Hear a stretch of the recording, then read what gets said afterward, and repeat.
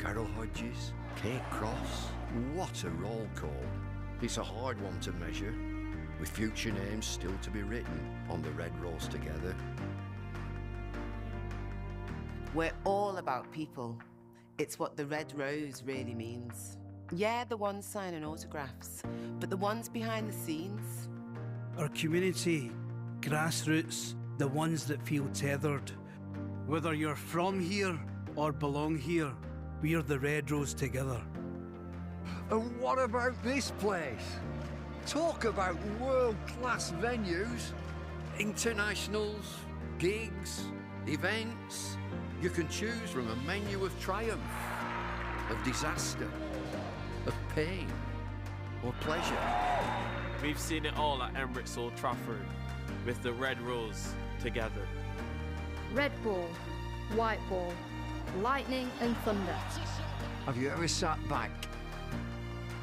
Have you ever just wondered how far we've come? The storms we've weathered, or how far we'll go as the Red Rose Together.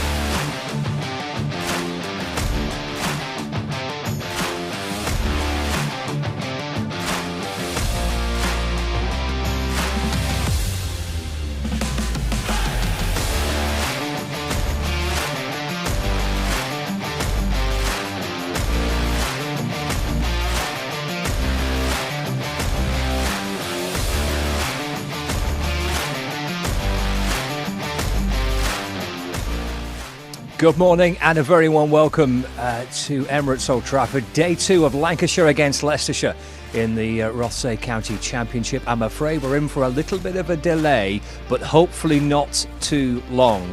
I can see the players just starting to warm up outside. And it is dry at the minute, but there's been rain around this morning, which has just pushed the start time back. The umpires are going to take a look around about 11 o'clock this morning. And hopefully, fingers crossed, we'll be underway maybe about 11:30, something like that. We were due to have a longer day today. We were due to have 104 overs, but because of losing at least half an hour, we're probably going to be reduced back down to the usual 96 overs. But still, hopefully, a good day's cricket ahead. Lancashire to resume on 61 for 3 in their first innings, just 31 overs possible on the opening day, just that morning session. And then we didn't see any further cricket on the first day. So news to come in terms of an official start time as soon as we've got it. We reckon about 11:30 maybe, and then we're looking at 96 overs, but we'll confirm that just as soon as we can. Lancashire women's cricketer Phoebe Graham is in the studio with me. Good morning, Phoebe. Good morning, Scott. Nice to be back with Lancs TV and commentating today. And you are building up to this. We'll get onto this game, obviously, a little bit later on, but you're not far away from the start of your season either. No, we're not. So it's our first game of the Metro Cup on Wednesday at Trent Bridge against the Blaze. How's pre-season been for you? Yeah, it's been brilliant. We've had such a good start to the pre-season. We've had a couple of new signings in Eve Jones and Grace Potts, who've added great strength to the squad and also experience, and the way the team's shaping up at the moment has been brilliant. We went away to Dubai and Bangalore and then had some pre-season build-up in what was this amazingly sunshiny Easter break until now when the season's truly getting underway. The pre-season tour to away to Dubai, it's like the third season now that's happened. I mean, how much kind of do you take from that? How beneficial is that? And I know the club now are keen to both take the men's and women's squads away for pre-season. What do you get from that as players?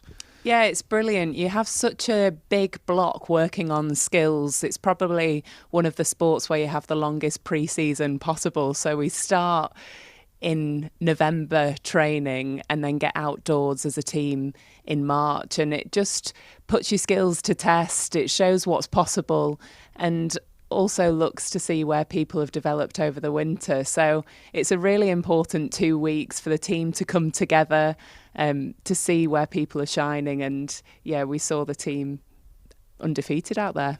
And when you look at the conditions that you get to play in as well, I mean, you can't, I guess, put a price on being out on the grass actually playing cricket. I know you can refine your skills and work on your skills in the nets in this country, but being out there in the sunshine, actually playing, must be terrific. Yeah, it's amazing. You get out there, the sun's shining, and you realise why you do play cricket after being in the indoor school for such a long time. So yeah, it was absolutely brilliant, and nothing pressure tests your skills more than being outside and playing in competitive games. I think the first game against the UAE went down to the last over, and it just shows how important putting yourself under pressure is, and how we succeeded in those moments was brilliant. You mentioned the recruitment that's happened over the course of the winter, both domestically and with some overseas signings as well. It's looking a pretty strong squad that Chris Ree's put together there. Absolutely. It looks a brilliant squad, really. We've got strength and depth in all areas, and everyone at the moment seems to be performing. So I think there's going to be some tough decisions made over the next few weeks with the games. But the games come thick and fast. We're playing 2 games a week, leading into the Vitality T20 Blast in June. So we're going to be playing a lot of cricket, and I think we'll need that strength and depth. And it's good to see everyone performing and putting the names in the hat. Do you like the way it's looking this season as well? There's that further alignment with the men's fixtures, whether it's the Metrobank One Day Cup, it's the Vitality T20 Blast. There's a sense of it. Is it a better story to sell potentially to cricket fans when things are kind of more united and more aligned?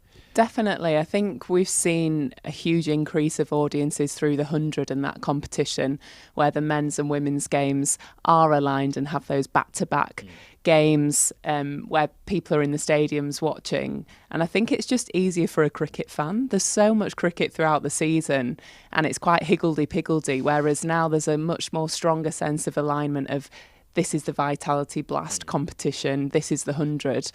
I think the women's games actually got it right. We play the Vitality Blast within June and July and finish our finals day within that time period.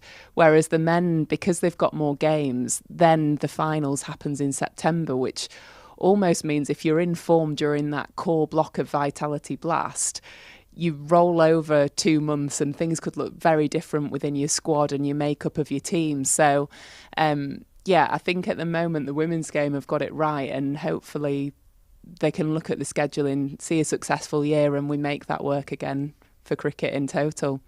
Well, it's been great to watch some of the highlights here from on pre-season, building up to the start of the new campaign. So it gets underway on Wednesday at Trent Bridge. Nice place to start, isn't it?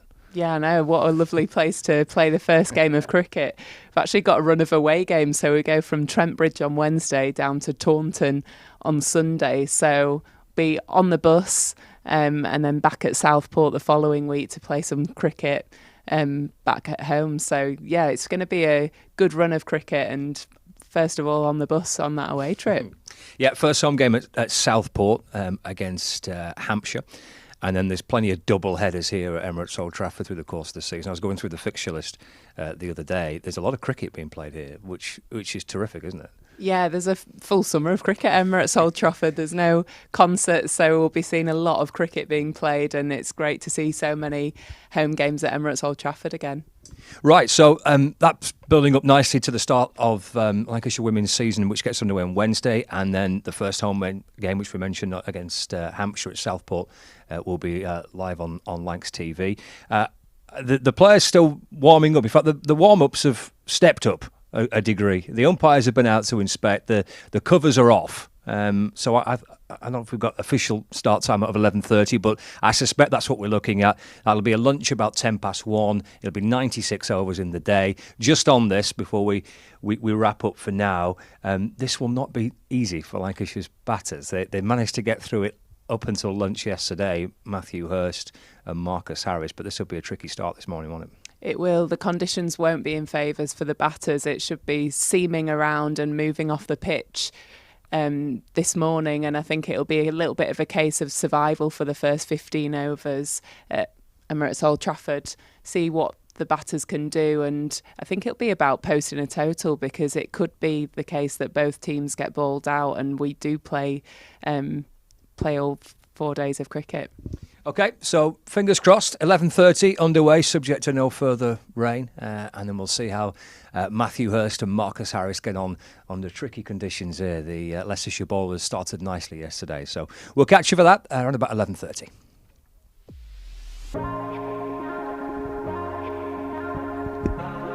Two names rich in history.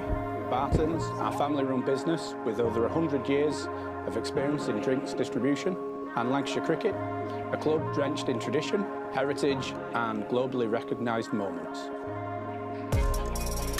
Since 1917, Barton's has been supplying the finest wines, soft drinks and premium beverages across the UK, partnering with world-class brands to bring unforgettable experiences to every occasion. Now, we're excited to announce we will be bringing that same passion to cricket fans at Emirates Old Trafford. As the official wine, spirits and soft drinks partner of Lancashire Cricket, we're elevating matchday experiences, hospitality and celebrations across the next 3 years. From the first ball to the final cheers, Barton's is here to make every moment one to savour. Keep an eye out for some familiar brands such as Guinness, Celavino, VK Hooch and Britvic. Barton's and Lancashire Cricket, a partnership built on passion, unforgettable moments and history.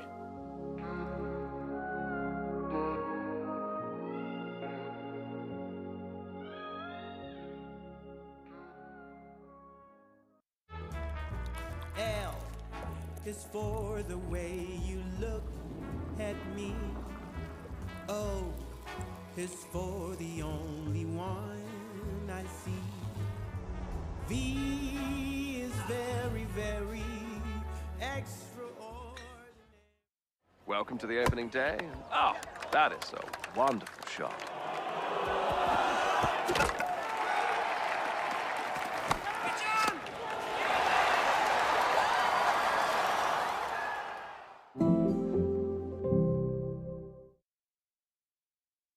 This is a call for hungry dreamers and hard-working self-believers. Success is down to more than just luck and talent. It's striving to be the best, breaking the boundaries and never giving up. Are you ready to become your best self? Are you ready to unlock your greatness? So what are you waiting for? This is Education Evolved. This is UA 92. When I was a kid, there was no professional women's cricket. I didn't even think that women could be professional sports people. Especially early on, it just didn't really seem like there was a career in it. To support myself around cricket, I had to work at the petrol garage. I was the only girl, so I stood out. I'd love for young girls to be able to dream about being an athlete and it to be achievable. Thanks to the Hilton funding my contract, it's allowed me to play the game that I love all day, every day. We're like an engine and we need to be fueled with the right gas. Without funding, we can't be visible. You can't be what you can't see. As a team, it feels like we're breaking boundaries. Thunder and Lancashire always want to put women's cricket at the forefront, and now I think that's really shining through. It's mad to think that without the Hilton funding, like, we wouldn't be playing cricket every day, training. Well, we could be, but we wouldn't have any money. We wouldn't, yeah, true.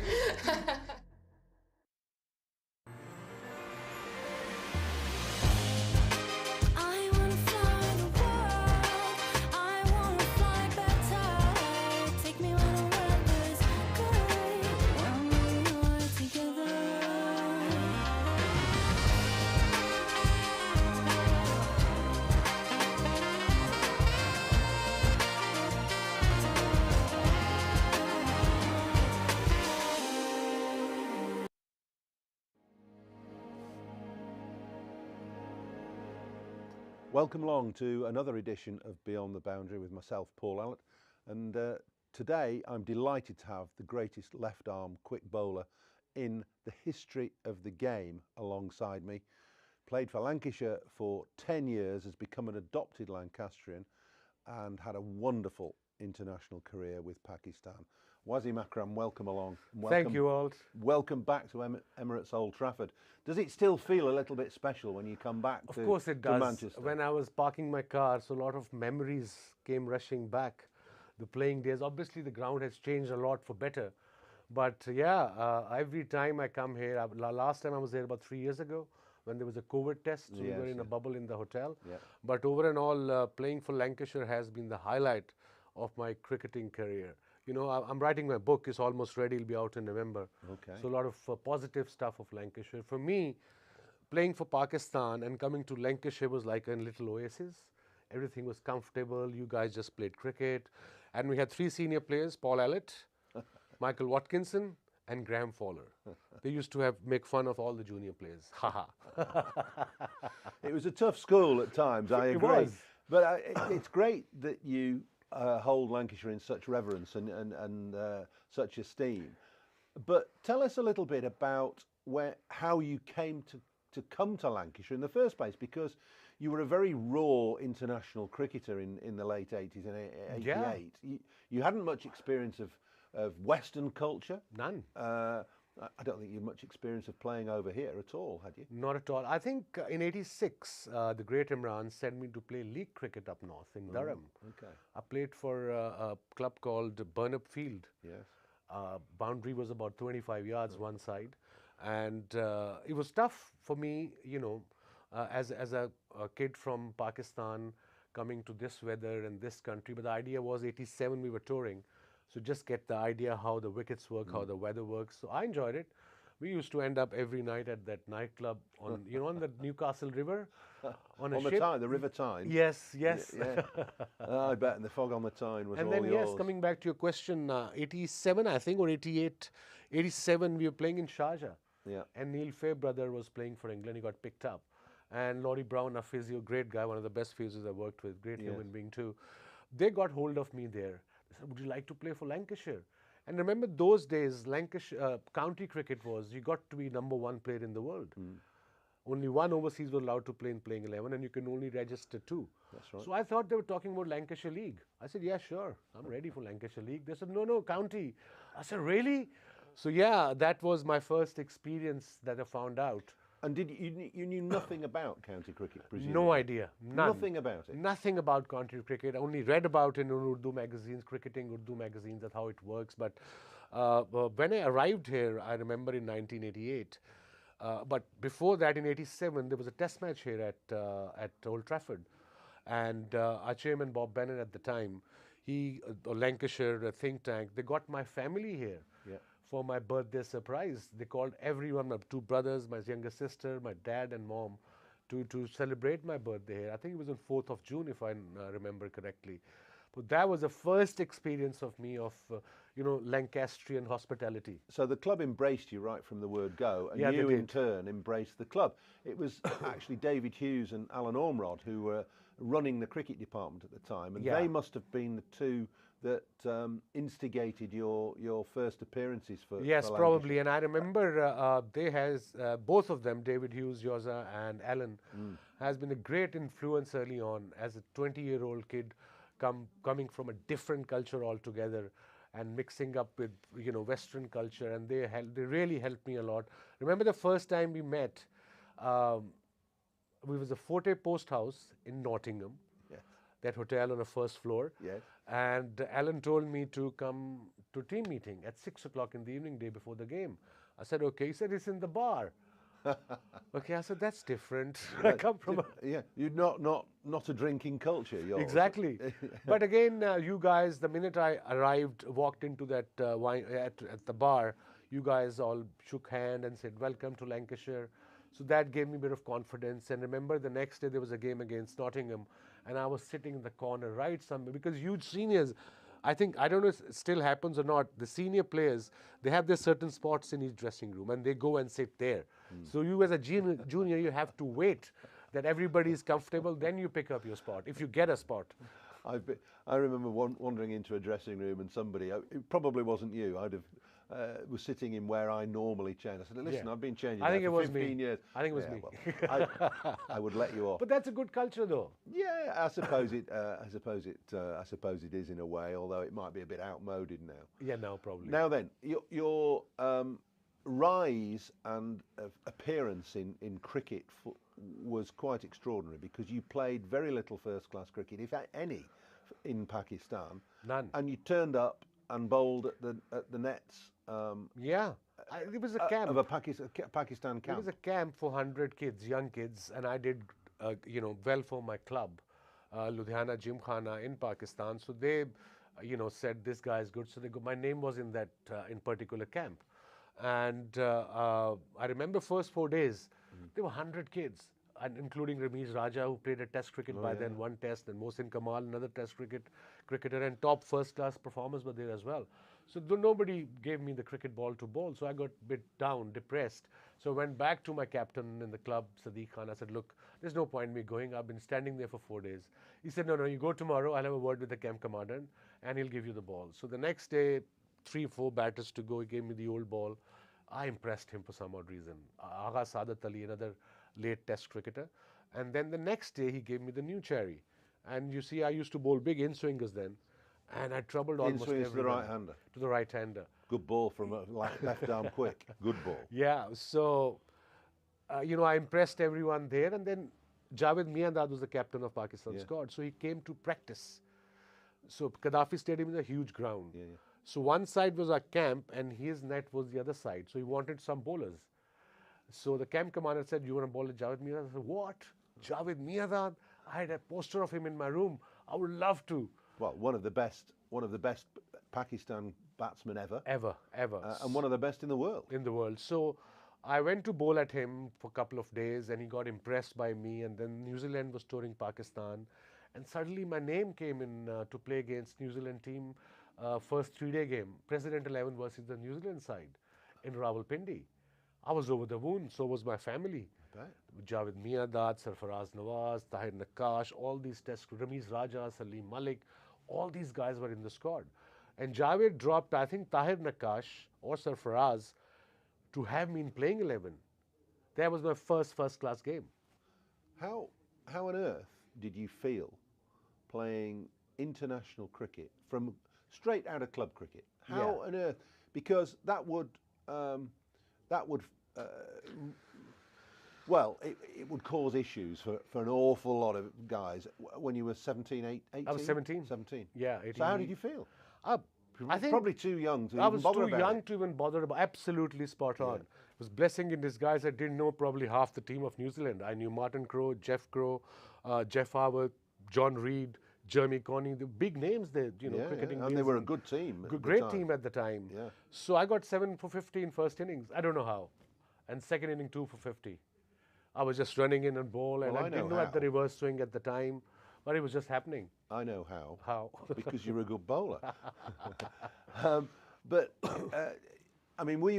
you quick? And presumably you were raw then, as you say. Raw. You say I don't know how, but you did swing the ball. You swung the new ball, and you had this. You had this very quick arm. Pindi wicket was like a road. You know how Pakistani flat, no bounce, no grass, no bounce. But I've got. I think before lunch I got John Wright caught in second slip, and then from there onwards, just everybody walked in. I would just start bowling full, and everybody was getting leg before bowled. So yeah, I think I was too young and naive. It was blessing in disguise that I didn't know who the players were. And you didn't have time to worry about it, presumably. So what about your development then? Because you're set into the world stage straight away. Yeah. And you've got this natural raw talent. Were you allowed just to carry on doing that, or was there some pressure on you to change what you were doing? Oh, there was no pressure. I had very good mentors in Javed Miandad, and then Mudassar Nazar, who still lives in Manchester. He does, yeah. Well-travelled person in India. Well-travelled, who also helped me off the field. And then That was on New Zealand tour. And then Imran was joining us. He was playing for New South Wales. So he was joining us. We were meant to tour to go to tour to Australia for Mini World Cup in 1985, where India, I think, won eventually. India, Pakistan went the finals. So I played, I think my first game was against Windies or against Australia. And I got 5 for 21, first top 5 wickets. Again, just bowling full, no control of the swing. That I learned eventually. But in the beginning, just come and bowl and hit the right areas, and that's what I did. And Imran was standing at mid-on, telling me on every delivery what to do. So that, as a young kid, was a huge confidence. My hero was telling me what to do, and I listened to everything he wanted me to do. And I think that's how I sort of got into the groove of Test cricket. Was Imran a good teacher, a good mentor? Did he allow you to develop naturally? Yes. Or was he dictatorial? No, he was very easy, whatever I'm comfortable with. But he always wanted me to work hard when I was 17, 18. Those were the trades I've learned from him, Miadat, Mudassar, that, talent can stay for 2-3 years, and the hard work can prolong that talent for another, say, 20 years, 15 years. And I think that's where I have to come back to Lancashire. When I played in 88, I remember getting my first 100 here, first class 100. And in 89, I became the #1 player in the world. That 6 months of county cricket, playing with you guys day in, day out, travelling. And you guys were very helpful. You were helpful as a bowler, our captain, Yoza. I don't know. It's probably the best compliment that anybody's ever paid me, for you to say that I helped you with your bowling. But I'm flattered. I do remember giving you a real kick up the backside once when you came off because you said your nose was running and you didn't feel very well. Yeah, Tunbridge Wells, do you remember? Yes, I remember. I remember that game as well, Tunbridge Wales. Don't want to play there anymore. No. I never liked it there. So I said, come on, this is hard work. Bowling is hard work. Yeah, I remember. So you have to bowl even though you might not be feeling great, you might not be bowling great. So that might have been a lesson. Probably. I think tough love sometimes works. Yeah. And I'm glad you did that. It helped me. And you see, the whole team was behind me, the captain, the club. Yeah. I remember they would put me in this hotel. It's still there or not? Trafford Hotel? Down the road. Yeah. Down the road. Well, Bob Bennett the chairman used to stay there. Yeah, so they gave me a room I don't there. think it's still there now. Nah. But it was all right at the time. It was okay. So we went to play away games. We were away for about 2 weeks, 2.5 weeks. I came back. They checked me out. I couldn't find my clothes. I said, where are my clothes? They said, we checked you out. I thought you were not coming back. So we had some great stories. But again, when I bought my place here at the time, I remember I must give compliment to this Pakistani Sufi Sadiq. He's still around. Accountant. He says, I'll help you with your accounts and all. I said, ask Lancashire. He said, you buy a house. I said, buy a house? I'm 20 years old. I have no money. What do you mean buy a house? He said, get a mortgage. I said, what's mortgage? Then he explained, you have 6-year contract. So Lancashire gave me a 6-year contract. First time any overseas player got such a long contract. Yeah. So that shows the shrewdness of the skipper, Yoza, and of course Alan, that they realized this guy can actually... Well, those were the golden days of county cricket being able to sign overseas players long term, because now, of course, there's so much cricket. You can sign somebody for 2 weeks. But you were available for us virtually all the time, except when Pakistan were touring England. Yeah, and because cricket was not all year round. It was only Pakistan season from September, October onwards till March. That's right. And then county started from April onwards till August, September. Okay, so county cricket was essential in your formative years. Yes. Because you're such a pioneer and because you are one of the best bowlers there's ever been, with the record, you've got over 900 international wickets across one-day internationals and test matches, over 400 in test matches, over 500 in one-day internationals. It wasn't all about just running in and bowling fast. You pioneered the ability to reverse swing the ball, which is now. And if you remember, I wouldn't say it's commonplace, but it's a fundamental part of the modern game. Yeah, it really is. Now it's called reverse swing. It used to be ball tampering then, if you remember. Well, so they said. But you used to throw me the ball when you were bowling at the other end. I couldn't swing it. Yeah. You used to bowl this outswing, and suddenly the ball is going towards leg side. A little bit. And then eventually you got the hang of it. You said, okay, if it's going in, I'm going to just pitch outside off stump. And I remember the first year when there used to be rain, I used to take Gehan Mendes Yes. at nets. Yes. And you got me, Paul got me on the side, said, Vaz, listen, I know you're young. There's 6 months to go. So just take it easy. Because you used to roar in, didn't you? In the Yeah. nets. Nobody wanted to face you in the nets because you were unplayable. But I think nowadays, obviously, mindset has changed. The more you bowl, a lot of youngsters ask me, how should I increase my pace? What to do? It's a very simple answer. The more you bowl, the quicker you'll become, because your bowling muscle gets strong. And bowling muscle is not just one particular muscle, it's everything in your body. And I think nowadays you bowl 8 deliveries and say 12 deliveries, say, okay, I'm done. Okay, thank you very much. So probably cricket is too much, but mindset has changed over the years, sure. But reverse swing didn't just happen. No, you must have developed this in line with Waqar probably. And Waqar came a little later. Imran was the one. Mudassar and Imran. Yeah. They were the one who actually taught me how to reverse swing. And I remember you being absolutely paranoid about keeping the ball dry when we were out there. The rough side. Just keep it dry. Keep it dry. Don't Do not spit shine. on it. Don't put sweat on it. Especially dry. the rough side. Yeah. And I remember our spinner, very good spinner, Gary Yates. Yes. He used to bowl like this. Yes, he did. And I had to go at him 3-4 times. I said, you better change your habit, buddy. Because the rough side, if it gets soft, then it won't reverse. The rough side has to be rough and shiny side has to be shiny. And we had at Lancashire, we had a wonderful 10 years when you were 88 incredible. to 98. We won all those one-day games. And you were actually constant in that team, but there were actually two teams because the old guard, like myself, Graham Fowler, Guillaume Mendes, moved on in about 91, 92. Yes. And then you had another crop of lads with the Athertons and the Fairbrother was there as well. Crawley. Peter Marin came in. Peter Martin came in. Chappie came in a little later. Then Bumble, Junior Bumble, Ian Austin, the great man. Yeah. What a performer he had been for Lancashire in shorter format.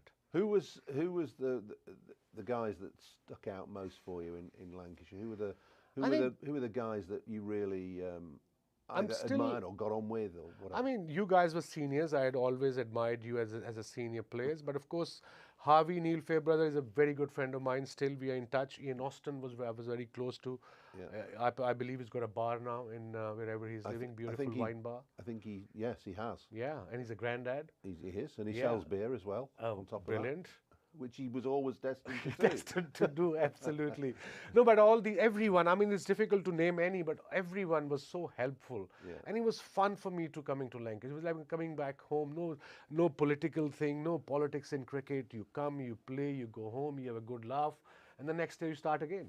You said earlier on, right at the start of this was your happiest time. Yeah. When you were here, when you were playing here, you probably felt the pressure was off a little bit and you enjoyed playing in county cricket. But surely winning the World Cup in '92 must have been the pinnacle. Oh yeah, absolutely. I think for every sportsman is basically idea is to represent your country's team in a World Cup and then winning it. And then, of course, being man of the match, and that too against the mighty England side at the time. They were the most experienced team in the world as far as one-day cricket concerned. But yeah, that was one of the best moments, in fact, the best moment of my life. What did it feel like? Because there was this aura about you.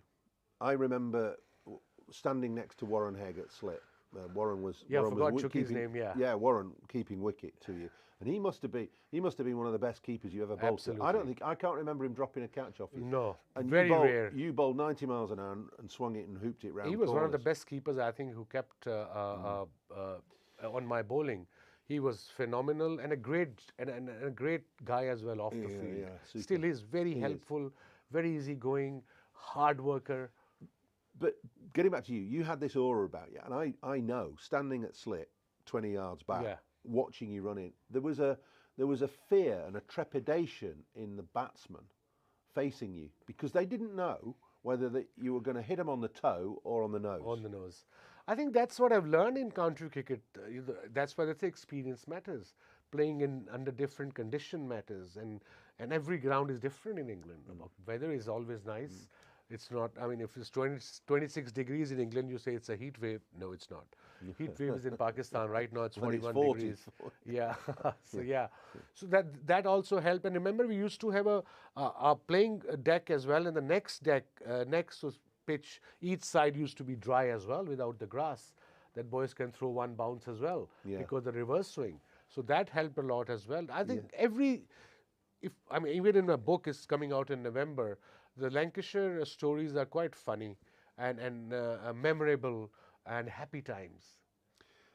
Brian Lara, Ricky Ponting, and Viv Richards have all gone on record to say that you were the best bowler they ever faced. Wow. That's pretty serious. That's huge, coming from the greats of the game. Yeah. And I think it was because of my quick arm action maybe. And you were very difficult to pick up. Yeah. You had this scampering run. And I learned quick run. And I learned things as well. I was the only left-hander who went around the wicket, if you remember. Well, you started this. Yeah, I started this trend. You did. And I used to run. from behind the umpire. I said, why not? And then leap out. Yeah, nowadays I see bowlers, even T20 format, they're getting hammered every ball. They don't change anything. No. So as a bowler, what's my job is to create a doubt in batsman's mind. If things are not going well, just have your run up diagonal. Just bowl the same delivery you want to, but do something different. But you were capable of bowling round the wicket and swinging the ball away from the right hand. Yeah. Very difficult thing to do as a left-arm bowler. I think both of these guys. Yeah, I mean nowadays Shaheen Afridi. Yes. And then Mitchell Stark. Yes. Trent Bolt. Yes. These But you were guys the are very pioneer. good. Yeah, I started bowling around the wicket, different angle altogether. And as a right-hander batsman, if I'm bowling around the wicket, if you're batting, you have to, with the angle, you think ball's going to come in. Yeah. And if it just goes across a bit, every chance to take an edge. Whilst we could talk for hours, and hopefully you'll come back and we'll do part 2 of this Sure. at some point. But Sure. just before we go, I talked about the batters who said you were the best.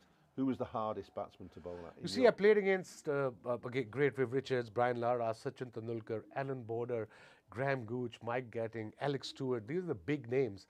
But I think one of the best was who played against me and Vakar against reverse swing was Martin Crowe. He always played us on a front foot. At 93 series, he got 200 out of 3 test matches. Pakistan won 3-0. I got 16 wickets in 2 games. I got injured. Vakar got 30 wickets. A very good morning and a warm welcome to our listeners across the BBC Sport website and app, viewers on Lancs TV. We have some cricketers, which means we have the possibility of some cricket. In fact, we're going to have 96 overs today. 11:30 starts. We had that little half an hour delay, but nothing more than that. And the ground staff, as ever, doing fabulous work to get the outfield ready for play. A little bit of overnight rain and drizzle around this morning, which just pushed the start time back by half an hour. But 96 overs, lunch at 1:10. Tea is at 4 o'clock. Lancashire resuming 61 for 3 in their first innings. Scott Reed, Richard Ray and Phoebe Graham with you through the course of this second day from Emirates Old Trafford. And I suspect, Richard, good morning to you, mate. This will be, again, another tricky spell for the batsman. Yeah, good morning. Good morning, everybody. Amazing work by the ground staff. But Leicestershire, had a chat to them last night. They feel the ball is still very new. It didn't go very far last night in terms of across the boundary. And Logan van Beek is going to open the bowling for the Foxes from the Statham end here at splendid Old Trafford. 2 slips, otherwise single saving field, long leg and third man. Is the field. Umpire Ashraf puts out his right hand and then lowers it. We are ready to go. Van Beek from around the wicket is in. Bowls to Marcus Harris, who is up on his toes, just dabbing the ball out towards point. Rehan Ahmed is the fielder. Ahmed put a chance down yesterday morning, which could well come back to bite Leicestershire.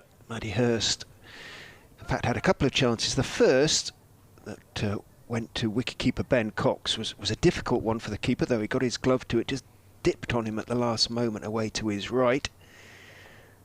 The chance for Ahmed was a little bit more straightforward at third slip. Van Beek is in, a little bit short of a length. Waiting for it, Harris plays it down into the ground, doesn't quite time it, bounces up high off the pitch.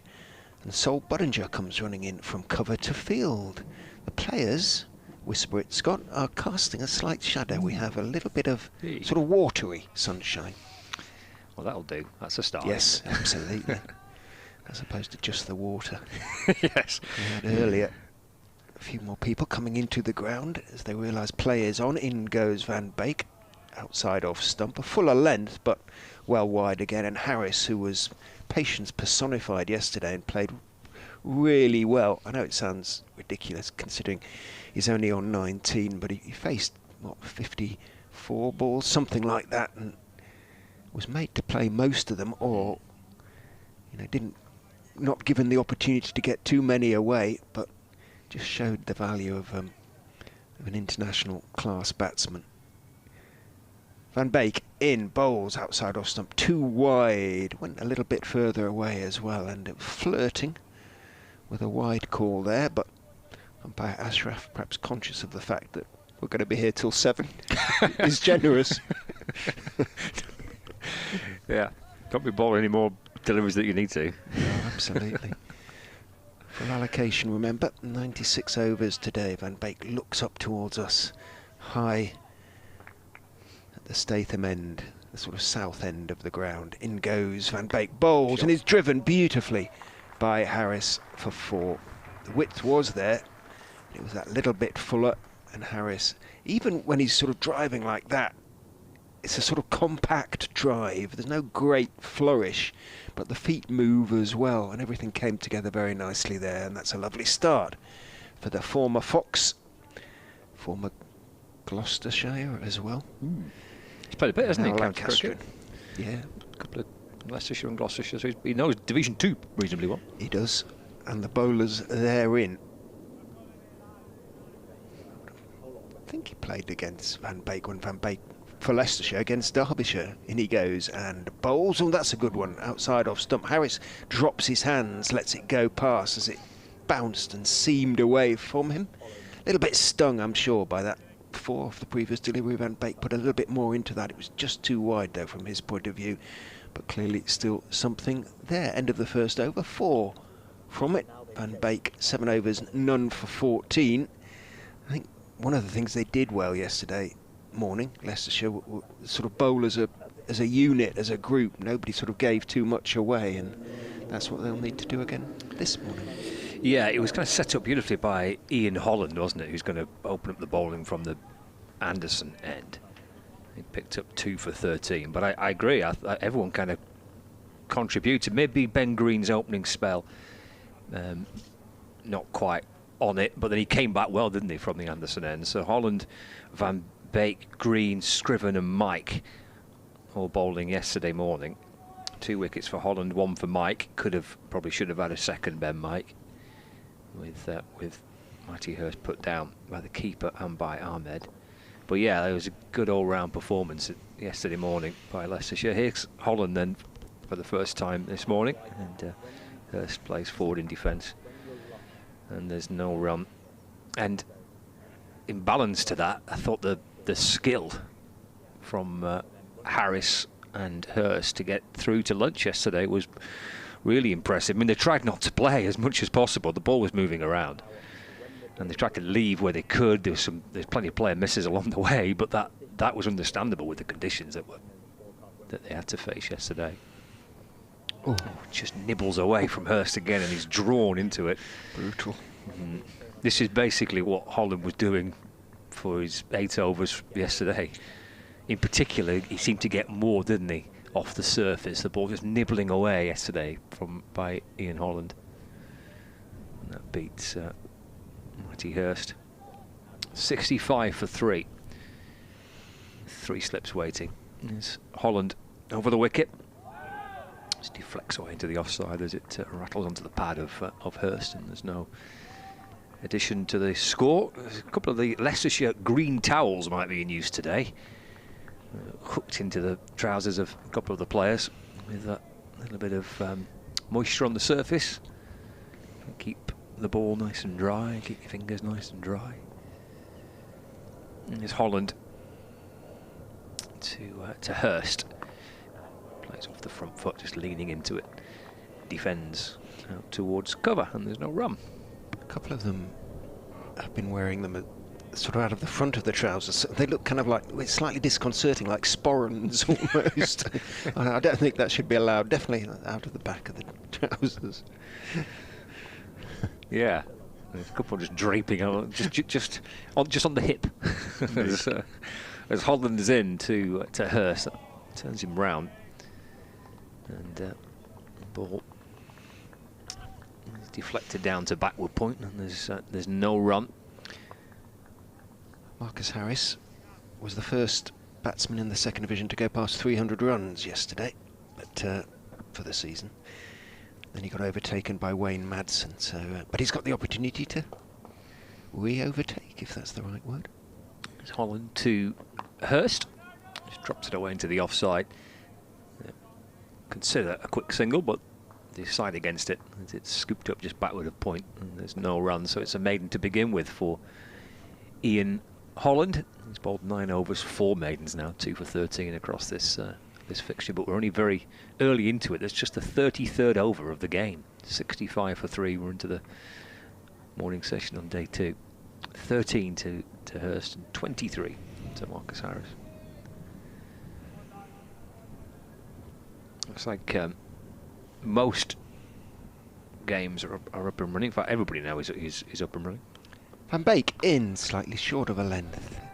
If there's a criticism of him as Harris gets up on his toes and drops that out into the offside, it's that he hasn't quite found the right consistent length in these conditions. Hasn't given too much away, obviously, just 2 runs and over, but he'll be disappointed, I suspect, that hasn't quite just found that awkward length against the batters so far in his bowling in this game. Turns, very straight run, say round the wicket he goes, and again it's short, and again Harris can get up on his toes and just guide it calmly wide of Rehan Ahmed, down to third man, jog the single, moves on to 24, 66 for 3 off 33.2 overs, so still the run rate just under 2s, but as we were saying yesterday, that as much as anything an indication of how well, or how accurately at any rate, Leicestershire bowled in the conditions that prevailed. It is a bit warmer, I feel, today. The wind is a little bit warmer, so that might not entirely displease Leicestershire. It might just swing. It swung yesterday, but it might continue to swing, even go a little bit more today. Van Beek going to bowl at Hurst for the first time today, the right-hander, and he gets an extra slip. I clearly feel Hurst slightly more vulnerable at the moment. In goes Van Beek and bowls fullish, driven back to him by Hurst. Didn't put his full weight into the shot. Stuck out his right hand, Van Beek, and as bowlers sometimes do, I suspect just trying to deflect it on the stumps. Have you ever seen anyone get out? And have you seen that successfully work? I think I asked Chris Wright, who does it every single time, and has done it every single time for sort of 15 years or whatever he's been doing it. I said, did it ever work? Once, he says. He's got someone out in that way. That made it worth it. In goes Van Beek and bowls edge, caught, dropped. Again, Rehan Ahmed just burst through his hands at third slip. He went at it quite hard, Hurst, but, well, he is living a charmed life. He went at it hard, thick outside edge, roundabout shoulder height, just to Ahmed's left at third slip, 2 hands to it, burst straight through them.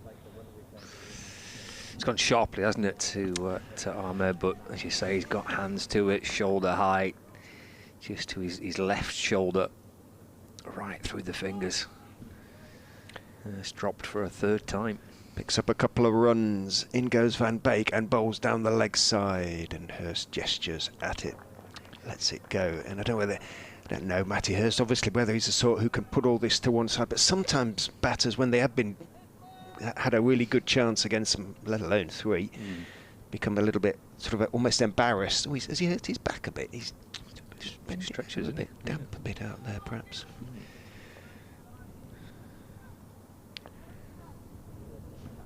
Some batsmen just put it straight behind them. In goes Van Beek and bowls on off stump. Hurst is forward on off stump, just blocking it out into the offside. End of Van Beek's over. 68 for 3. It should be 68 for 4. Looks a bit stiff, doesn't he? He's gone. Matty Hurst, he's done a few stretching. He's kind of crouching down there, and just feeling the small of his back as well. So he's just feeling a little bit of discomfort. Clearly, is Matthew Hurst. As Bumble was saying yesterday on commentary, I mean, he's even after the first chance and then the second chance, this Hurst now can he try and go on and make the most of it? You get these chances. Can you go and capitalise and really make the opposition pay for them? We'll see. Proper sunshine now. Yeah, forecast. I think he's okay, isn't it now? I think the worst of the weather was overnight and early part of this morning. So I think we should be okay with the weather today. Here's Holland. Start around the wicket to Harris, the left-hander. Just allows that one to go through to Cox, Leicestershire's wicket-keeper. There's no run. Huge amount of skill and patience and application required by these two batters last night. Harris was a brilliant example of that. Chanceless so far, isn't he? Yeah. Which is saying something in these conditions. Valuable for Lancashire. Again, left through to Cox, and there's no run for Leicestershire supporters who are listening or watching the pictures as well, looking at Hurst batting at 4. You'd be used to seeing him opening the batting. Of course, he spent his career opening the batting with Australia opening the batting, but Lancashire were quite keen to suggest to him, and he was quite keen to take up the offer of batting at 4. They feel that's a position that needed to be filled. And he leaves through to the keeper, and there's no run.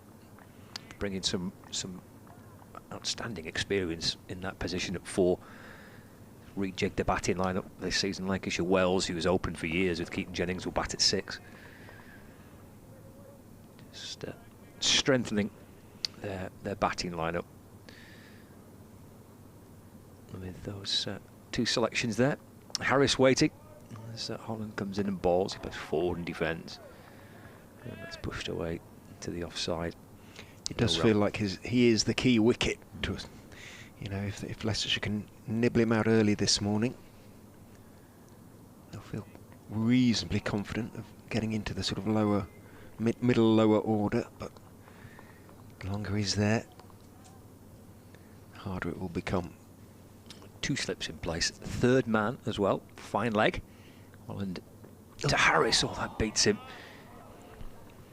Snakes just past the edge of the bat. Half lunging forward, Harris, and then instantly coming down the pitch to inspect. Good bowling by Holland, goodness me. These are perfect. We said this yesterday, but these are perfect kind of conditions for Holland. He's done this for years, hasn't he? Yeah. To the top of his mark, 2 for 13. And to complete the over to Harris. It's punched through towards mid-on. Ben Mike comes around to complete the fielding. He has a little green towel hooked into the back of his trousers too. Really popular. End of the over. 68 for 3. Hurst on 15 and Harris on 24. And painkiller. He's definitely hurt his back, Matty Hurst. Yep. He's going to have a painkiller or ibuprofen or some other anti-inflammatory perhaps for his back. Yeah, Sam Byrne, the Lancashire physio, with his woolly hat on, he's jogged out to make sure that Matty Hurst is okay. Must be a chilly day if Sam's not wearing his shorts. He's a kind of a shorts man in most conditions. Sometimes I think it's compulsory for some of the backroom staff or like in football, isn't it? Some of them, you know, could be minus 6 degrees and some of them are in shorts. Standard uniform, isn't it? Not today, I say. It's a little bit warmer. I thought it was warmer today, yeah. 2 batsmen touch, well, fists, a low fist bump as Hurst wanders back up to take strike against Van Beek, knowing that he's enjoyed some fortune so far. Ben just stretches his back again there, Hurst. Just started to struggle with it after he got one down the leg side. Van Beek is in to him outside off stump. Nice shape to that delivery, swinging away, but Hurst let it go through, lifted his bat over the line of the ball, taken by Ben Cox. Behind the stumps, Louis Kimber at first slip, Peter Hanscom at second, and Rehan Ahmed, who may be a little bit quieter than normal, I suspect, chastened, hopefully, and be determined to grab a third if he gets a third chance. but he's still there at third slip as Van Beek is in. Oh, and an attempted drive from her thick inside edge. Misses leg stump, not by very much. Mike has to run to fine leg from long leg to field, and does. And Hurst, well, his charmed life continues. He moves on to 16 off 50 balls. But he's still there. That's the main thing. He's still there, and he's still struggling a bit, isn't he? Yeah, he's now, he looks to be a little bit restricted in his movements, which won't help him. Van Beek back round the wicket to Harris. Bowls. Edged just short of first slip. Kimber takes it, but, well, for the first time, arguably, the edge of Harris's bat is found and didn't quite carry. It was nicely taken. Not quite on the half volley, probably bounced, what, a foot in front of him, something like that. It's a good stop, isn't it? In the end, it was, actually, but he's got great hands, Louis Kimber. He took it cleanly, but it had bounced. Van Beek in again to Harris, who drives pleasantly, the fullish delivery, which doesn't really swing, but mid-off, moving smartly across to his left. Not too smartly, it wasn't travelling too quickly. Makes the stop. Tom Scriven, that is. Kimber's got his, Louis Kimber, that is, he's got his Leicestershire cap on. All the Leicestershire players have got their green caps on. Occasionally you see a sun hat. Ben Cox likes a sun hat, but not today. In goes Van Beek, and bowls edge short again of first slip, and again Kimber takes it on the bounce, this time even more difficult, but again equally cleanly. It is not easy out there, is it, for the batters? That bounced probably 2 feet short of Kimber. It was a sort of thicker edge, but, well, it's hard to believe from Leicestershire's point of view that a wicket isn't coming. 1 drop this morning, 2 that have bounced just short. Sun has gone again. Umpire Ashraf takes a good... Oh, what's Kimber? Is he examining a finger or two? Rishi Patel, Leicestershire's very promising opening batsman, 3rd over of the season at Glamorgan, dislocated his thumb at first slip.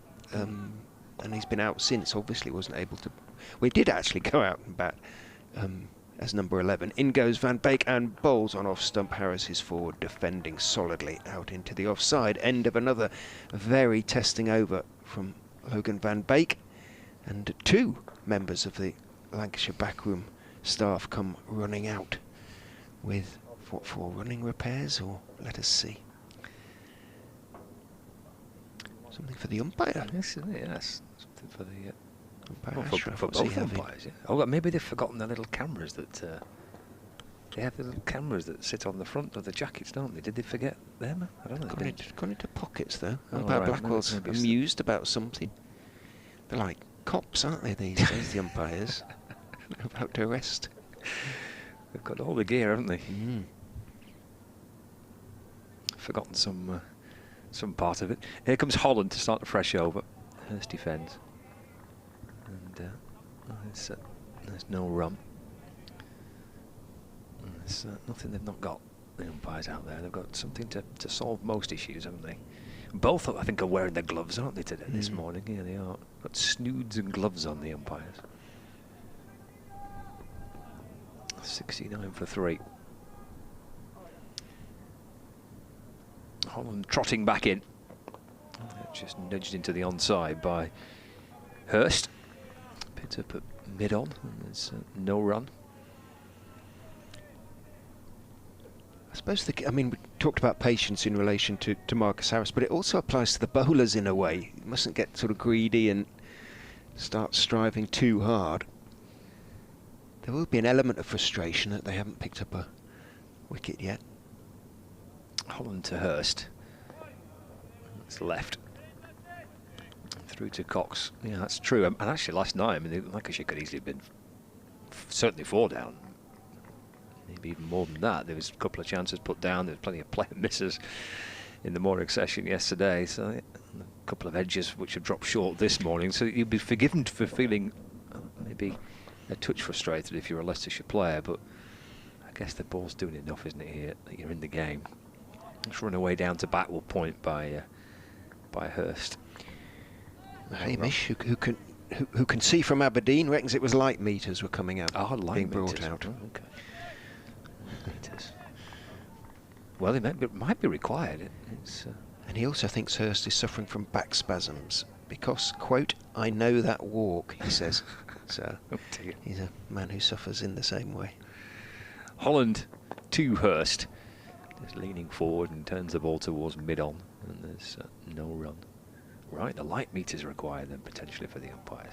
That would be frustrating even. Hopefully not, at the very least, until much later in the day. Looks reasonably bright now. The cloud's quite high. Floodlights are not on. It's off the back foot. Played nicely away through the offside by Hurst. He'll come jostling back for a couple. Just a back foot steer through the covers. And moves on to 18. It's the end of the over. 71-43. Hurst on 18 and Harris on 24. Just 2 runs coming off the over. Yeah, the floodlights are not required at the minute, and the cloud cover looks reasonably high. The wind is quite strong, so hopefully. Yeah, okay. We're a long way from light being an issue, aren't we? Fingers crossed that we're saying the same at 7 o'clock tonight. But we shall see. It'll be glorious at 7 o'clock tonight. Yeah, absolutely. Van Beek continues around the wicket. Bowls outside off stump. Reached for that a touch, Harris, but he played it with absolute certainty nonetheless on the front foot, guiding it down behind point to wide-ish third man where Ben Mike fields, and Harris picks up his one. Jogs down to the end, which is always the better place to be when the ball is swinging around early. 25 to him. 73 balls faced. Hurst, extra slip goes in as Van Beek goes back, of course, over the wicket to the right-hander. Bowls on off stump solidly. Behind that, sort of walks into the defensive press. The weight was sort of on the back foot, dropping the ball out towards point. Lewis Hill, the fielder, the former skipper, out there. And again, Hurst sort of walks over towards short leg and does a sort of few twists and trying to get those lower back muscles warm and supple. Again, in goes Van Beek. Bowls straight, just turned off middle and leg, and he's going to pick up at least one, should be 2, as Budinger lopes back, picks up around about 5 yards, no, bit even maybe 4 inside the ropes there at mid wicket, and Hurst picks up a couple. He moves on to 20, 74 for 3. Came together these two when Josh Bohannon was somewhat unfortunate. He'll be cursing his luck. He was caught down the leg side off Ben Mike, as cricketers sometimes say, a strangle. He had no luck. As in goes Van Beek and bowls on off stump. Hurst defends again. Weight predominantly on the back foot, drops it out to mid-off. No run. I was reading an article, some quotes from Lewis Hill, and about his decision to get a step down was from as captain. It was quite a really honest interview he gave. Yeah, he was always on, always as a captain as well. But I think it really did, the pressure really did affect Hilly. Okay. In goes Van Beek, bowls left, well left by Hurst, a little bit of shape to it, but just wide enough to leave. It affected him physically and mentally. He talks very honestly, as you say. He'd got alopecia as well. He lost a lot of hair, even, and talked about that. He was genuinely conscious about that. And we were saying, well, we didn't sort of really notice, silly. Obviously, you've got, but I had to wear a cap going out, this sort of thing. In goes Van Beek and bowls straighter. On driven, but again, no real weight into the shot. It's in the air for a few feet, but he was on top of the bounce there, Hurst, guiding it out to mid-on, end of the over. But,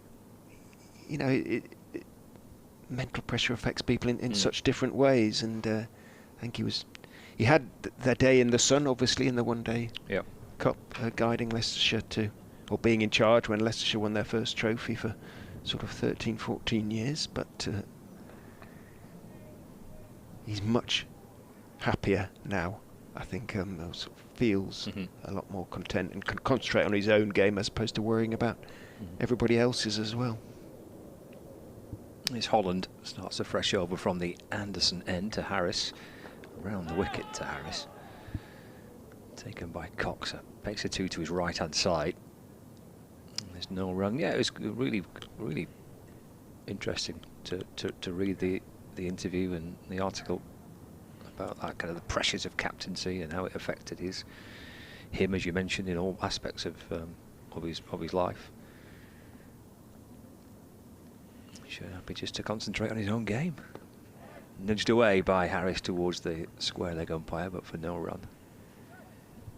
74 for 3. Be quite nice, I guess, when you got someone of Peter Hanscom's experience to step up and take over. It was the obvious choice. Captain of Victoria, and enjoys doing it, basically. Pete? Holland for Leicestershire. Into Harris. Just onto the front foot. Trying to guide the ball away through backward point. And Ahmed comes away to his right from cover point to field. No run. We've got 2 slips still. Still the third man. The third man's been in place for most of this innings so far. There's a fine leg as well. Yeah, Bumble didn't really approve, did he? He thinks it's a defensive position, but as I say, an awful lot of runs in the last game down there. Holland to Harris, lovely shot, 4 runs. Whipped away through mid-wicket, such a strong area for Harris that. And great timing. Able to guide the ball through mid-wicket for 4, lovely shot, 78 for 3. Moves to 29. Been too many chances for either batter to try and free up their arms and play some shots. With the ball nibbling around as much as it has done, the bowling being as accurate as it has been. Right out the meat of the bat there from Marcus Harris. What's Holland's response? Well, it's wide of off stump and it's left by Harris, taken by the gloves of Ben Cox. It's no addition to the score.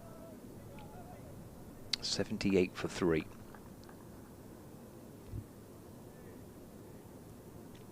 A rare boundary conceded by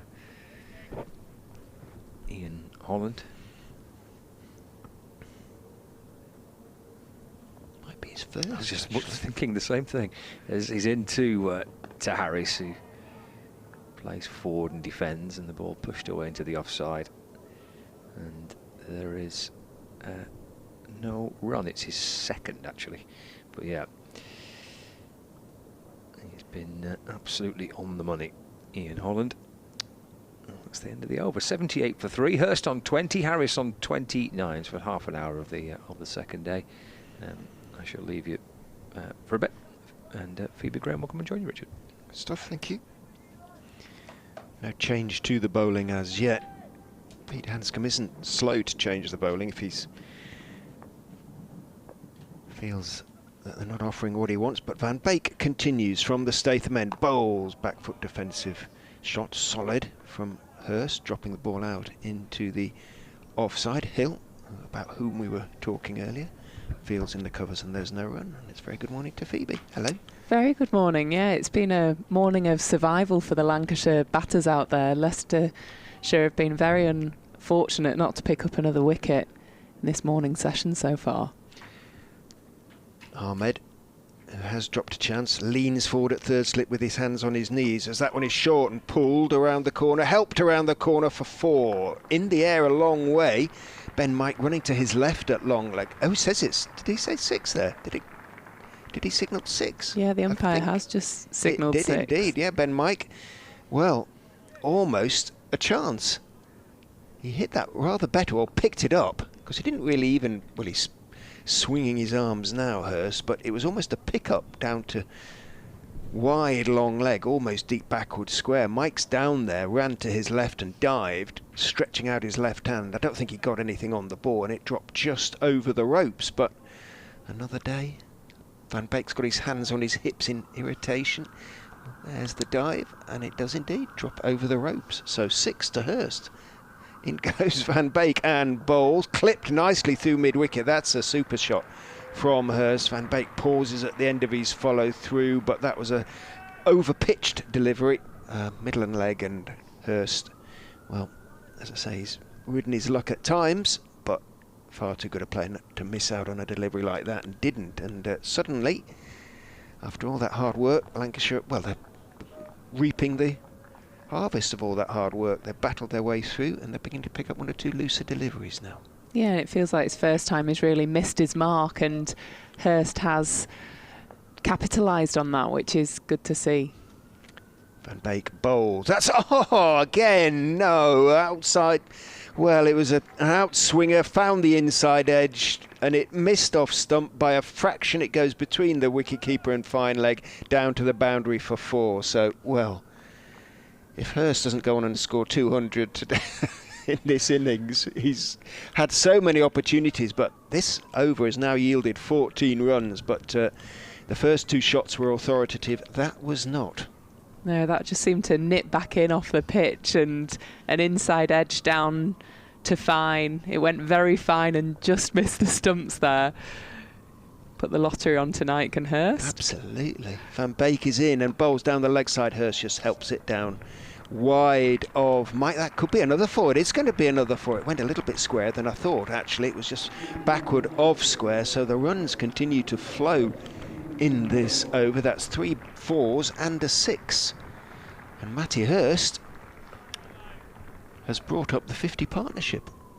Yeah, it certainly got entertaining very quickly, from Leicestershire being on top, and this over just seems to have changed the momentum slightly, with 4 boundaries conceded from 5 balls. Indeed. Van Beek is in, bowls straight, but Hurst is behind it, defending it, and again he's struggling with that back, but in a way perhaps he's sort of thought, well, I'll go for it a little bit because I'm really struggling a little bit with my back, and it's freed him up to a certain extent.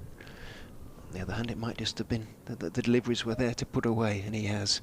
So Hurst on to 38, 96 for 3 off 40, a 50 partnership for the 4th wicket, and I'm beginning to feel that Leicestershire are sort of missing an opportunity here.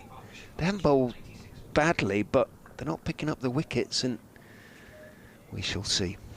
They have been challenging both edges of the bat. The ball's been moving off the seam, and you can tell it's been a morning of survival in this first half an hour. As Holland comes in and pitches the ball outside of the off stump, and Harris leaves comfortably. But yeah, they just haven't seemed to reap any dividends from where realistically they've put the ball in the right area. It just hasn't, they haven't been able to take the wicket. The Ahmed drop at 3rd slip would have made a big difference there, and that's when you start to create inroads. Holland in, fuller delivery, driven through the offside by Harris. Pitched much fuller there and was able to just give him a freebie. That's another boundary conceded for Leicestershire. When I think of Harris, I think sort of economy of effort. There was no great flourish there or follow through, was there? But it was out there, and he just sort of, it was a drive, but it wasn't a sort of flowing cover drive. It was do enough, get it away to the boundary, get the same number of runs for it. Such a good player. Holland in, defended comfortably by Harris there. Contrast in innings has been considerable, Hurst and Harris, but equally effective in their own very different ways. 100 up. Yeah, Harris has looked very comfortable at the crease, really. Left well, defended very straight. Holland in, defended straight to mid-on. I think he sort of relishes this sort of battle, really, Marcus. So when he came to Leicester in his first, I think it was 300s in his first 5 innings or something like that, you know, and he really did make a big difference. the top of the order.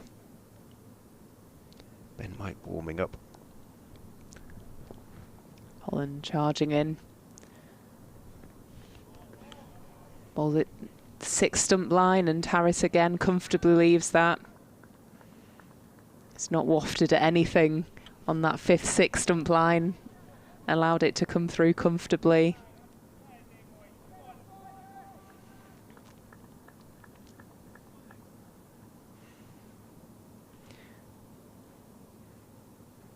Holland's going to go back over, try and push it across Harris here.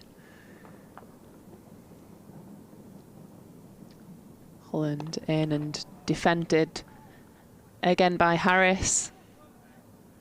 It's the end of the over, and there could be a bowling change now after that expensive over from Van Beek. Yeah, 11 overs, none for 39 for Logan. And well, how many was it off that over? 4, 8, 12, 18 off his last over. Well, it's changed his figures somewhat. And it does look like it's going to be Ben Mike, who bowled 3 really nice overs yesterday, and 5 nice overs yesterday, 1 for 9. Should have had 2 for, but Ahmed at 3rd slip dropped. A reasonably good opportunity off Matty Hurst. 2 hands to it, more or less knee high when it came to him. So Leicestershire badly in need of a wicket here, because 100 for 3 off 41 overs. Well, the ball might not have had too much damage inflicted on it, but it is now will be that little bit softer. Hurst looks around him. No real changes to the field for Mike, who, as we've said, is the quickest just about of the Leicestershire seam attack. He was ready to go there, but sort of held the ball, and then he's decided to take his green towel out of the back of his trousers. Didn't like the feel of it as he ran up to bowl there. Hands it to Scriven, goes back to the top of his mark, runs in and bowls straight to Hurst. Middle and leg line. Hurst again, no great foot movement, but defends solidly out towards mid-on, where Scriven and Budinger engage in conversation. Well, on the money from ball 1 there, Ben Mike. Had a chat to him. He was going into the gym this morning at about 9 o'clock. Can't imagine he was going to push weights before a day in the field, but you never know with him. In he goes and bowls, squares up Hurst, a little bit of away shape to it, thick outside edge, out into the offside, where Ahmed at point runs across a mat that's covering pitch for the next game, perhaps. You can see Hurst is still sort of pushing at the ball there rather than waiting for the ball to come onto the bat. There's so much movement in this pitch. The later you play, the better. With Mike having that extra zip off the pitch as well, you need to make sure he's playing as late as possible.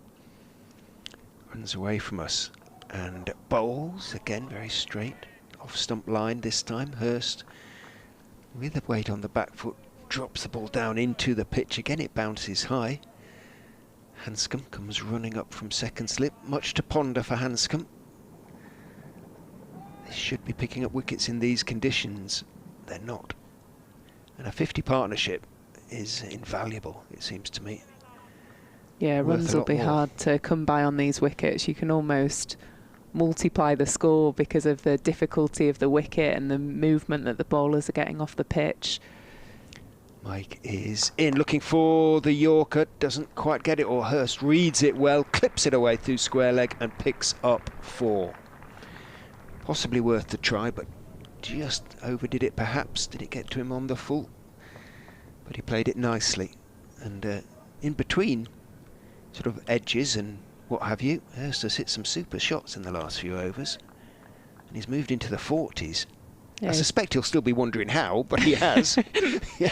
Well, he's certainly taken advantage. If the bowler's over-pitched or bowled a bad ball, Hurst has put it away. It's that in-between phase where they're bowling good lengths and just parking the ego a little bit. Mike is in, bowls to him, line and length, on off stump. Hurst weight was moving forward on that occasion. Pushed it back down the pitch, blocked it back down the pitch. Mike fielded in his follow through.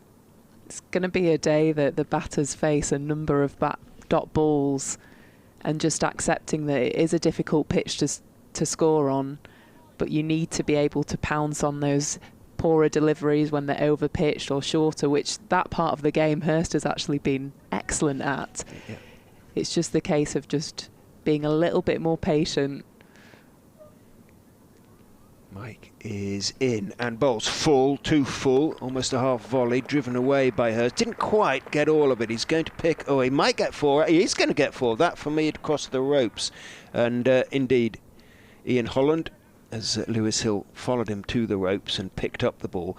He did flick it back, but he was over the ropes himself, and the ball itself may even have touched the ropes. So Hurst hit it just hard enough and picks up yet another 4, moves the score on to 108 for 3, and, well, Mike striving for that extra little bit of pace, perhaps just overdid it. Hurst moves on to 46 off 73 balls, and he's showing a considerable degree of mental strength here. He's putting his escapes behind him, and he's taking full advantage. Absolutely, yeah, lovely shot there. Slightly over pitch, but was able to pierce the gap at extra cover. And he's just showing how good he is when the ball isn't in the right area, how he's able to manipulate the field there. And like you say, 46 from 73, it's not how he likes to play his cricket, but he's digging in here for Lancashire, and they've got themselves to what I think they'll consider themselves in a good position here. 108 Absolutely. for 3. They've survived the first half an hour, and it just looks like the momentum has shifted slightly into Lancashire's half. Very much so. Holland comes back round the wicket to Harris, defends comfortably.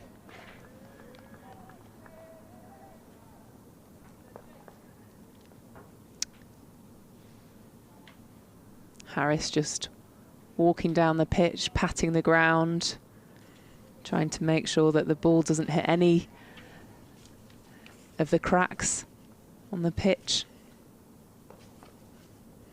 Holland once again approaching the wicket. Oh, gets Harris to drive and just clips that in front of him. Inside edge onto the... Could have snuck through.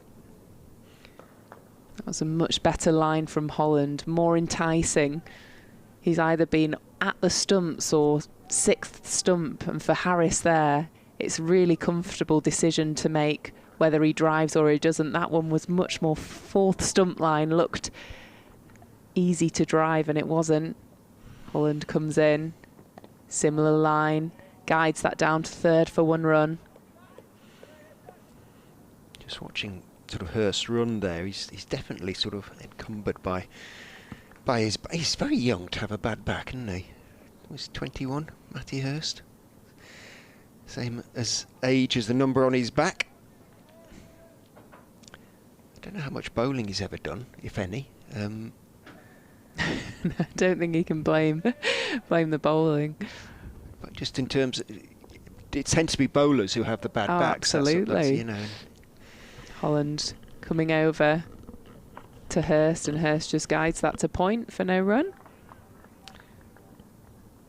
He hasn't bowled any balls in first-class cricket, or List A, or T20s, so, yeah. Quite what's happened to him, I'm not sure. Wiganer. Is that what you call people from Wigan? Is it a Wiganer? A Wiganer? I don't know. Billinge. Holland in and just gets a thick outside edge. Hurst ends up playing that lately, and it just drops short of the slip cordon again.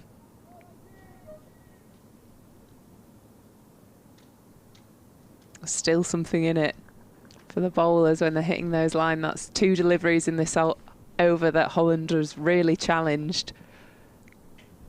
Holland coming in again. Pulls that down the leg side. Semi-appeal from the keeper and slip cordon, but must have clipped the pad of Hurst at the end of the over there. Umpire Ashraf sort of tapped his leg. I approve of umpires who signal what it's hit. You know, it's so helpful to those off the field like ourselves. Some umpires will sort of point to something or tap something if there's a noise or a sort of half appeal like that. And I think it ought to be compulsory, but that's a commentator's objective, if you like. They ought to have to tell us why they haven't given it out. Ben Mike from this Statham end is in and bowls. Harris on the back foot defends, bowling to his former teammate for the first time today. Good Benny lad, says somebody out there for Leicestershire. Did you come across Ben when he was well, no, I suppose not when he was across at Yorkshire, but no, they signed him the year I moved to Lancashire. Okay. I think, was he at Yorkshire for a couple of seasons? He was, yeah. Races away from us and bowls outside off stump. Harris throws the bat at it, most un-Harris-like, and attempted sort of square drive. There was still a slight neatness about it. Everything was quite close together, but by Harris's standards, that was loose, and it went over the top of the horizontal bat. It was a little bit shorter there from Mike, but it zipped through off the pitch. Probably got a little bit bigger on Harris than he expected there, because he went to play off the back foot. Could have easily got a little edge on that. He remains on 34. Mike into his seventh over now. Bowls, that's on leg stump, and that's going to be helped down to fine leg for 4 by Harris, and indeed is. So just tried a little bit too hard there. Ben, a little bit of in swing, but it was the wrong line. And Harris far too good to miss out, and didn't. Runs continue, well, almost to flow this morning, certainly in the last half hour. 113 for 3. So more than 50, he says, questioning his own maths briefly. Yes, more than 50 runs added already this morning. No wickets have fallen. Mike in, bowls. Harris on off stump, defends on the back foot, back down the pitch on the onside. Mike picks up and lobs the ball to Hill, who throws it to the designated polisher, Scriven at mid-off. Yeah, there was that one over that went for 4 boundaries about 5 overs ago that has just switched the momentum, and can see both Hurst and Harris putting the hands through some of the fuller deliveries now, and just the lines and lengths are being missed more frequently from the Leicestershire bowlers. Mike in, bowls, off stump. Little sort of movement, initial movement is forward from Harris and then back as he reads the length and defends it solidly out into the offside. And they are quietly getting themselves in a potentially a very good position here, Lancashire. I know it's early to say that, but 113 for 3. You sort of feel a first innings score of, well, 300 would be a really good score on this pitch. Absolutely. Mike's going to have a go round as Scriven starts to do some desultory warming up. Mike is in, bowls Harris, drives pleasantly, and he's got that through. Dived away to his right, Sol Budinger had extra cover towards cover, but he was that little bit too wide. Couldn't get there, and it bounces through into the blue covers, a sort of cover covering the covers, if that makes any sort of sense out there at extra cover. And Harris joins Hurst in the 40s, and the two batsmen confer. They're in a good position now, good place.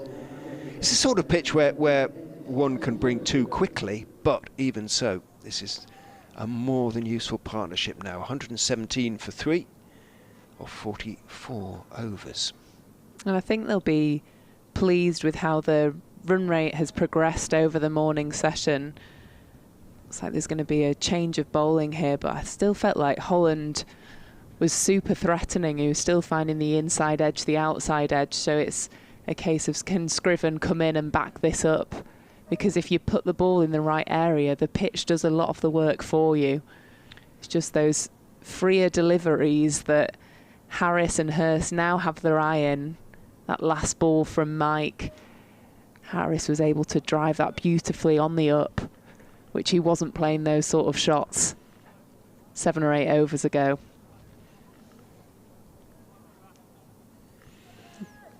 Big job here for Scriven to come in and make an impact. He keeps the same field. 2 slips into Hurst. It's a nice area and defended there by Matty Hurst.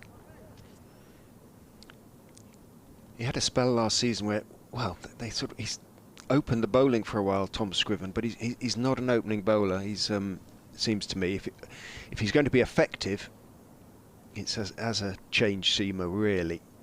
Swings the ball at a sort of lively-ish lick, but no more than that. And he was almost trying to bowl a little bit too fast. They were asking him to bowl a little bit too fast. Big appeal, and the umpire gives it. Hurst, LBW for 46. Fuller delivery by Scriven there. Hits him flush on the pad, in front of middle, and the umpire gives it. Cut back a bit, I think. Let's have a look-see. Oh, that's out, isn't it? It's about knee roll. No great foot movement. Yeah. He'd have been disappointed if that hadn't been given. He wasn't too far forward either. So Hurst's charmed life finally comes to an end. 46 off 78 balls. 6 fours and a 6. But he's done a great job for his side in his own way. He's absorbed a lot of time and balls out there, put overs into the legs of the Leicestershire seamers. They will be relieved as much as anything, I think, the Foxes, to have picked up that wicket. Absolutely, and that's 2 balls by Scriven that have just, he's come on, he's hit his area. He's been really effective after a fantastic morning spell from Holland, who's really set that up from the James Anderson end. You're a bowler. I mean, do you sometimes someone like when you've bowled really well and not picked up a wicket, there's a little bit of, and then your teammate comes on and takes it. There's a little bit of you thinks it's my wicket, really. I think that's probably why I've given some credit to Holland there. Exactly. Yeah. You know that opening spell, they've actually probably thought between them, the batters, we've seen off the most dangerous bowler of the morning, and credit to Scriven, is coming in and is hit his strap straight up, and that's what's created the wicket. But it takes that partnership of bowling to create those moments, and they just haven't had anything, or they haven't had anything to play with from that James Anderson end. There's been a lot more free deliveries from this end. Luke Wells. Very experienced campaigner coming to the crease. Scriven comes around the wicket. Ball's a nice line and length. Wells guides that to third.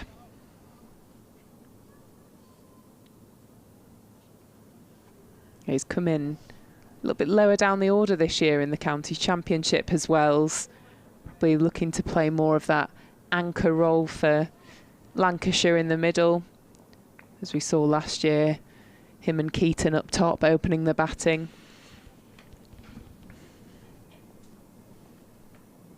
Scrivens round to Harris, defended into mid-wicket.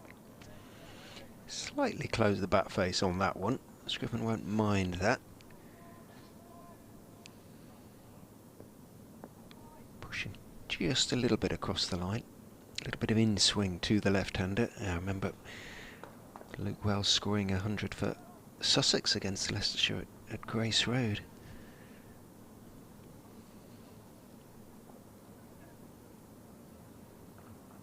Scriven in. Nice line and length there, comfortably defended. by Harris. Seen a very good start here from Scriven.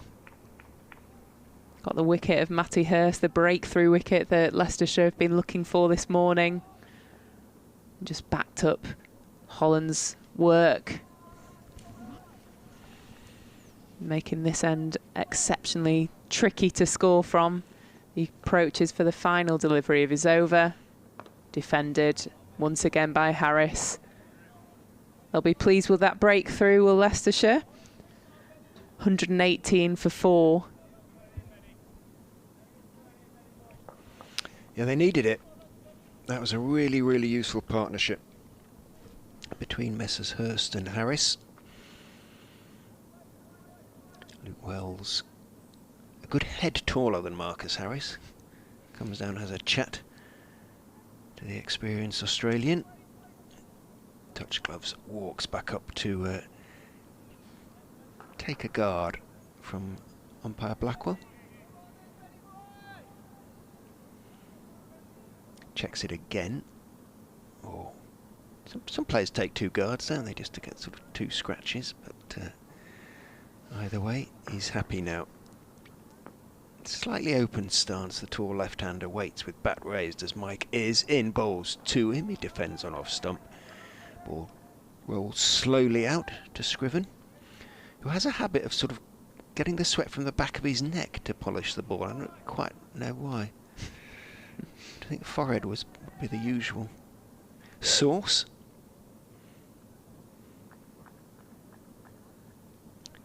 Underarms the ball to Mike, turns. Longish run, but an athletic one. Gets into his stride.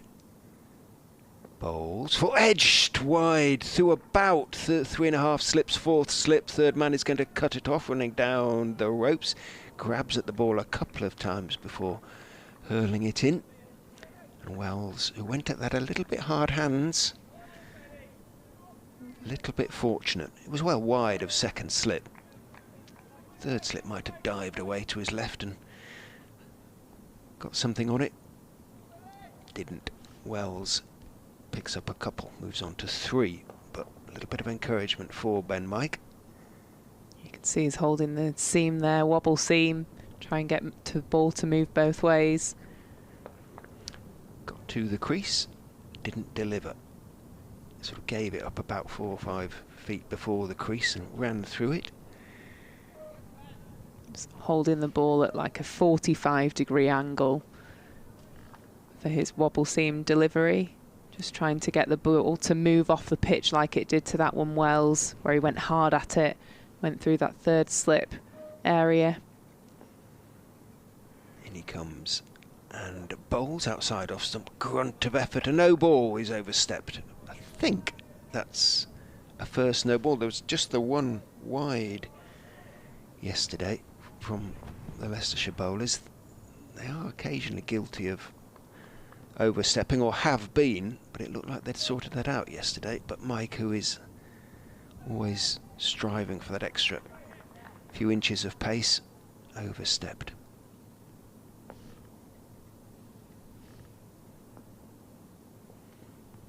In he comes, bowls to Wells, who's solidly forward, blocking that one out to Budinger in the covers. Lobs it to Scriven. Umpire Blackwell comes out and minutely inspects the crease where Mike's front foot has been landing. Pitch looks pretty hard underneath. It's not, well, they haven't bowled that many overs on it, I suppose. What are we on now? But 45.3. No obvious sort of marks on it in terms of the bowler's follow through. Mike kicks up his heels, runs in and bowls. That one drifts towards middle and leg, and Wells stays on the back foot, turns it towards square leg. Hill, who's at mid wicket, has to run to his left to field, and the single is taken.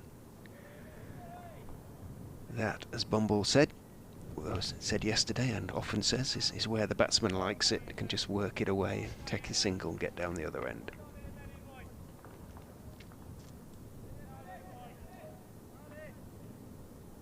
particularly for Wells, who's just in, and it just gives him that confidence to rotate.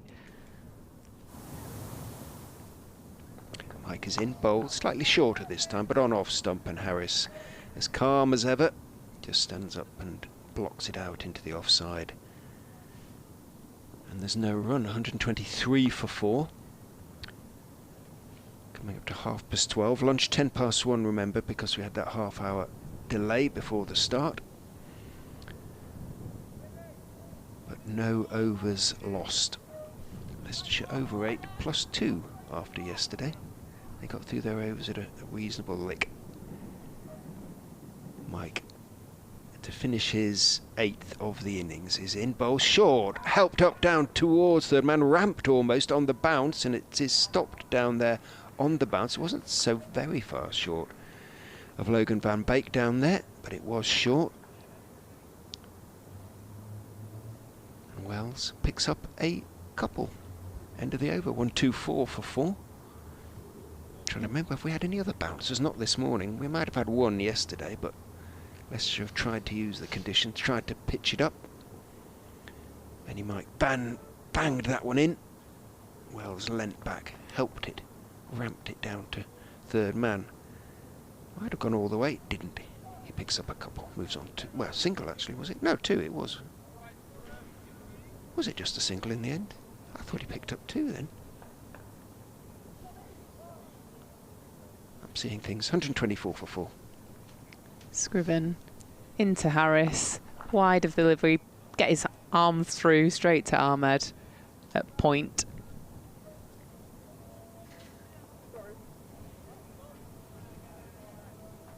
Scriven's in his 2nd over of his spell on day 2. Lancashire 124 for 4.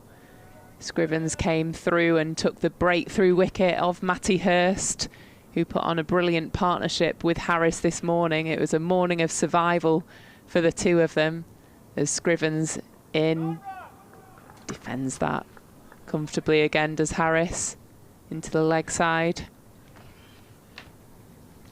Joined by Scott Reed. Good afternoon, Phoebe. Good afternoon, Scott. Are we okay?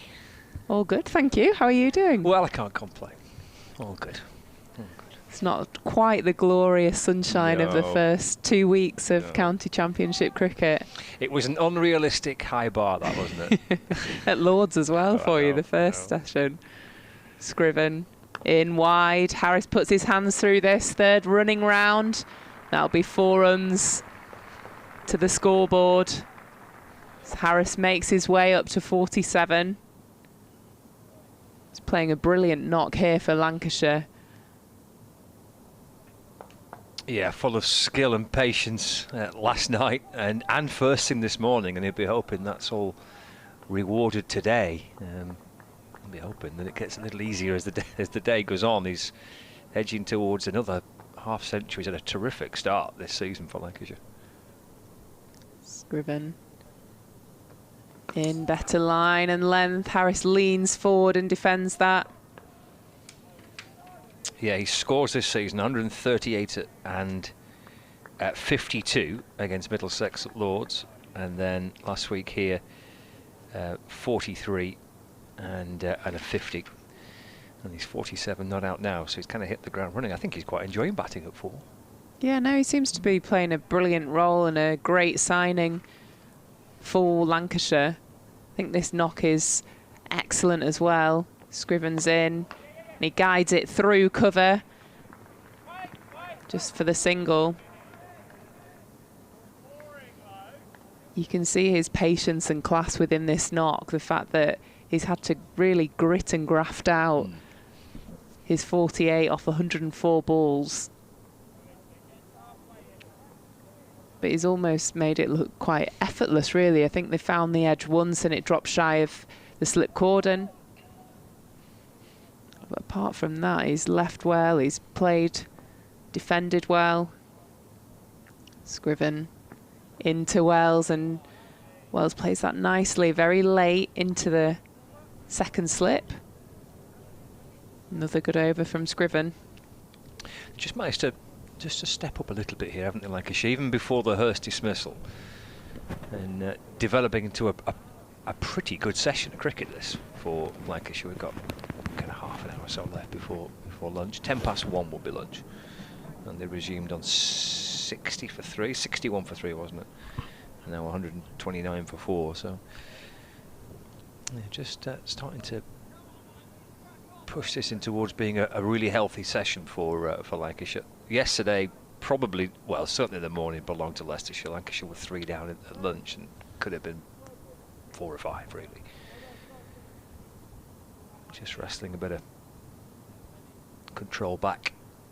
24 hours on Lancashire. It will be Ben Mike to continue from the Brian Statham end. It's short again to Harris. There are 2 fielders set back on the leg side boundary, but Harris has no interest in that, and through to Ben Cox.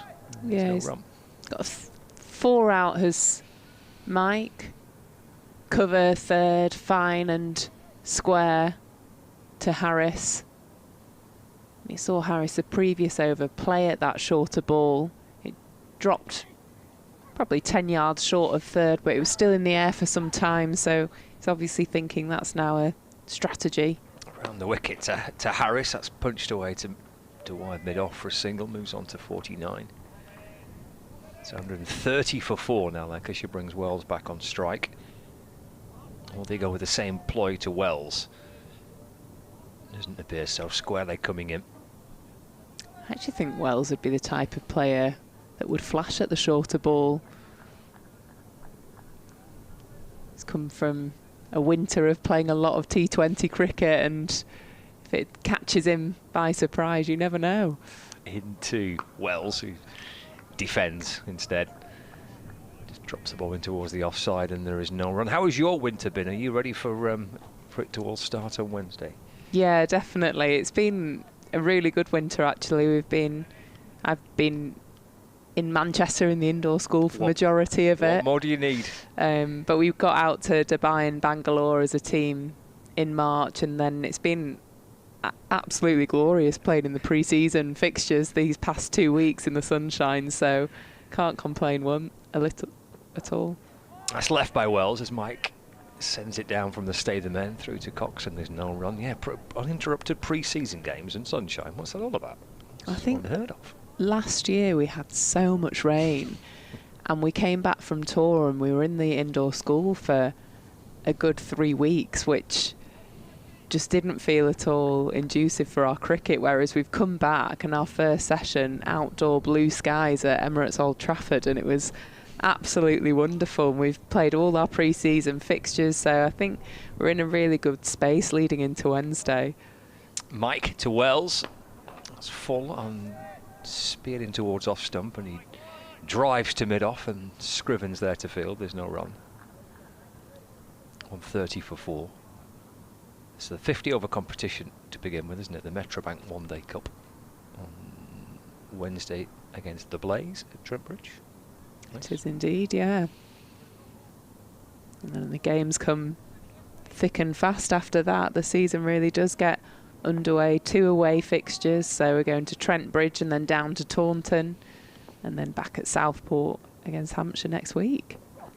Again, Wells on the front foot in defence. Just smothers the ball away into the offside. No run, end of the over, just a single coming off it.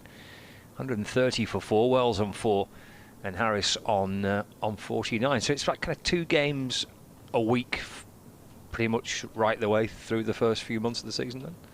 Pretty much until we lead into the Vitality Blast, and there's a competition in between, which all the way from Tier 3 to Tier 1 counties playing, and it's a little bit like the FA Cup, so it's a knockout cup in between the Metrobank and the Charlotte Edwards Cup. And Tier 1 teams join in the 3rd round, so we could have, I think, Gloucestershire, Glamorgan or Sussex within that competition. Scriven's in, and Harris guides that to square for 1 run. It's a nice idea, isn't it? So that it's the Tier 3s and 2s and 1s all kind of eventually all competing together in that competition, kind of straight knockout. Yeah, so there's been a lot of investment in the women's game across the different structures. So Tier 1s are now affiliated with a Tier 1 county. So for us, nothing really changes, but it does dramatically change. Scrivens in, and Wells works this to square leg for one run. It does dramatically change the likes of the team in the southwest region that didn't have a home, and now they're affiliated with Somerset. So for some of the teams, it makes a dramatic difference to their professionalism and how they can now recruit players because they've got bases. But there's also been an influx of investment in Tier 2 and Tier 3 cricket. So the likes of Leicestershire now have investment for their women's county team. Scrivens in and driven nicely for Harris as he brings up his 50. And a ripple of applause from the Lancashire dressing room. A very well-crafted 50 off 108 balls for Marcus Harris. Brilliant knock from him. Yep, again, set up last night, wasn't it? Oh, yesterday morning, rather. Felt like last night. Yesterday morning. That way he got through the morning session yesterday was really impressive, and it's continued again, hasn't he? All the skill on show again to get through this and to build. Scrivens in. Wide delivery. Wells comfortably leaving that. So yeah, I would have thought Leicestershire will be playing in the FA Cup. I'll have to learn the name of the competition, but essentially it is the FA Cup. The county T20 or something, isn't it? I think so. Something county T20 knockout cup, something like that. Yeah. So yeah, loads of cricket this year, which is super exciting. Scrivens in, and once again comfortably left by Wells. Bowling sort of an 8th stump line there. So there's basically, well, there's essentially 3 trophies to compete for then this year: the 50 over, the T20 Blast, and then the FA Cup style. Absolutely, there's a treble on offer. There's aim for the treble. Aim for the treble.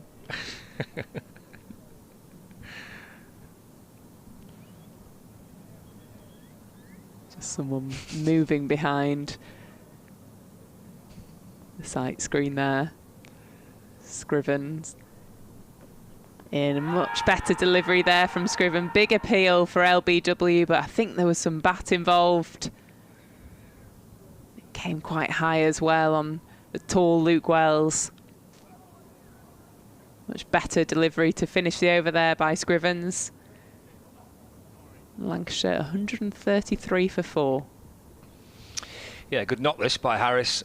I see some lovely shots along the way, but it's actually almost what he's not hit that's been the most impressive. It's the way he's defended and the way he's left. Certainly yesterday afternoon, I mean, there's some glorious shots on the way to 50 here, but it's what he's done around all these shots really that is just, if not more impressive. But fabulous work from Marcus Harris. 50 not out. Ben Mike to continue. Into Harris. It's driven down to third man for a single. Harris moves on to 51. 134 for 4. Lancashire. Lunch is at 1:10, so tea's at 4. Slightly just altering the times today with the... well, we're due to have 104 overs, I think, today, but that got shaved off down to 96 because of the half an hour that we lost this morning. But still plenty of cricket to go through the course of this second day. Forecast is good. Hopefully likewise for the remainder of the weekend, and both these two sides will be hoping there's enough dry weather and enough cricket to be able to try and force a result. There's Mike. He's in again to Wells, right forward in defence, and ball ricochets up towards mid-off, and there's no run. I got confused there by the umpire. I was stretching his arm. He's calling it a wide. He's just having a stretch, wasn't he? A Saturday morning stretch. Umpire Blackwell at this end, waving his arms around. He's quite menacing with those black gloves on, isn't he? It's a cold job for an umpire, isn't it? Out there, it's blustery Easter Saturday. Mike into to Wells. Again, defending. Ahmed comes up from point to field. No run. He's on 5, 134 for 4. So great, yeah, loads of cricket to look forward to and competitions to try and win for both the men and the women's sides. Sending square leg back there for Wells as well.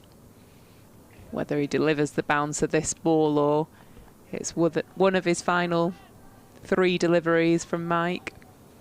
It's only really been Mike that's looked to try and bang something in short. He got his full, pushed it full but wide, and through to Ben Cox, left by Luke Wells. Tall left-hander, short sleeves for Luke Wells. Settling into this role at number 6. Had a century for Lancashire, batting at 6 at the end, towards the end of last season. It was in a game here against Somerset. And starts the season in this new role at 6. 2 slips waiting. Mike in again to Wells. Well, that's driven off a thickish edge down to third man.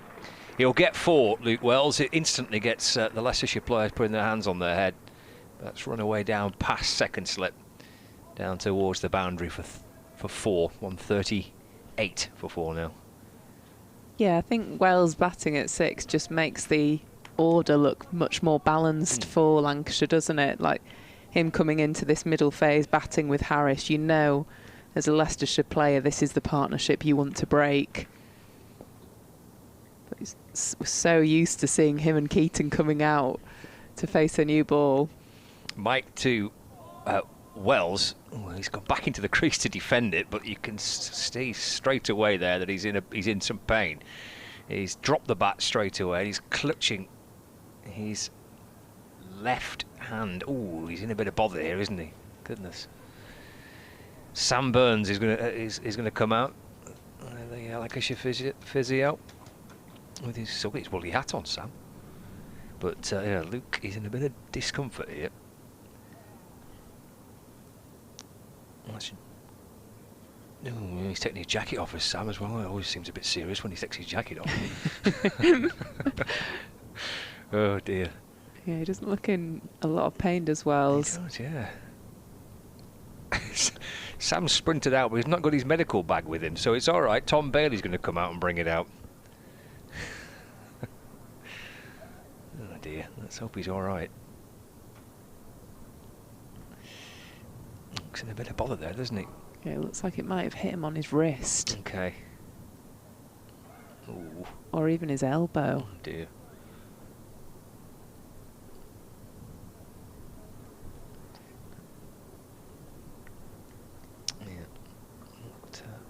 Such a tender part of the body to actually get hit flush on. Just watching it here. I can't quite work out from that replay what's happened. There's a ball kind of deflected up onto his arm. Well, it definitely has, but it seemed a bit, not like it's hit it flush, but.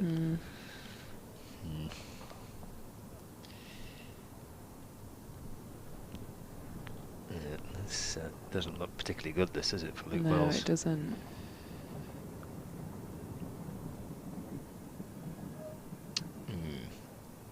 So he's going to have to take a little bit of time here. Sam going through with his checks. Looks like it's hit him in the elbow. Potentially.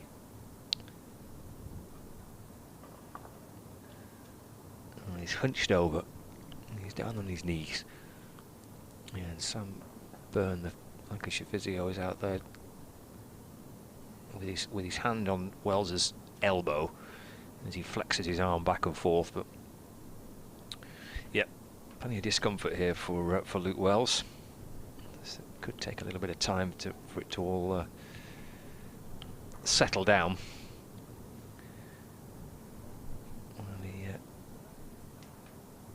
Gathers himself. Is he going to be able to continue? I'm not sure. He stood up. Let's see for a replay from behind here.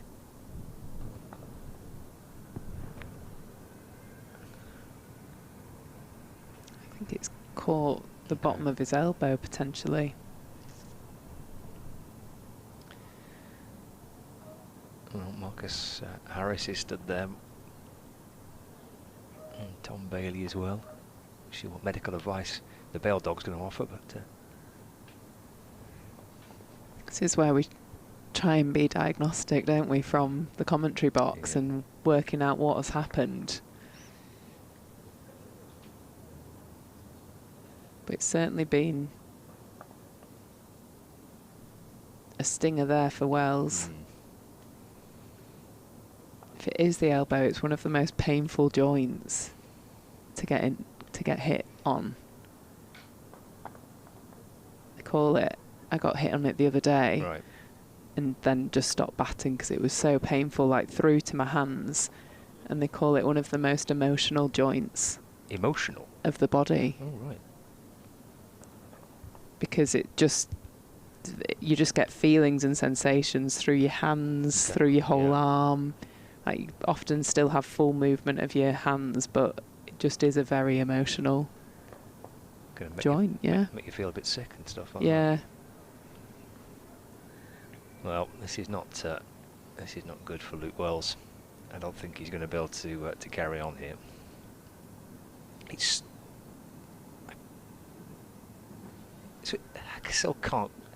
still think it's come off his body, hasn't it, onto his elbow, rather than kind of pitching and hitting it flush.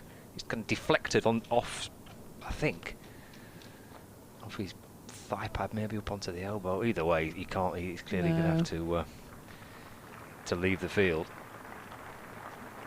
It's a tough cookie, Luke Wells. He'll not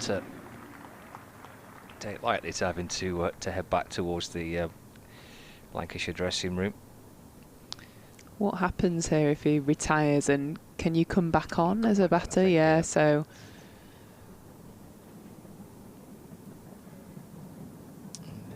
Match referee next door will have a clearer idea of the rules and regs of this, but I think so, yeah. Bailey's trousers are looking a little bit short for him, aren't they, there? He went out with Tom, didn't he, with a medical bag. A few words of comfort for Luke. Absolutely. Yeah, I'll carry you back, mate, don't worry about it. So George Balderson. What have we got to lunch now? We've got 15 minutes, haven't we? So awkward time here for Balderson to come out. It is Harris on strike. And first delivery is he's left alone and through to the keeper, and there's no run. 138 for 4. Well, let's hope that can settle down, but that didn't look great, that did it? Goodness. Looked very, very painful, that, for Wells. And like you say, he's a tough cookie. He battles through. Scriven coming in to Harris. Makes him play it. Harris just defends that one. It's an uncomfortable bounce. When he gets it right in that area, Scrivens just shows the pitch is still doing bits at this point of time. Similar to the delivery that got Hurst with that LBW breakthrough wicket earlier in the day. Harris still looking solid in, and Harris defends. Softly punches that to cover for 1. Yeah. Gets George Balderson on strike for the first time. Another left-hander for Leicestershire to bowl at. Staying round the wicket is Scriven.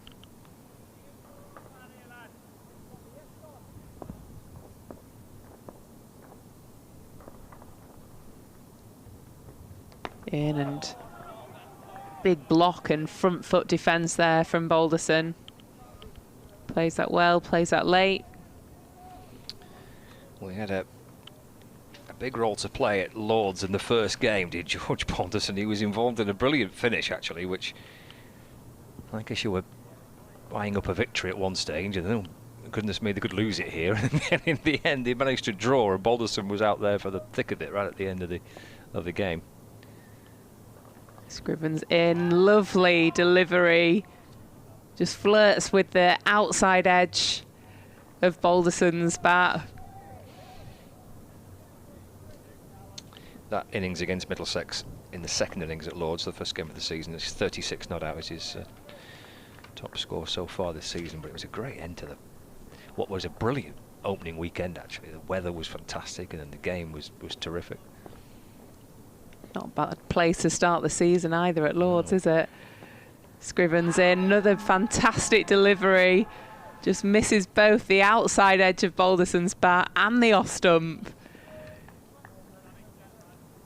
Great pressure on the new bat there from Scrivens. Just watching that bat, just keeps coming in. Balderson covers his stumps with the bat, and it doesn't quite creep through as it keeps moving in towards the stumps. Survives that over from Scrivens. Lancashire 139 for 4.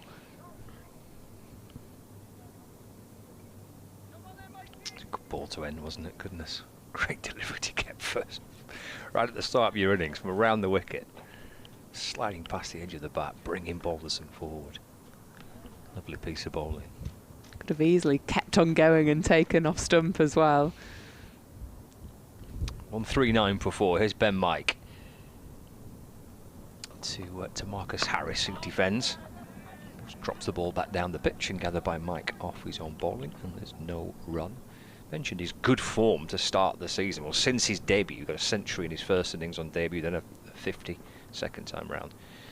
And in terms of kind of the fewest innings to reach scores of at least 50 for Lancashire since your debut, he's in second place, is Marcus Harris. 4 times he's got to at least 50 in his first 5 innings for Lancashire since his debut.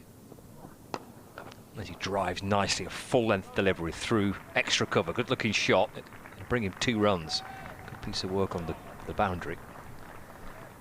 2 more for Harris. He moves on to 54, 141 for 4. So Harris, 4 scores of 50 in... or at least 50 in his first 5 innings. And Liam Livingston got to 4 scores of 50 in his first 7 innings for Lancashire. Ashwell Prince is top of the list, reaching scores of 50 4 times in 4 innings following his Lancashire debut. Full toss outside the off stump, which Harris will punch through the gap on the offside for a single. Moves to 55, not out. 142 for 4. Yeah, very comfortable shots there for Harris. Ben Mike has missed his mark quite a bit this morning. Looks threatening when he hits that area, but quite a number of deliveries that he's over-pitched, and probably helped to get Lancashire back into this innings, really. Well, this is his 6th over in this spell then, Mike. He's gone for 31 runs. Contrast that to Tom Scrivens, bowled 4 overs, 1 for 9. And runs have come more freely from Mike. There's a change to the fielding here. With a new batter being on strike, there are 3 slips in place, plus a short leg, forward short leg, under the helmet. 3rd man fine leg. Mid on, mid off, and cover point. Mike, for Leicestershire, from around the wicket balls, and nips through into the gloves of Cox, who takes it at the 2nd attempt. Balderson's had some great deliveries to face up first off. They're certainly testing the new bat here. That's hit off stump line and shaped away from the left-hander. But he's thinking, I wish I was getting the deliveries that Harris seems to be getting at the other end. Went through with some good pace, isn't it, to the keeper as well. It's Down the leg side this time by Mike. So Cox has to go shuffling away a few paces to his right-hand side. And there's no run, so 142 for 4. 1 ball left of this over. 8 to 9 minutes away from lunch.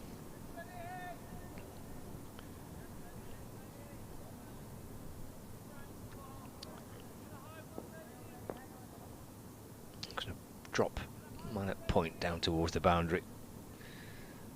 It's the third man deep point and fine leg. And on the rope for Leicestershire. There's Mike to complete the over. In and balls to Balderson. That's dropped defensively away to the offside. No run. End of the over. 142 for 4. With Harris on 55 and Balderson. He's had a couple of jaffers so far. Yet to get off the mark. Yeah, Balderson's none from 6, but I'd say 4 of those have been absolute worldy deliveries. First up. And it is a pitch that if you hit your areas, it's super difficult to score here.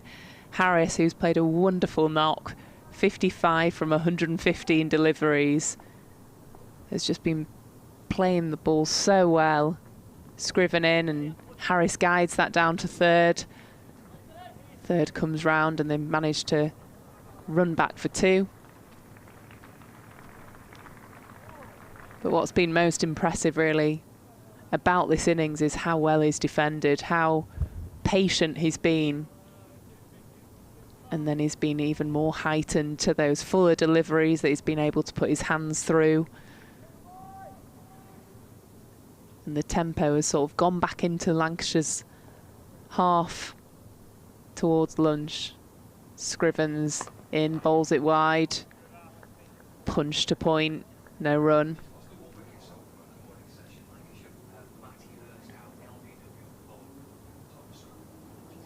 Lancashire 144 for 4.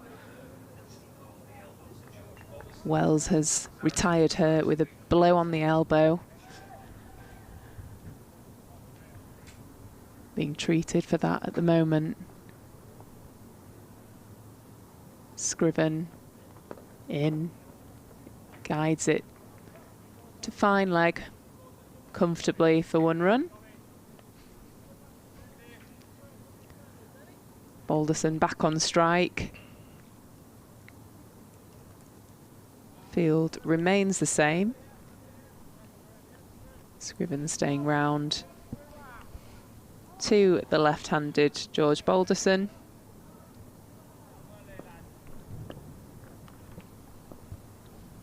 As Leicestershire look to try and get another breakthrough before lunch. Scriven's in, Fuller, Balderson drives to cover. Able to put his hands through that, but finds the fielder. Yeah, timed it well, didn't he? But, straight to cover. Well, a little look around the ground, shall we, at the end of this over, see what's happening elsewhere in the county championship. Yeah, and they really looked like Lancashire was the team affected yesterday for rain, as Scrivens in, bowls a beautiful delivery that Balderson just keeps out and gets a thick outside edge down to fine leg.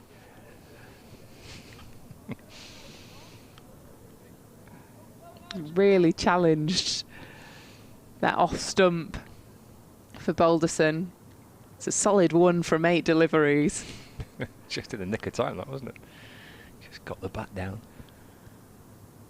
Play so late on this pitch.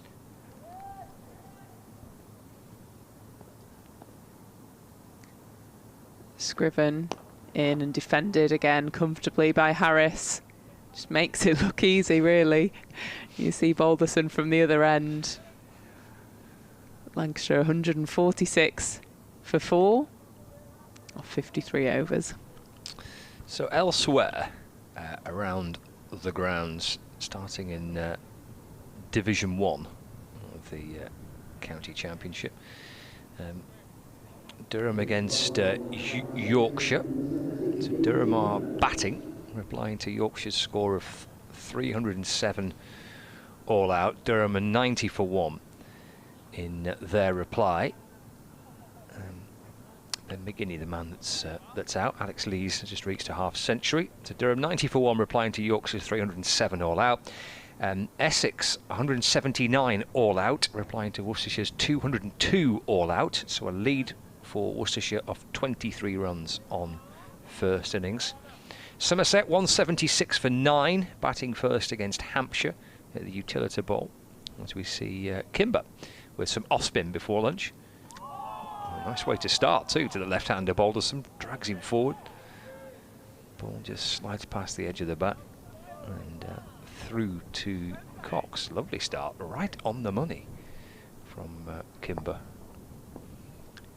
And slip in place into Balderson place forward in defence. And there's no run. They might be able to squeeze another over in here too as well, having gone to spin. Probably time, if he gets through this reasonably quickly, for Scriven to have another go from the Anderson end. It's Kimber to Balderson off the back foot. And punched away through cover for a single. Takes him to 2. It's now 147 for 4.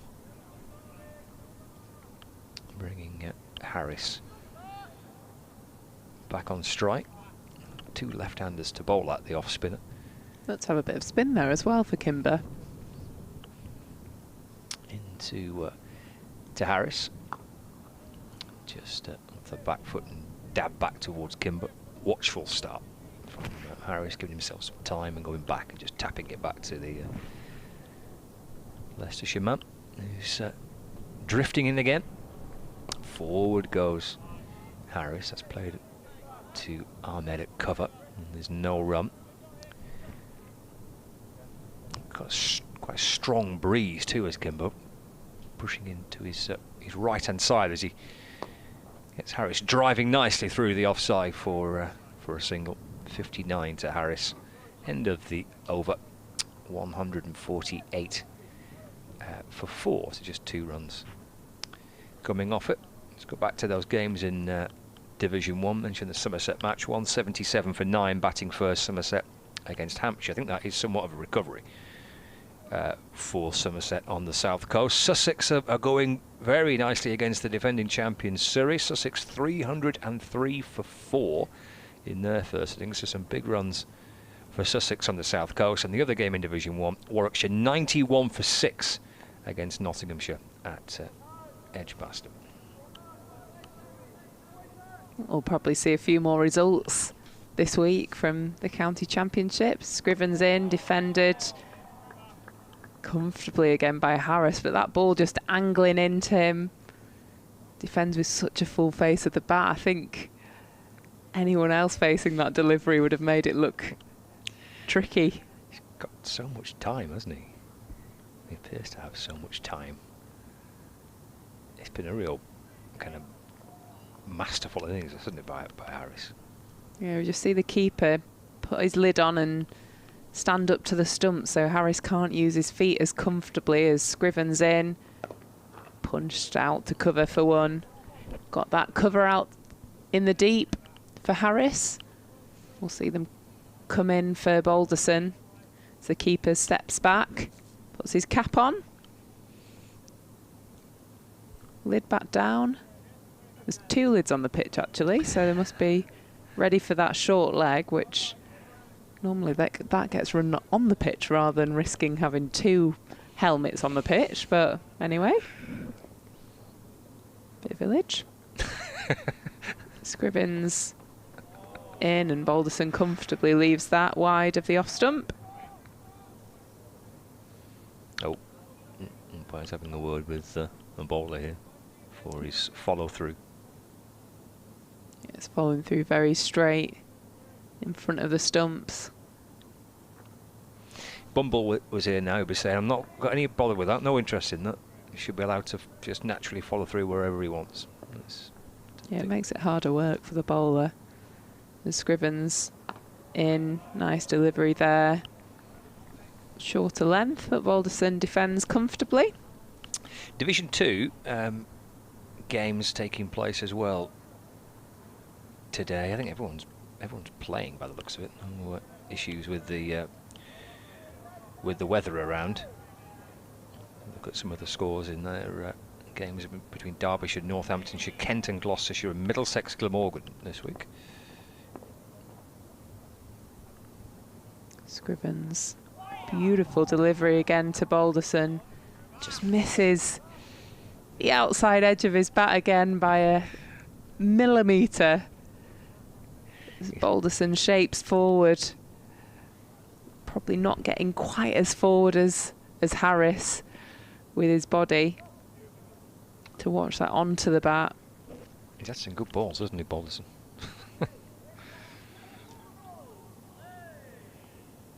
Yeah, it's been a good 2 from 14 for Balderson as Scrivens in, shorter, Balderson plays that and punches it lovely through the covers as it runs away to the boundary ropes. Gorgeous shot there from Balderson. He takes advantage of the shorter delivery and plays it on the up. Nice shot. That's way to get to lunch, isn't it? Absolutely. We give him some confidence that going into the second half of the day. Yeah, players heading off a bit of lunch. I'll just run through these scores from Division 2. Derbyshire 298 for 9. Batting first against Northamptonshire. Kent 49 for 1, replying to Gloucestershire's 472 all out. Middlesex 118 for 2, in reply to Glamorgan's 199 all out. And here at Emirates Old Trafford, Balderson's on 6, Harris is on 60. Let's hope Luke Wells's elbow has settled down a little bit. He took a nasty blow in the morning session, having to retire hurt, leave the field hurt for further assessments. Lancashire have got to lunch on this second day, 153 for 4. We'll take a little break and we'll catch you in about 40 minutes.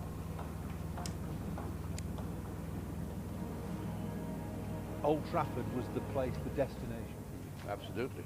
And here I am. I had a very good upbringing. I was very fortunate in having excellent parents. My mum, my dad, my brother Darius. Who was he got you into cricket, really, didn't he? Well, your father played tennis and was quite sporty. Dad was the captain of Grand Medical College. Was he? He was a doctor. Never had any coaching as such. He used to get really practice. And just being in that club, savouring the atmosphere where all the great men played, using its facilities as a, out on the pitch. A lot of people tell you, gosh, you could have easily got 100 the way you were going and all that.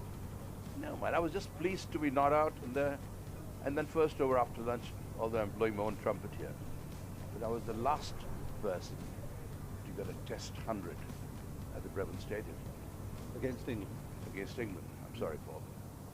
Welcome to Emirates Old Trafford for another edition of Beyond the Boundary. And I'm delighted to say this morning I have one of Lancashire's finest, born in India though, and one of Lancashire's first overseas players, Farouk Engineer, alongside me. Farouk, it's great to see you, and on a cold, frosty, foggy morning like this, I often wonder why you've made Lancashire or Cheshire your home, and you must be hankering after the warmth of Mumbai. Very good morning to you, Paul. Lovely to see you as always. And thank you for the very kind words. Yes, indeed. Why I chose to live in Lancashire. Lancashire made me feel so much at home. You know, as you probably know, I was offered contracts by 4 counties, Worcestershire, Somerset, Hampshire and Lancashire.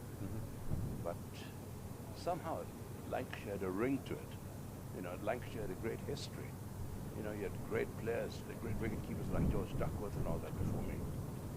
And Lancashire just seemed, and funny enough, I was a Lancashire supporter living in Bombay, never having seen a Lancashire match, but like people are Manchester United supporters. You know, and so Lancashire, as soon as they offered me the contract, you know. Yeah, there's something about doing a little bit of research for this. You said that you came to Lancashire because of its history and because of the ground.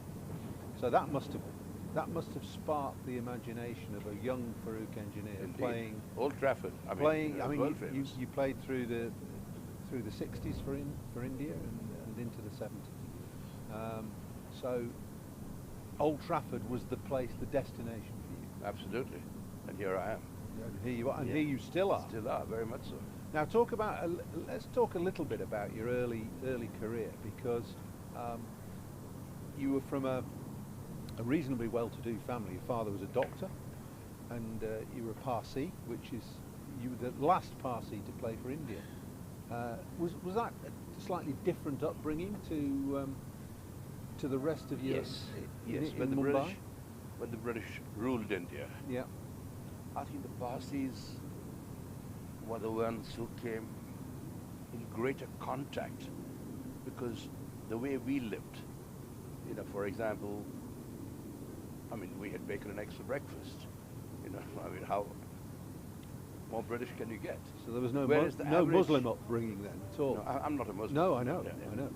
Or a Hindu or anything like that. But the traditional Hindus have like a chapati and vegetables and all that for breakfast. A lot of Hindus don't eat eggs, and of course there are religious restrictions. You know, the Muslims don't eat pork, and I respect all religions. You know, I've been brought up to do that. But the Parsis, I mean, just eat, drink, and be merry. Our religion says three things: good thoughts, good words, good deeds. And you've carried on being like that through I'm your not career. sure about all the deeds, but yes, indeed. I had a very good upbringing. I was very fortunate in having excellent parents. My mum, my dad, my brother Darius, who was...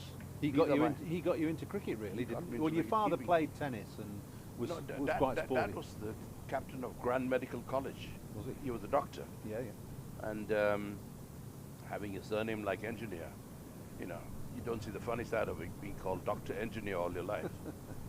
But Dad was the great character. Yeah. He came here in his later years and watched me play. He was a hot favorite at Old Trafford.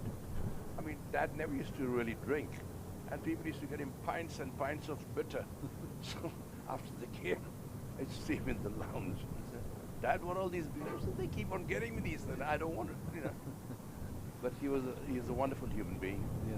But, you know, and I'm truly blessed with that. And in you played, or you were associated with the Brabourne Stadium and the CCCI, weren't you? Indeed, as a kid. Which is one of my favourite, one of the best grounds in the world. I couldn't agree with you more. I couldn't agree with you more. Fantastic centre. Even now, it's now. a shame that due to political reasons, you know, Mr. Vijay Merchant and Mr. Wankade couldn't agree to terms, and not even a quarter mile from each other. That's right.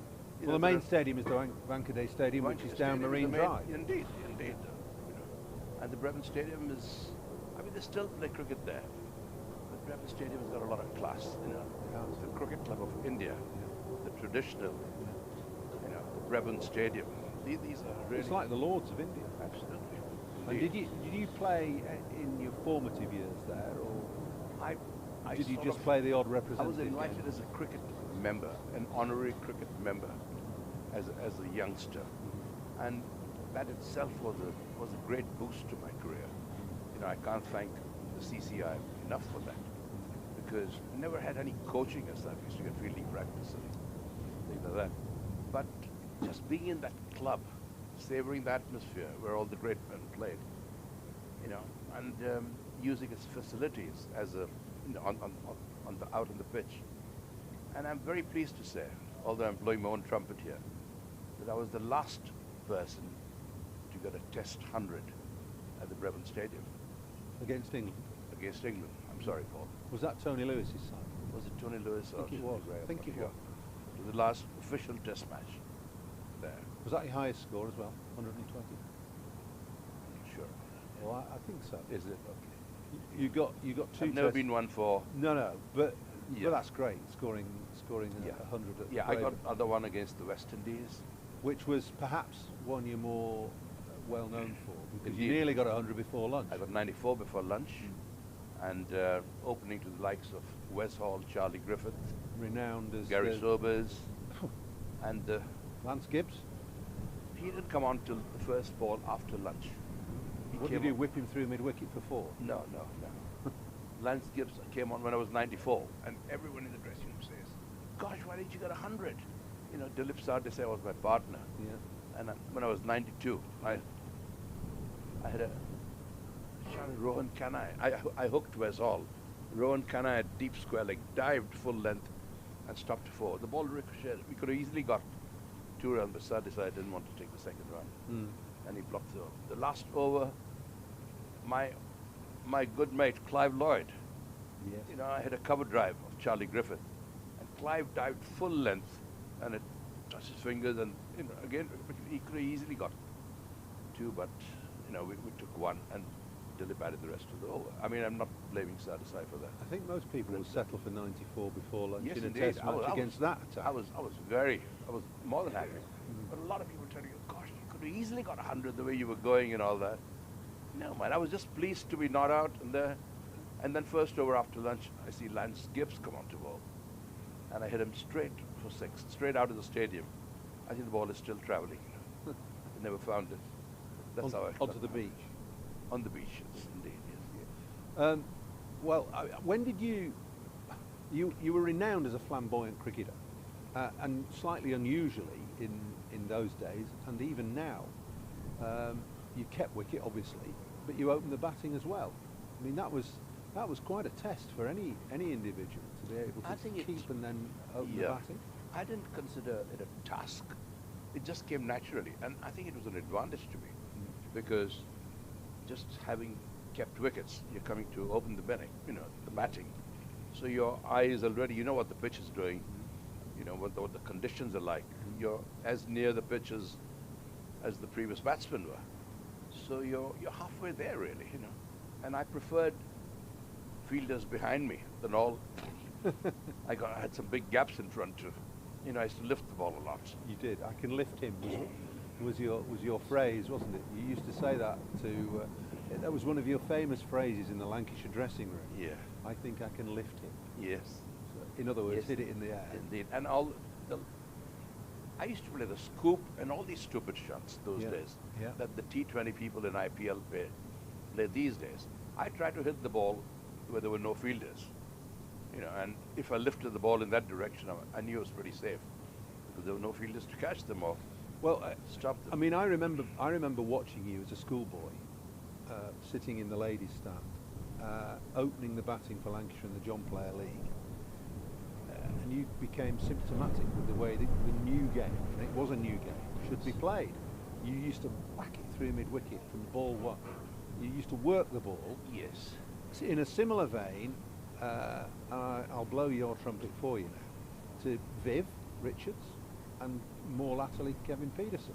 That's the way you play. Yes, because I used to come right behind the ball. And when you come right behind the ball, the gaps open automatically, especially between mid-on and mid-wicket. So you're virtually playing with a straight bat, but you're placing the ball at an angle. And that gap gives you so many falls because there's never a fielder between mid-on and mid-wicket, you know, unless people are going for runs nowadays and all that. So I got a lot of runs in that area. So people thought I could only play on the onside. So when England came to India, Tony Greig or Tony Lewis, he's an onside player. They packed all the onside and started bowling on the offside. That's where I got all my runs. But yeah, I enjoyed my cricket basically, Paul. But was it a conscious effort to play that way, or was it just a natural way of playing? It's a natural way of playing. I mean, you must have had a fantastic eye. Yes. Both as a keeper and as a batter. Definitely helps. I was never coached, you know, which is perhaps a blessing. You learn from your own mistakes. You know how we improved? I looked into a mirror when I got out sometimes, and I tried to play that shot, why I missed it, and the mirror told you everything. You know, my bat was at an angle there, should have been going straighter, this and that. So I mean, you learn from your own mistakes, and there's no better way of learning, as long as you don't make the same mistakes again and again. You know. True. And well, you had a wonderful career for India in Test match cricket. You before really the age of one-day cricket. You only played a handful of games because there weren't any. I played the first World Cup. In the first World Cup, Cricket World Cup. Right. Yeah. When Sunil Gavaskar Yeah. got some batting practice, he decided to. Yeah. At He did. Lords. He did. Yeah. Great player, Sonny. And a great friend of mine. And well, I've got your book here, Farouk, and he said, Farouk Engineer, the original playboy of Indian cricket. He's just getting his own back on me there. But Sonny and I are very dear friends. And, yeah. I'd rather you read the Bradman score. Okay, well, I'll read the Bradman bit then, Farouk. He says, I always enjoyed, this is Sir Donald Bradman, I always enjoyed Farouk's entertaining batsmanship and the way he enjoyed the game of cricket. He's one of the game's great ambassadors on and off the field, always a delight to talk to. Without doubt, one of the world's great batsmen. That's not bad coming from Sir Donald. I'm not surprised you would. That's why I asked you to read it. Yeah, well, and he's right. It's fantastic. So, don't worry.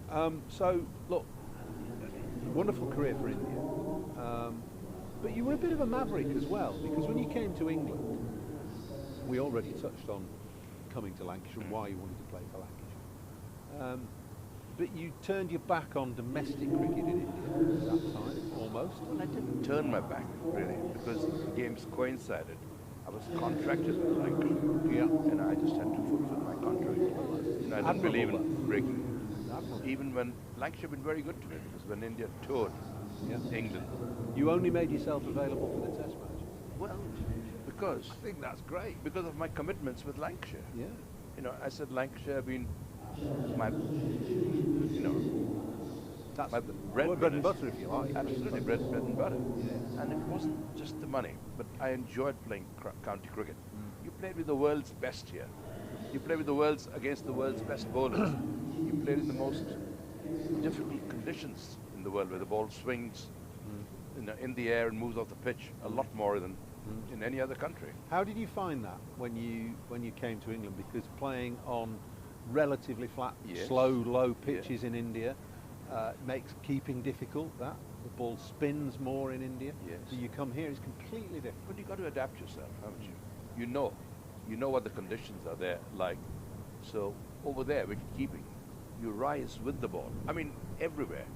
A good wicket keeper should rise. Listen, young wicket keepers, rise with the ball. Very most important thing. A lot of keepers these days get up too soon. Stand up and have to go down. Wrong way around. Same with the first slip as well. Yeah.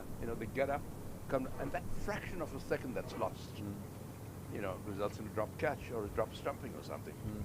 So rise with the ball, expect every ball to come in. And the same principle applied over here, except that you rose a bit, bit quicker, because the ball bounced a little more, moved a little more.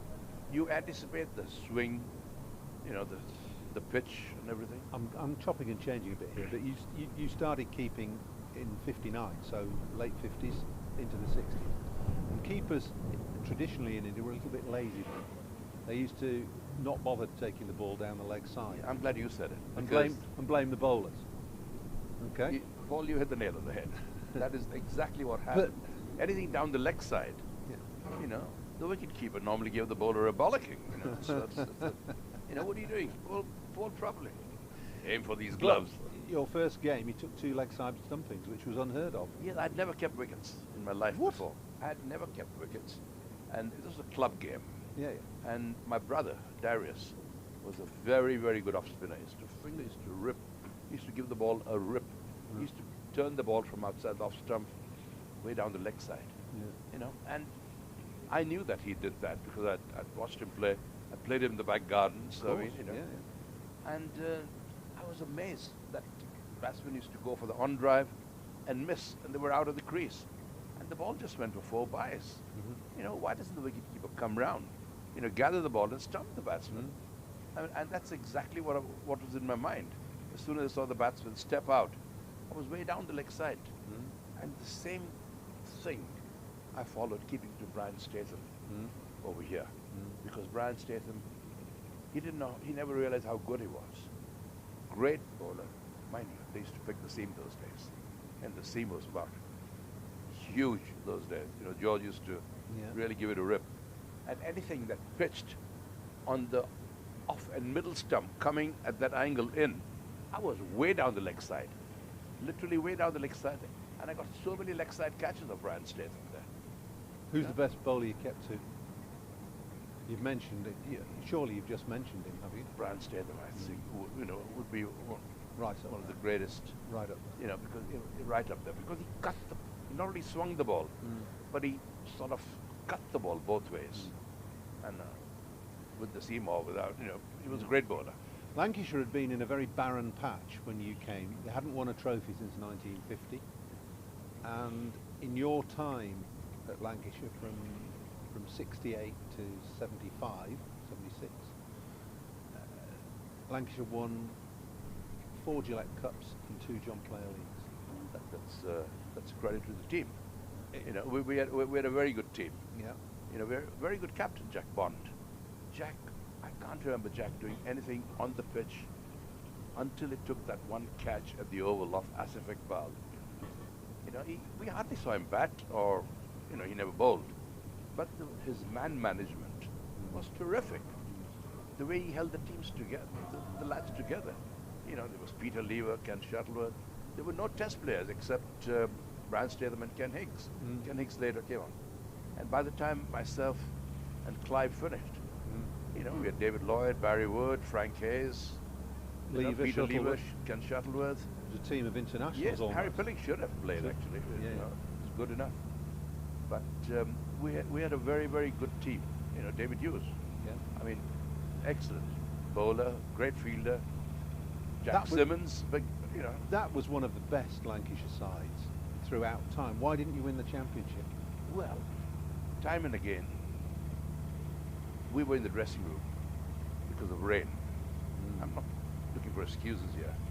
But we were listening to Kent, Surrey, all playing and getting points, whereas we were watching the rain and playing poker in the dressing room. I mean, this is one very funny incident. Cess Pepper was the umpire, and Frank Hayes and John Sullivan were the great poker players. We did big bucks or something. And Cess Pepper wanted to get into the game, and he had 3 kings, and Frank Hayes had 3 aces. And the bell went. Umpires had to go out. Cess Pepper wasn't leaving his 3 kings alone. Anyway, I saw both the hands, and I thought it was getting out of hand. So I said, Cess, just show the cards, because we got to go out on the pitch. And myself and Frank were batting, out batting. And as Cess Pepper lost, so we were walking out to the crease. I said to Frank, don't get the ball anywhere near your pads, But this is what we enjoyed the game. Yeah. There wasn't great money in the game. We played. When I joined Lancashire, and perfectly honest, I never even asked them how much they were going to pay me. Really? It's not like you, for it. No. We didn't have agents or anything like that. No? Because Tommy Hickson was the chairman. Yeah. He just said to me, Farouk, you'll be happy here with Lancashire. And I would have been very happy to get on par there. Did they find you? They put you up? Found you a house locally? They found me a house in Timperley, were you? Yeah, Timperley, yeah, Sale. And that's where I became very friendly with George Best. Oh yeah. George was one of my. The Indian playboy and the Mancunian he had playboy. just come from Ireland. New boy from Bombay. He was a new boy from Dublin or Belfast or wherever. So we got George and I got very, very close. We went to the same club, Blinkers.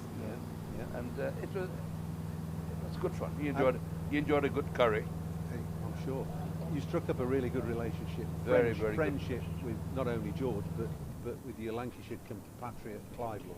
Indeed. Well, I mean, you and Clive were inseparable when you played here. Well, we were roommates. Yeah.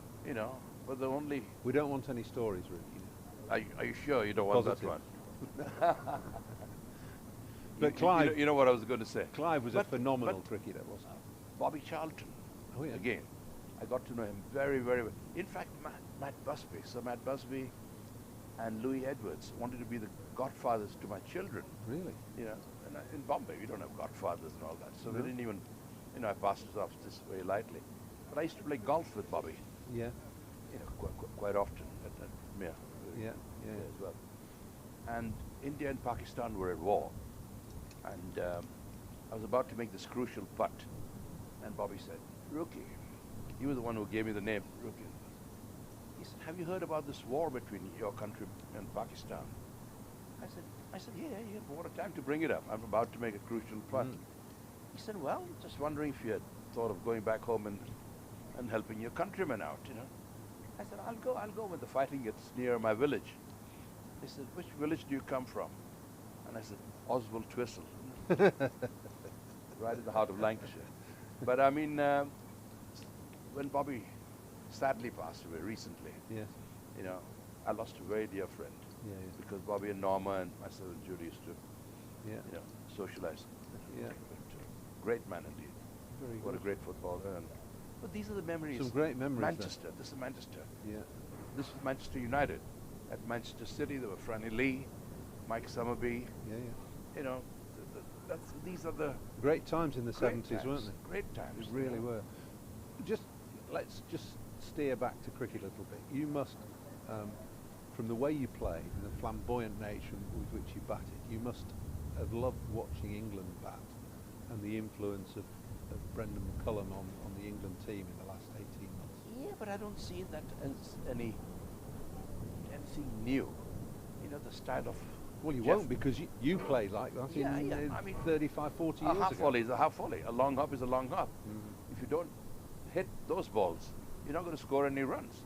If you're not going to score any runs, you're not going to win any matches. You know, you're not going to put the opposition under pressure. So naturally, you know, whatever you get. But yeah, in Test cricket, this is good. While it, you know, well, in T20, of course, that's the order of the day. Farouk, there aren't many players of your generation, and you're well into your 80s now, who you could I'm 86. Yeah, could comfortably say would fit into the modern game, and you are one of them. So you must have been a trailblazer in your day. Well, I'd like to think so, but you never did it consciously. You know, it just came naturally. As you just said it earlier, I was never coached, and perhaps that was a great help. You know, you see the ball, hit it. My first aim was to get runs, to score runs, not to defend my wicket. If I could score runs whilst defending my wicket, you know, I'd rather do that. If the ball was absolutely unplayable, of course, you had to, you know, to block it. But I looked at it this way, that almost every ball a batsman can score a run, because there are gaps in the field. You just angle your bat here and there, and there are singles available. So, I mean, there's no need for people to play. I used to tell Jeff Boycott, you know, in Lancashire, Yorkshire games, I said, hit the ball, you're too good a player to be blocking, you know, everything. And the reply I used to get was, "Naught to do with thee." A man from Bombay, you know, didn't know what the hell that meant. That's right. But I got the riff. But you know, he was a great player, Jeff Boycott, don't get me wrong, because when he batted, I had to go really sideways. He was right behind the ball. Shows the greatness of a player. Yeah. You know, to see whether, you know, the ball was coming and all that. So he was a great player indeed. I mean, he must have been to score all those hundreds and all those runs. But he could have scored them at a slightly quicker rate, I think. He was good enough. You'd have found it more entertaining had he done so. I would have found it more entertaining behind the stumps. But he was good enough to do it. That's the thing. What about the great Indian players of the current generation? How there's some fabulous Virat players. Kohli, how do you? Oh, he's a great player. I mean, he's. Do you know him? Do you know him well? Oh yeah, very well. Yeah. I mean, these guys are all grown up in front of us. Virat Kohli, Shreyas Iyer, who we, you know, Lancashire have. Well, I signed him when I was, and know. Unfortunately dislocated his shoulder the day after we signed him. I know. I'd have loved to have seen him play here. Well, I don't know. Is it off the thing? No, not probably. But he's moved on a bit. I mean, he was still at that time 3 years ago. He was just finding his feet. He's now become a world star, hasn't he? Yeah. I mean, he was always a very good player. Then Surya Kumar Yadav. Have you come across him? Yeah, he's a phenomenal player. Although he's not, you know, he comes in too late. Yeah. By the time he comes into bat, he's hardly in the limited overs games. He hardly has 1 or 2 overs to go. So. Rohit Sharma, Shubman Gill, Ishan Kishan. There are some very, very good players. And I think the Indian team at the moment is perhaps the strongest Indian team ever assembled collectively. Individually, there have been greater players. You've been disappointed that they didn't manage to win the World Cup. Well, they had a great spell. They had a bad day at the office in the finals. They came across a side, that were superb, that out-captained, out-bowled, out-batted, out-fielded India in every department. And they thoroughly deserved to win Australia. You can never write Australia off. They are such good competitors. Do you still travel? Do you go back to India a lot? I do indeed, yes. But I haven't been since COVID. Oh, right. Because one thing or the other. And of course India is a country I love. I'm Indian through and through. I'm Lancashire through and through as well. And usually proud to say so. But yes, indeed, my roots are very much in India. I don't have a house there or anything like that. The property is, sky high. Yeah. So I mean, anyone listening? Any offers coming from India? Gifts of houses, always welcome for Farouk. Farouk, it's been really good to chat to you. We've really enjoyed it. As always. You're a huge enthusiast. You're a Lancashire man through and through, as well as being an Indian, Mumbai individual and player through and through. It's been great to talk. Thank you on behalf of Lancashire, because Lancashire they've honoured me, Oh yes, with your suite in the new hotel, the new hotel and all that. So I mean, it's brilliant. It's a huge honour. Great. And you, myself, and Clive had a wonderful evening. We did. Together. We did. We had a great time. Let's hope we have many more. I was going to say, let's hope that continues for a long time. Sure, Thank you very much. Thank you.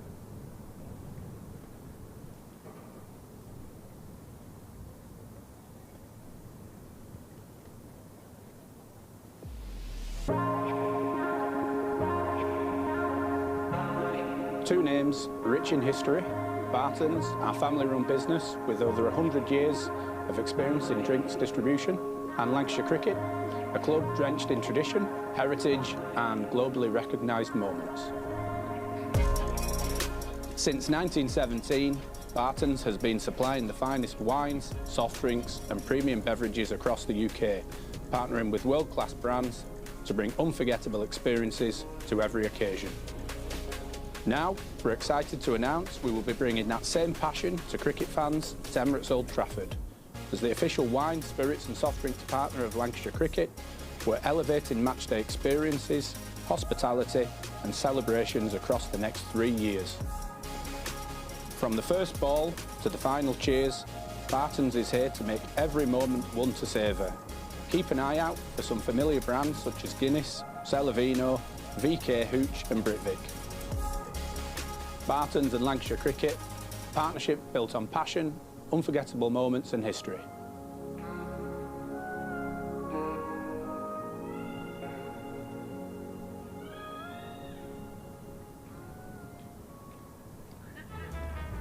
L is for the way you look at me. O is for the only one I see. V is very, very extraordinary. Welcome to the opening day. Oh, that is a wonderful shot.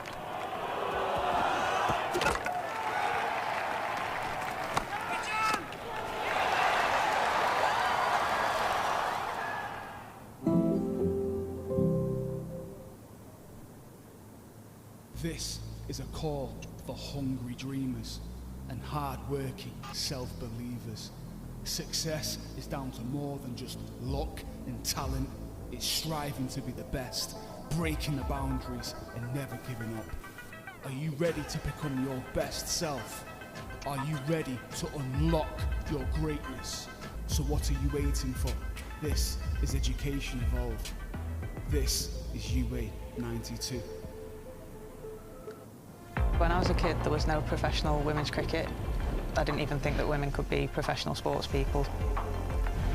Especially early on, it just didn't really seem like there was a career in it. To support myself around cricket, I had to work at the petrol garage. I was the only girl, so I stood out. I'd love for young girls to be able to dream about being an athlete and it to be achievable. Thanks to the Hilton funding my contract, it's allowed me to play the game that I love all day, every day. We're like an engine and we need to be fuelled with the right gas. Without funding, we can't be visible. You can't be what you can't see. As a team, it feels like we're breaking boundaries. Thunder and Lancashire always want to put women's cricket at the forefront, and now I think that's really shining through. It's mad to think that without the Hilton funding, like, we wouldn't be playing cricket every day, training. Well, we could be, but we wouldn't have any money. We wouldn't, yeah, true.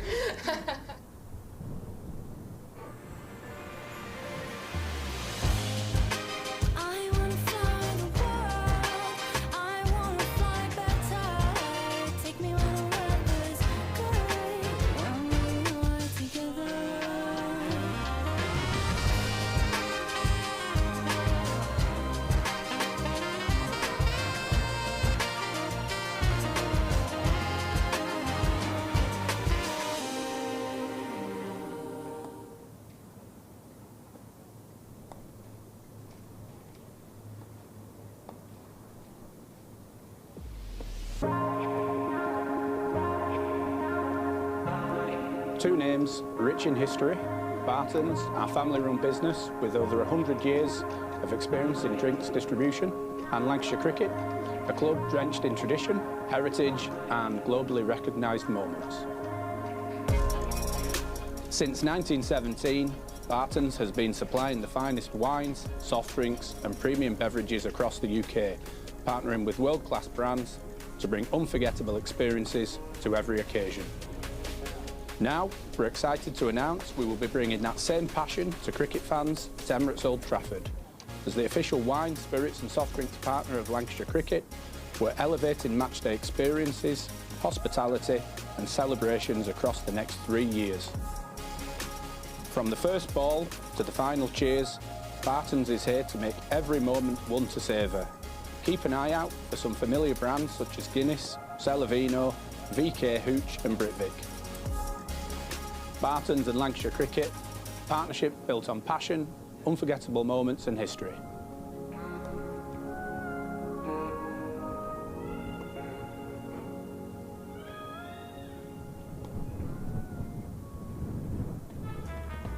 L is for the way you look at me. O is for the only one I see. V is very, very extraordinary. Welcome to the opening day. Oh, that is a wonderful shot.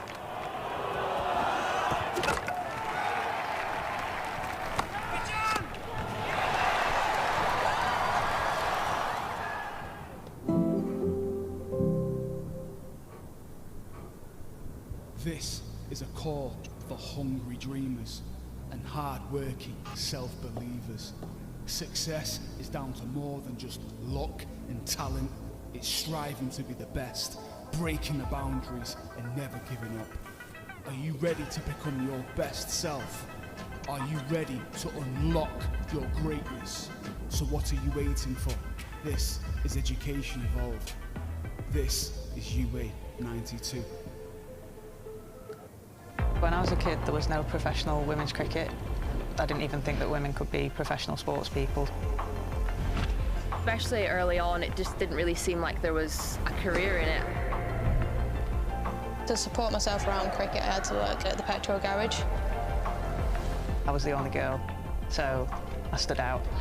I'd love for young girls to be able to dream about being an athlete and it to be achievable. Thanks to the Hilton funding my contract, it's allowed me to play the game that I love all day, every day. We're like an engine and we need to be fuelled with the right gas.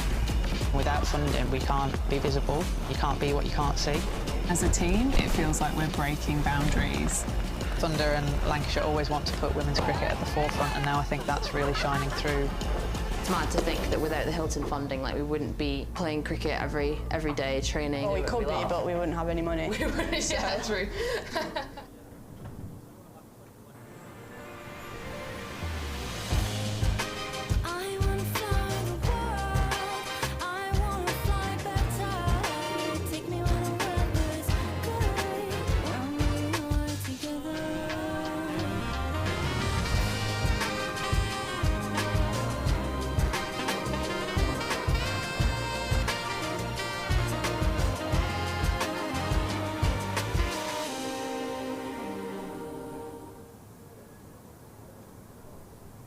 Good afternoon, everybody, from Old Trafford, day 2 of the Rothesay County Championship Division 2 match between Lancashire and Leicestershire. Excuse me. Leicestershire about to resume bowling at Lancashire. Their first innings has reached 153 for 4. And for the first time today, from Leicestershire's point of view, we're going to see Ben Green turn his arm over from this Statham end. He's going to be bowling to Marcus Harris, who has been outstanding, I think we can say so far over these last 2 days. He's 60 not out, the Australian, who formerly played for Leicestershire and Gloucestershire, now very much a Lancastrian. Umpire Blackwell raises his hand to the scorers.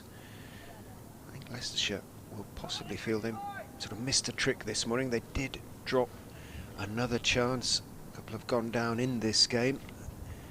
And 153 for 4 is a pretty decent effort on the part of Lancashire on a pitch that continues to offer the seamers plenty of assistance.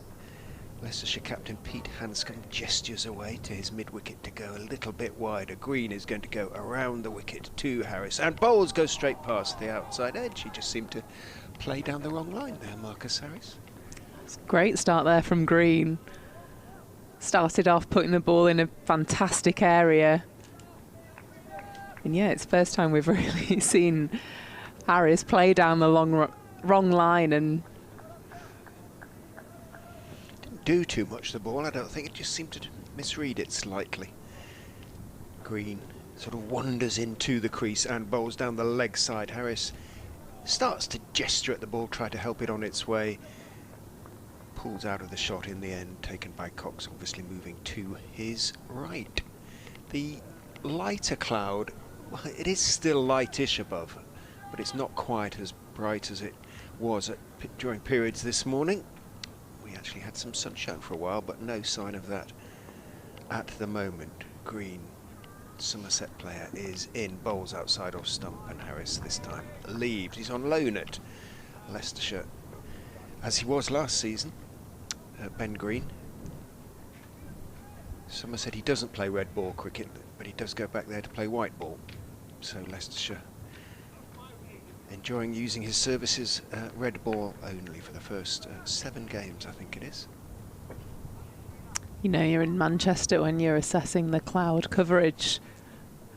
Green is in, bowls outside off stump. It's a sort of probing line, but Harris knows where his off stump is. One of the big differences I always think is between first class cricket and good club cricket is that the batters tend to really know where their stumps are and leave a lot more. That's where Harris has been excellent today and played so late as well with full face of the bat. Anything on the stumps, he's been brilliant. Green bowls again outside off stump, and Harris with that very familiar, slightly dismissive leave. He lifts his bat over the line of the ball, and then he finishes with the bat blade facing the pitch, looking down. He doesn't quite sneer, but it's implied in his body language. That's not good enough. Just had a glimmer of Luke Wells making his way over to the nets. He's got his back arm bandaged up where he got the blow and retired hurt. Green is in. Harris is going to play that one outside off stump, works it into the offside, doesn't really time it. Ahmed Fields, yeah, he's holding a bat, so he clearly can't be. He'd have gone for x-rays or something if there'd been a real problem, but he's wandering across with batting gloves and bat, and he's going to just explore how sore it is. But I think we can probably assume from that he may well play a further part in the game. Retired hurt after being hit on the sort of forearm by a short-ish delivery from Ben Mike.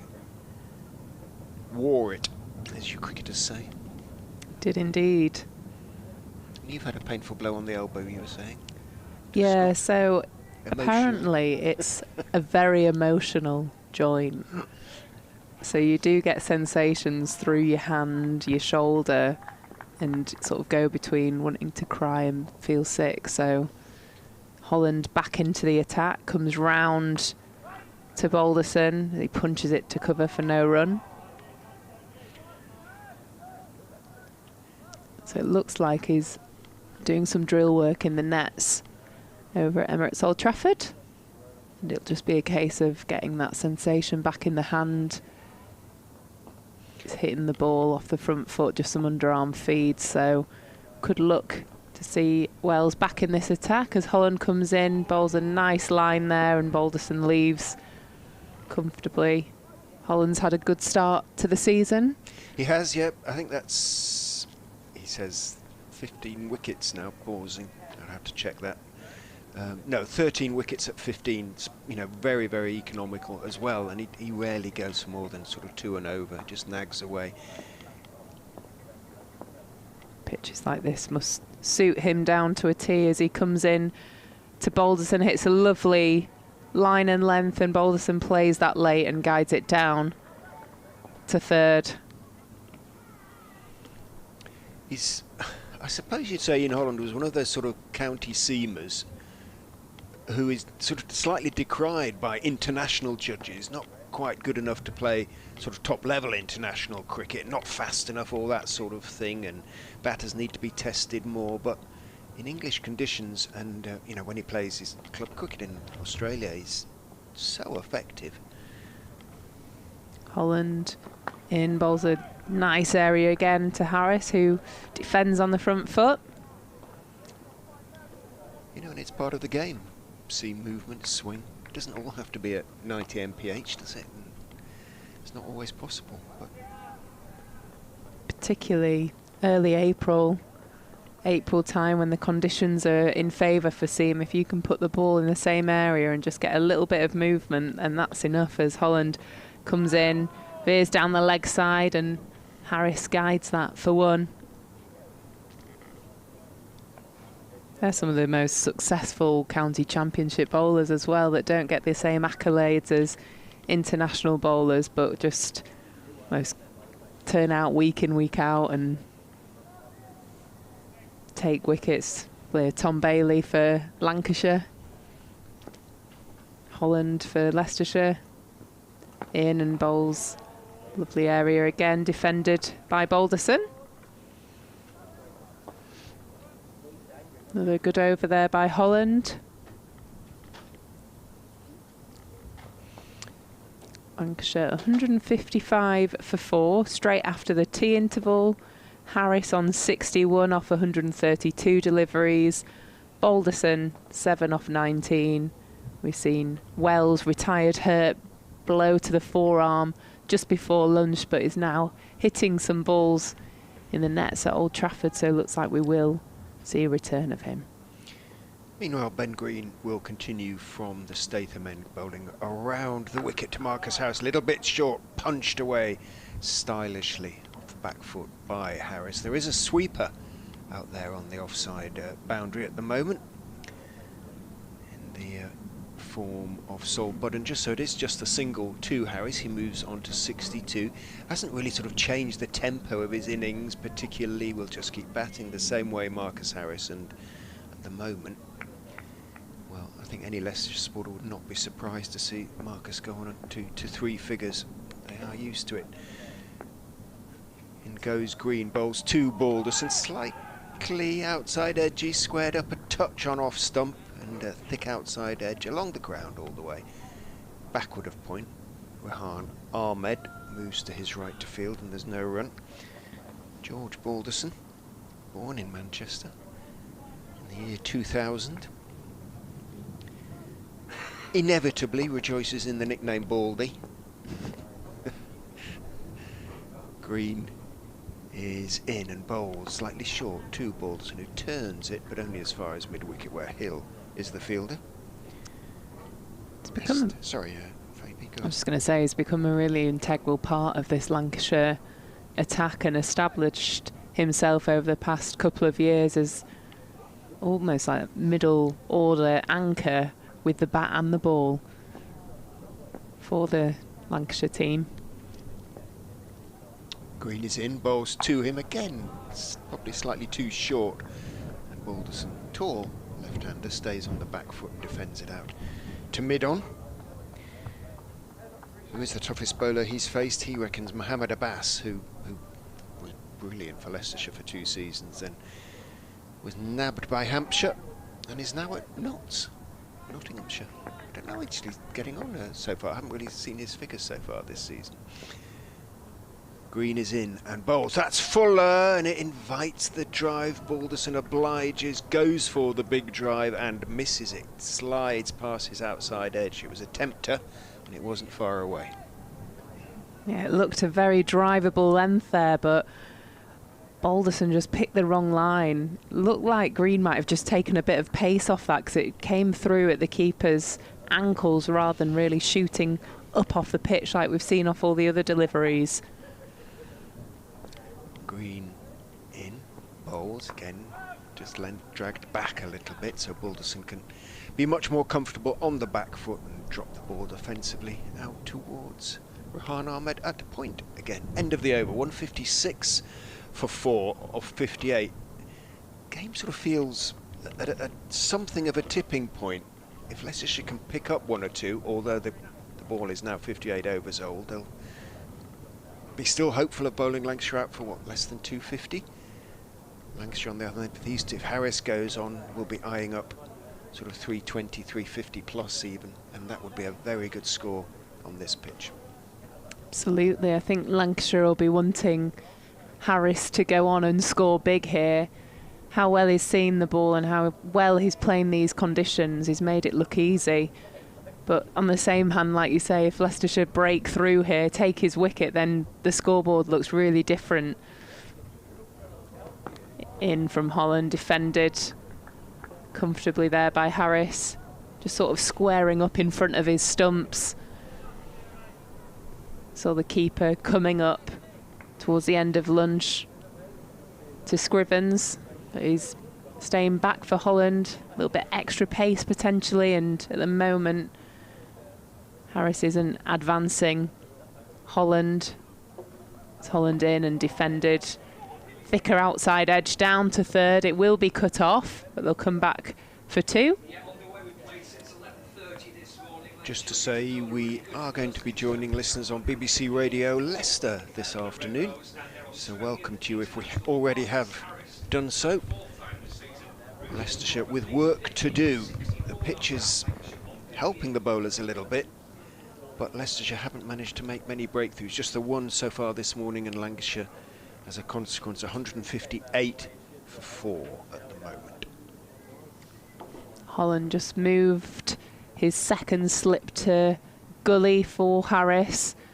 As Harris drives that beautifully through extra cover. Ball races out to the boundary, and he just leans on that and put his hands through the ball. Beautiful shot for 4. Well, the old Italian law, the immutable law of the X. Leicestershire won't be surprised that Harris is scoring big here. Nor, of course, will Lancashire, because he's been in very good form since joining the county. A very good signing. Just put cover out into the deep for Holland as well. As he comes in, bowls a straighter line and defended on the up by Harris. I think at this stage they know Balderson's the player they want to be bowling at. What, third, fine. Cover out for Harris. Happy to give him one, but still got those slips in place. Slip and gully. There's still something in it for Holland as he charges in, bowls outside the off stump and flash down to third. See, that's the ball that he's brought gully into play. He's gone down to third a few times as Harris. With a little less control there. Wasn't at the pitch of it, was he? And it just reached for it. Moving back to a first and second slip against Balderson. Holland in, Balderson drives to mid-off for no run.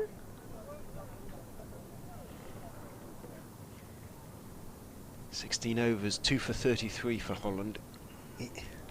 Pretty good figures, but he's almost bowled better than that, and on another day might have picked up 3 or even 4. Not so far. Kimber looked to find a little bit of turn in the very brief over or two he had before lunch. It might be that Hanscom will turn to the occasional off spinner or even the frontline leg spinner before too long. In the meantime, Green will continue from the Statham end. Wanders in and bowls straight, and again waiting deep in his crease. Harris just turns it calmly to mid-wicket. 139 deliveries he's faced now for his 69 runs, 9 fours. Inevitably, I suppose he's been beaten once or twice, but no chances given. And that really is a test to the quality of the innings, really, because the ball has been moving, certainly yesterday, and plenty this morning as well. Green is in, bowls to him. He's taking his bottom hand off the bat as he turns that one off his legs down to fine leg. Runs the first one quickly, but Van Beek is equally quickly on to the ball. Good throw as well from the Netherlands international. Right next to the stumps. Cox will approve, and does. Kimber claps his hands at first slip. A few more have wandered in now. It's chilly out there though. Chilly in here at the moment. There's a heck of a cold draft. As Green turns in past umpire Blackwell, drops a little bit short. Balderson can get up on his toes and play it straight back down the pitch to the... He's a big bloke, isn't he, Green? He's sort of wide-shouldered, mustachioed at the moment. There aren't many with just the moustache. Moustache and mullet as well. Yeah, you should have seen it last season. He had a serious mullet. This is shorn slightly, but he is from Somerset, West Country. Goes Green. It swings in a little bit, and Balderson's forward, thick inside part of the bat. He too takes the bottom hand off the bat, and it trickles rather than runs quickly down towards fine leg. Van Beek into the action again, single taken. Devonian, I think. Ben Green. Nice part of the world down there in the southwest.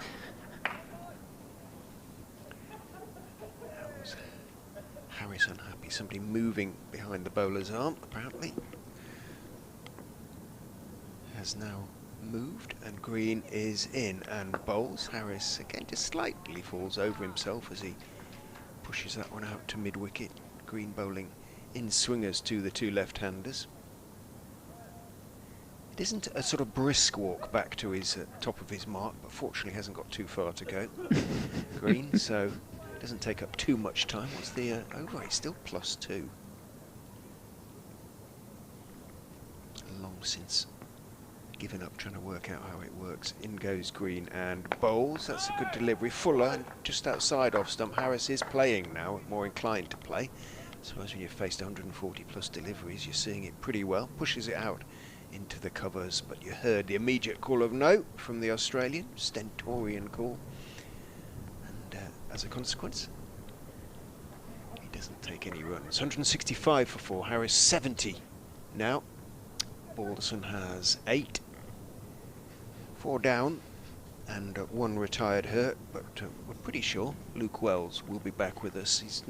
He's left the nets, so can't see him there anyways. He's had a few sort of throwdowns. So if required, I'm sure we'll bat again in due course. Holland into Balderson.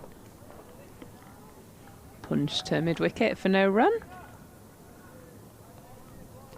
Does it almost feel as though Leicestershire have begun to settle for containment, really? And Well, they seem to be hitting a harder length that actually isn't coming through to hit the stumps. So that defensive punch from Balderson looked much easier to play than the lengths that they were bowling before tea.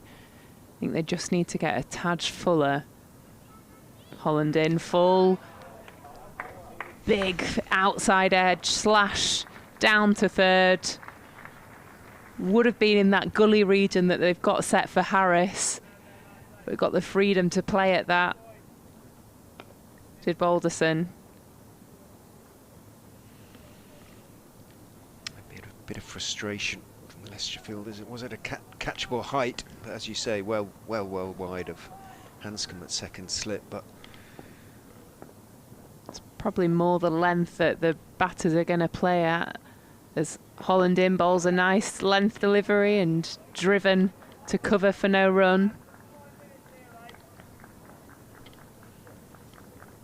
Getting a bit lighter again, isn't it? A few shadows being cast. It's that lighter grey cloud coverage that we get to see in Manchester. It's back. This summer. Holland in and shorter delivery, punch to mid-on for no run. Scott's laughing, but it's a sad laugh. It's the optimism of the weather forecast that we often talk about.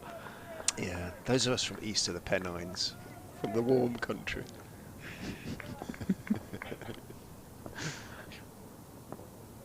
Holland in and Fuller to Balderson, defends to point. He's ruthless on excuse me, on his bowlers in a way, Hanscom. You know, he knows Holland's been his best bowler in this game, and he'll make him keep bowling as well. You know, this is the 17th. You're gonna have to spell him soon. Holland in full, driven through that gully region again and down for 4. They'll be kicking themselves that they didn't fill that gap. That's 2 potential opportunities there, and Balderson's both time really had the freedom to flash his hands at that. He plugged the gap for Harris but left it open for Balderson. And at this stage, 173 for 4. Could they be a bit more attacking with the fields for their best bowler, who's been threatening all day? Yeah, that was sort of catchable height through about sort of almost 4th slip, really. So 3rd might have been able to dive across, but no, you're right. It's 1 or 2 Leicestershire supporters who might be questioning the field. They have set a gully now, as Green comes in to Harris, who does drive, but drives out of the middle of the bat, out to deep extra cover. Buttinger gets there quickly. He's got a good arm even on him, and gets his throw away. The pitch is cut pretty centrally in this big Old Trafford square, so it's roughly the same to each part of the boundary. Probably slightly longer to mid-wicket looking from the Statham end than it is to 3rd man, but not much in it. Green is in and bowling. Fuller driven again, bounces a couple of times. Scriven moves smartly across to his right from mid-off to field, and there is no run. Balderson remains 17, Harris 71, 174 for 4. Listen to BBC radios. Leicester, Manchester, Lancashire. Bringing you ball-by-ball coverage of this Rothesay County Championship match between Leicestershire and Lancashire, or Lancashire and Leicestershire. Green is in, bowls, drops a touch short. George Balderson is up on his back foot, playing it carefully back down the pitch on the offside. Yeah, the only real difference we've seen in any of the fields is this deep cover for Harris and cover in for Balderson or for Wells when Wells was batting. And actually, when you're first up, Balderson's now faced 35 deliveries, but we've seen how difficult it is, and actually could Leicestershire be more attacking in the slips? Green is in and bowls. It's a little bit fuller and it swings back in a touch, but Balderson more than equal to it. Plays it back down the pitch on the on side. And be happy to potentially leak runs through extra cover, bring that fielder in, move mid-off round and just get someone else in there just to really apply the pressure on that outside edge, because that's what's been drawing in the wickets, caught through that slip cordon. Green in, bowls. Touch short, punched away off the back foot nicely by Balderson. He's found the gap between Ahmed and Buttinger. I think Buttinger's going to pull it back. Well, he slides and manages to stop it. Ahmed, who'd followed him back to the boundary, completes the fielding. Balderson has to settle for a couple, but that was a nice shot from George Balderson. He moves on to 18, 176 for 4. Phoebe Graham, Richard Ray of BBC Radio Leicester, Scott Reed, of course, of BBC Manchester and Lancashire, bringing you this ball-by-ball commentary on a chilly afternoon in Manchester. But the game nicely poised, Lancashire beginning to nose ahead as Green is in and bowls Fuller, driven back to him, reaches down with his right hand, doesn't field the ball cleanly, drops, he has to turn and pick it up and then lobs it to Tom Scriven because it's the end of his over. 10th he's bowled in this innings, none for 24 his figures, and well, the workhorse, the ever willing Ian Holland, is going to continue from the Anderson end. Yeah, he's bowled really well as Holland. It's just not really missed his areas. He's probably not looked as threatening after lunch, but still just putting it in and around the right spots and really wants to draw Balderson forward here. They've moved their second slip to gully. Brings Balderson onto the, Harris onto the front foot and defends that easily. You can see Harris there just almost walking down and playing that with such a full face of the bat. Right out of the middle. It must look very broad to the bowlers at the moment, Harris's bat. Holland in. And Harris works this to mid-off for no run. Wouldn't be surprised if you see the keeper coming up here to Harris. He's now starting to play Holland as he was playing Scriven, sort of more advancing down the wicket to play those defensive shots, and I'm sure make hay if he over pitches, which we don't really see Holland do. Holland in, driven, out to deep cover. Is it going to be extra on the right? Well round. They've managed to run back for 3. Great fielding by Van Beek. Put Harris under pressure there for the 3rd. And Holland took the bails off, but he had made his ground, but he had to really sprint that last one. Such a big outfield at Emirates Old Trafford, that beat cover to the right. The ball just kept going and it was a good piece of fielding to cut off that boundary. Yeah, Harris puffing at the non-striker's end after that sprint finish as Balderson in. Defended there. Big cheer from Keaton Jennings. He is known as Baldy, judging by that shout as well. Just move their second slip to gully as well, where the ball has gone the previous over twice from Balderson flashing at that, so I don't think we'll see him flashing at anything outside the off stump this over. As Holland comes in, Balderson plays a lovely defensive shot to mid-off. 18 off 40 balls is Balderson.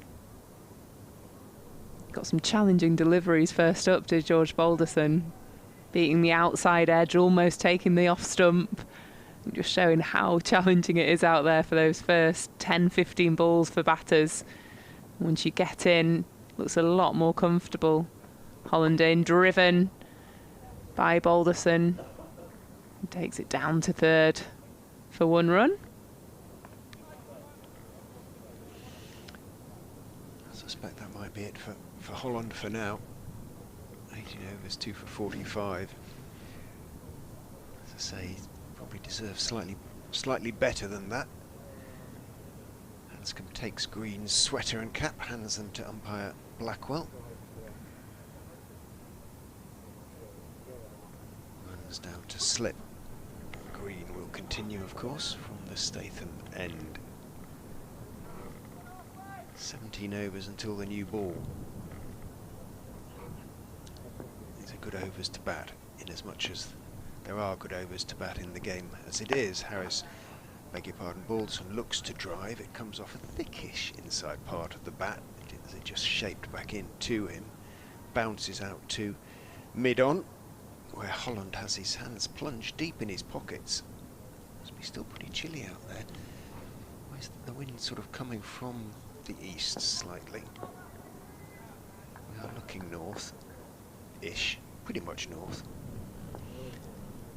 Green is in and bowls outside off stump. This time, Balderson not tempted, lets it run through. You can see the players' whites actually really fluttering, so to speak, in the I was going to say breeze, but it is a wind. The flags atop and either side of the pavilion are extended. Cross of St George, the Union flag, and a couple of sponsors' flags. Round the wicket goes Green and bowls, tucks Balderson up as it bounces up, hits him on the thigh pad as he looks to shovel it into the leg side, doesn't get anything on it. Scriven begins to do some gentle warm-up exercises. He's going to be the next cab off the seam rank, so to speak. It looks like. There we go. Swings his torso from side to side as he stretches the back and the hamstrings a little bit. Green is in and bowls full, driven in the air, wide of Ahmed. He's in front of point. It went through backward point at a very catchable height. Balderson's not afraid to drive at the wide ones, and he's gotten away with a couple now really. And he's hit off a thickish outside edge in the air. That was another. Picks up a single. Moves on to 20, 181 for 4. Green into Harris, who just off the back foot pushes into the gap at extra cover. Budinger runs round to field and underarms the ball to Scriven. Harris just keep batting at the same pace. Yeah, it doesn't look like he's getting bored at all. No, no. Just another single, rotate the strike. His hundreds for Leicestershire were all big ones as well. He just didn't. Yeah, never gives it away. Never seems to. And if he hits the fielder, he doesn't get frustrated or never gets sort of fretful. Just keeps going. Well, get the next one away. Green is in to Balderson outside off stump. A little bit short. He went back, tried to sort of cut it away, drive it away off the back foot. Didn't quite time it. Bounced down into the ground. A comfortable stop for Scriven. And Holland's work is indeed done. Scriven keeps jogging on to have a chat to his captain, removing his sweater as he does so. Yeah, he looks a very measured player, Harris, and I'm sure that's brilliant for any of the Lancashire players going out there to join him in the middle. Absolutely. That sort of temperament. Can only have a positive effect on the Lancashire attack.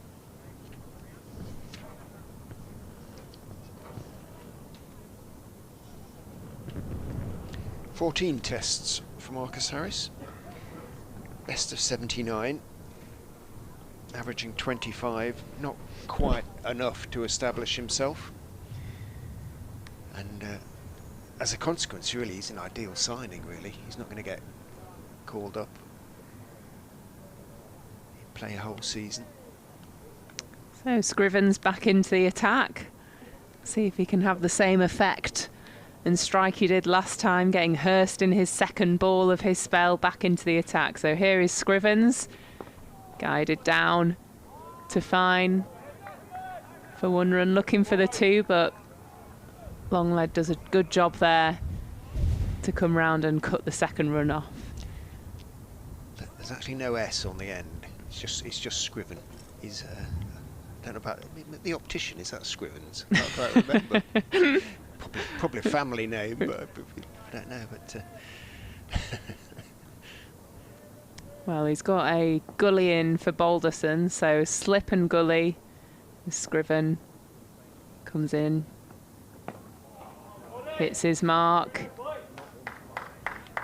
Balderson defends that to mid-on. Here, a lot of the Lancs players must be sat outside on the dressing room tier.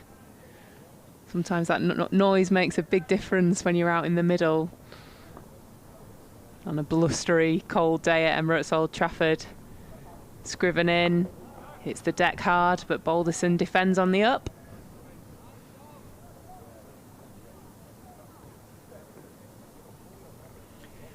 Might also be a sign that they feel a little bit more comfortable with the position they've gotten themselves into really in the game. They're beginning to get very much on top. 183 for 4 is a really good effort on this pitch. Not implying that there's anything particularly wrong with the pitch, but it's just offered assistance, so it's really good effort. Scriven in, lovely delivery there that shapes into Balderson.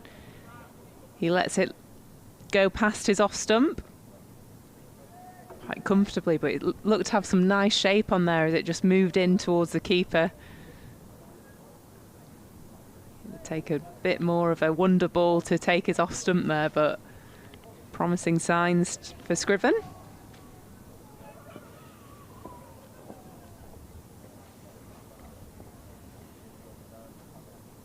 He comes in, similar delivery again, taking his gully out, so just one slip, which again for me is just a little bit negative. Because Kimber's sort of, he's a sort of wide-ish gully, isn't he? He's chuntering to Ahmed at point at the moment, but it does feel like they're a little bit following the ball. You never know, it might work. Scriven in, Balderson lets this leave it past his off stump again. He's getting very comfortable with where his stumps are. Another good over from Scriven. He's come back into the attack well for Leicestershire. Van Beek, strike bowler, 65 overs. He's not gone to his spinners yet.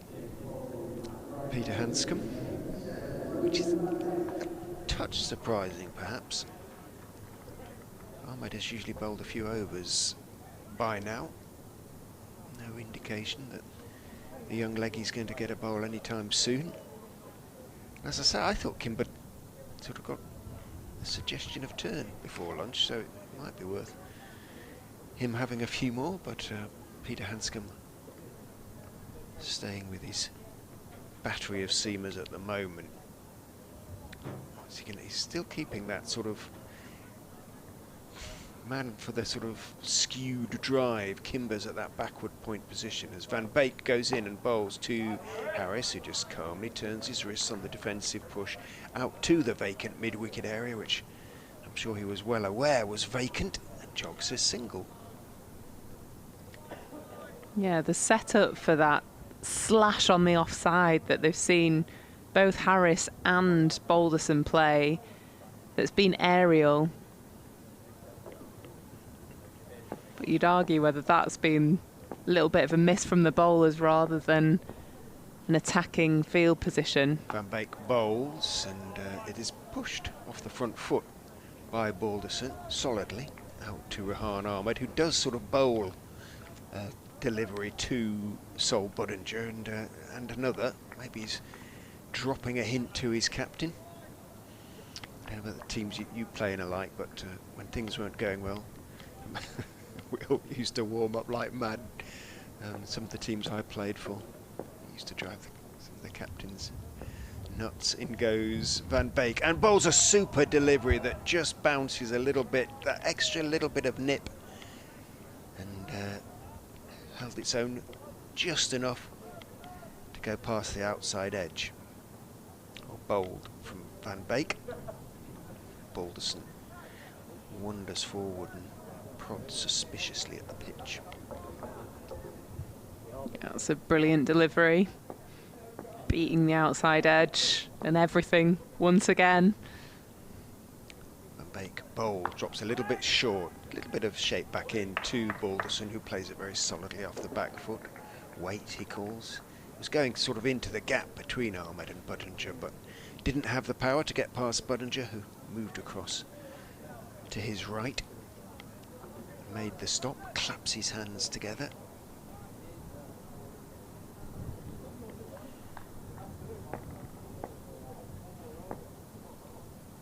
Baked bowls full, perhaps looking for the Yorker. Balderson, who was stepping out looking to drive, just adjusted, checked the shot and rather jammed it out way off the off stump. Again out to Budinger in the covers. Lewis Hill has been sent back from mid-wicket by Van Beek to deep backward square. Long way away from the bat, 70 yards or so, as Van Beek is in and bowls outside off stump. Balderson, as has been his occasional wont in this innings, throws the bat at it, doesn't get anything on it, gets away. Zero excitement out there from the Leicestershire players, no reaction whatsoever. I wonder whether that backward point that they set up was actually a bit terrified then, because it would have come at quite some relieved, I would imagine, although Kimber has got a good pair of hands. Come at some knots then, the way Balderson swung at the ball, put his whole body into it, but just a swing and a miss. 66 overs, 184 for 4. Balderson 20, Harris 77. And not head scratching as much, but I'm sure Peter Hanscom is wondering where can we find a wicket? How can we make something happen?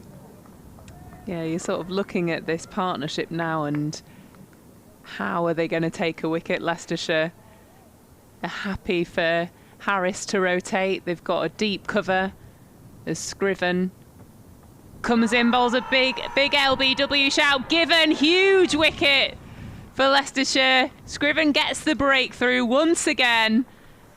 And that is a tremendous knock from Harris. 77 from 149 deliveries. But Scriven gets the breakthrough once again. My first thought was that's very close to being outside the line. Let's have a look. Oh, back foot. So that was what did for Harris. Had it hit him on the front foot, I think he'd got his front leg outside the line, but it swung back in, hit him on the back pad, and an outstanding knock, as you say, Phoebe, comes to an end. Didn't look like it was ever going to happen as far as left. Oh no, it was front foot. I beg your pardon. I thought that did a bit more than I thought, actually. It hit him quite low, didn't it? It wasn't a big stride. Looked a very good shout, to be fair. If anything, maybe done too much, the ball, because it's pitched way outside off and come back in. 150 balls, 9 fours for Marcus Harris. But yeah, I'm sure he adds to his growing reputation with the Lancashire members and spectators. Not able to go on for once. Marcus, 184 for 5. Well, Tom Hartley comes out into the middle. Lancashire 5 down. No sign of Luke Wells still, who received a blow on his forearm just before lunch and was retired hurt. I'd like to see Leicestershire here look a little bit more attacking, because from all the batters we've seen, it's been so tricky the first 10, 15, 20 deliveries. And even then, Harris, who looked so comfortable, done by the movement of Scriven, coming back into the left-hander. So it'll be coming away from Hartley. 2 slips, second and third slip in place. Scriven in and bowls a wide line there to Hartley, who can comfortably leave that. He's been good in this game, Scriven, hasn't he? He's 2 for 30. But he's impressed me a lot. She's come in and been that impact bowler. He's hit his channels, he's running hard, and actually he's backed up Holland's work and managed to get the breakthrough for Leicestershire twice now, as Scriven in, guides down the leg side, no run. Inevitably then spears one down the leg side. Probably the first time he's done it. He's bowled at left-handers all day, hasn't he? It's Scriven. Harris, Wells. Saw a little bit of Hurst this morning. We said 1 wicket for Leicestershire, and all of a sudden 250 looks a challenging total Scrivens into Hartley, drives this to cover for no run. Comes from the Oxford area, Tom Scriven. His first cricket club was West Islesleigh CC in Berkshire, which, as I say, is better known as a sort of racing area, horse racing area, with a lot of flat trainers in that neck of the woods.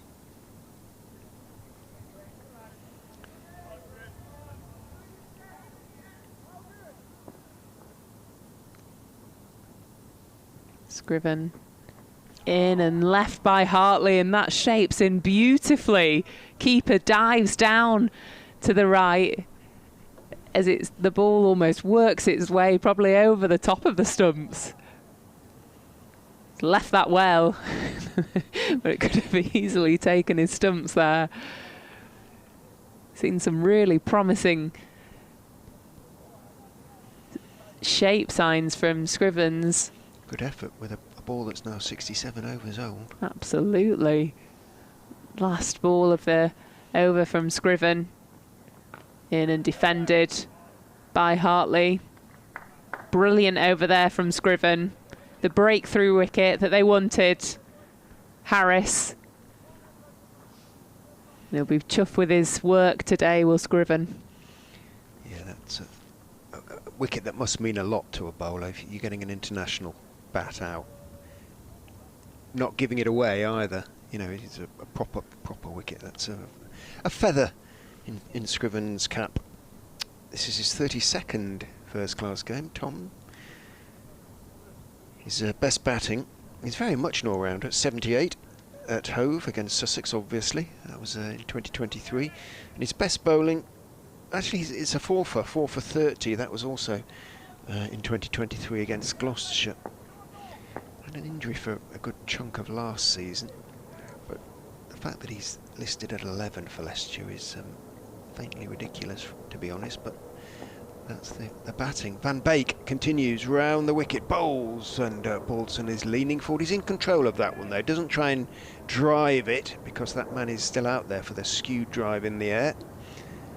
Louis Kimber, he guides it down to third man. Takes his single. Kimber wanders over back to first slip. Hanscom shuffles to one side. Of course, it's the new man, Tom Hartley. Yet another tall Lancashire left-hander comes to the crease. As Van Beek is in, bowls, and zeroing in on the stumps from around the wicket. Hartley a little uncertain, half forward, pushing it out of a thick outside part of the bat into the covers. Just shakes off his left hand, maybe just jarred his...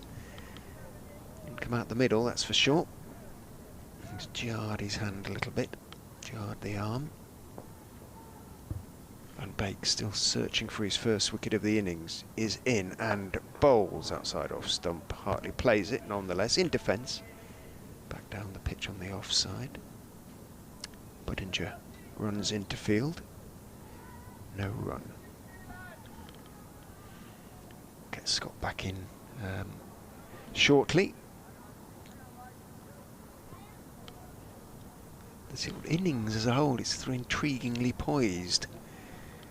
Which way is it going to go? I know, just as one team looked like they're running away with it, another one claws back into the game, and that's just what Leicestershire have done. Van Beek is in, bowls a short delivery, but Hartley just stands there and plays it down around about chest high, down at his feet. Got Didn't flinch at all.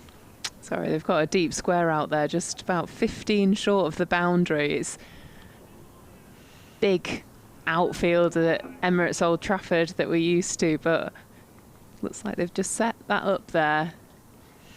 Yeah, Hilly dropped a couple on the boundary last match, so he's probably hoping it isn't going to head his way. Van Beek is in and bowls. Hartley plays it well, actually. That was a difficult delivery just outside off stump, coming back in. Perhaps short of an ideal length. He leant forward, as I say, he's a tall young man, and guided it neatly down to third man and took the single. I think Tom Hartley Scott will remind us, I think he made some runs against Leicestershire in that Bob Willis Trophy game at Worcester back in 20. He's been around longer than you think, Tom Hartley, hasn't he? One way or another. I think it's about 24, 25 now, Tom Hartley. Let's have a look, see. 1998, so May the 3rd, 1998. So he's actually coming up 27 then, isn't he? In goes Van Beek and bowls, and Balderson is forward, pushing it out into the offside. And there's no run. Best bowling was 4. England, of course. 7 for 62 against India, Hyderabad. Not so very long ago. Describes himself in 3 words as tall, lanky and funny. You might know him. You can confirm whether that's the case. We can certainly confirm he's tall. Lanky's a bit harsh. Yeah, I think he's been a bit cruel on himself there. Funny? Yeah, I think he's quite a funny guy, Tom Hartley. Scriven in and works it through mid-wicket. It's an uncomfortable length for Tom Hartley. But they're going to come back for 2. Don't go for the 3. Just sort of gets big on him last minute there, and he tries to glance that through mid-wicket, but it's very uncomfortable. Yeah, he did well to sort of get it as far away down almost to the boundary. They're good bats these days.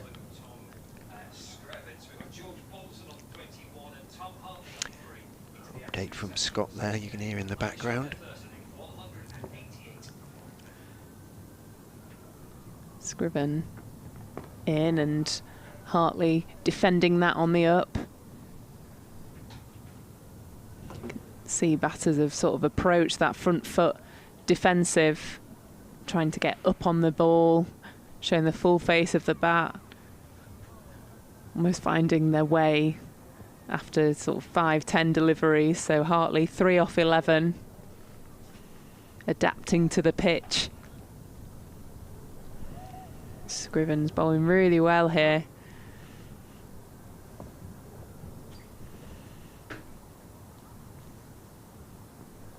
In and defended again once by Hartley.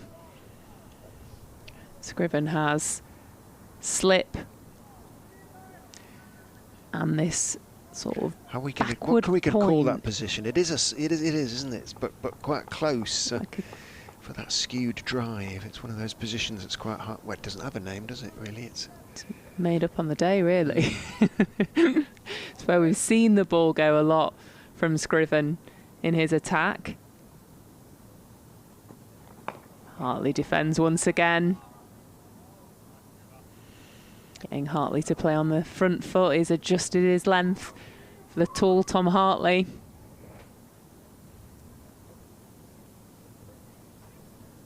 But yeah, huge wicket in the previous over of Harris, who batted fantastically for his 77.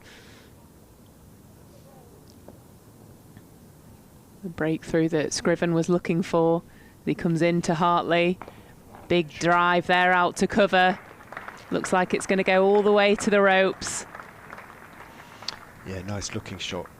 Just sort of bent at the knees and cracked it away off the front foot through the offside. It was not at the pitch of it, but as you say, tall, so he could sort of get on top of the bounce, and nice looking shot. Played well.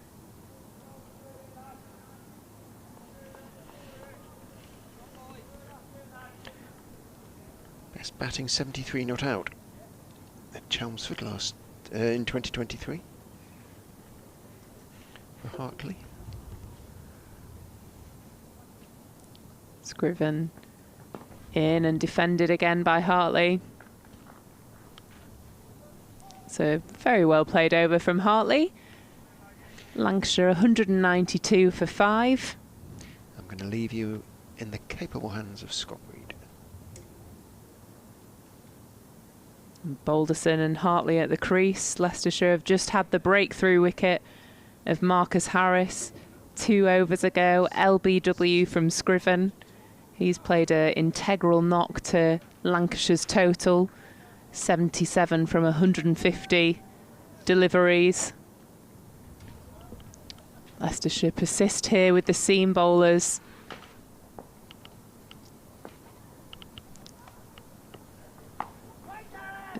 Van Beek comes through, falls over on his delivery stride, but still hits his straps. And Balderson defends that to cover. Yeah, it was just one over, haven't we, of off spin before lunch from Kimber. Nothing since. But it feels like it's a bit of a seamless type pitch, this. Certainly so far in the game. Definitely. I think the only thing is we did see a little bit of spin from Kimber. Yeah. It's pushed up towards wide mid off for a single. Yeah, he did, didn't he? Just got a little bit of, it wasn't kind of sharp, vicious type spin, but it was maybe just enough to keep him interested. One shot through and just missed the top of off, so enough to show promising signs. Plus what over is it that you get the new ball? Is it 80? 80. So if you can rattle through 2 or 3 overs here, you'd like your seam bowlers to be as fresh as possible when they have that new ball in the hand. Punched away by Hartley to cover, and there's no run. Of course, they've got 2 left-handers here as well, haven't they, Lancashire? So that for the off-spinner might be something that Peter Hanscom could be tempted by, just building up to the second new ball becoming available. So the seamers have certainly got through the overs today. Ian Holland bowled 18 over the duration of the 2 days, 15 for Tom Scriven. Van Beek into his 14th. It's carved away for 4. Handsome looking shot by Hartley. He's onto that inner flash. The ball disappears through deep backward point and 4 runs. Lovely looking shot. Yeah, it's a beautiful shot from Hartley. Really waited on that and was able to crunch that behind point for 4. No chance that deep third could get anywhere near that.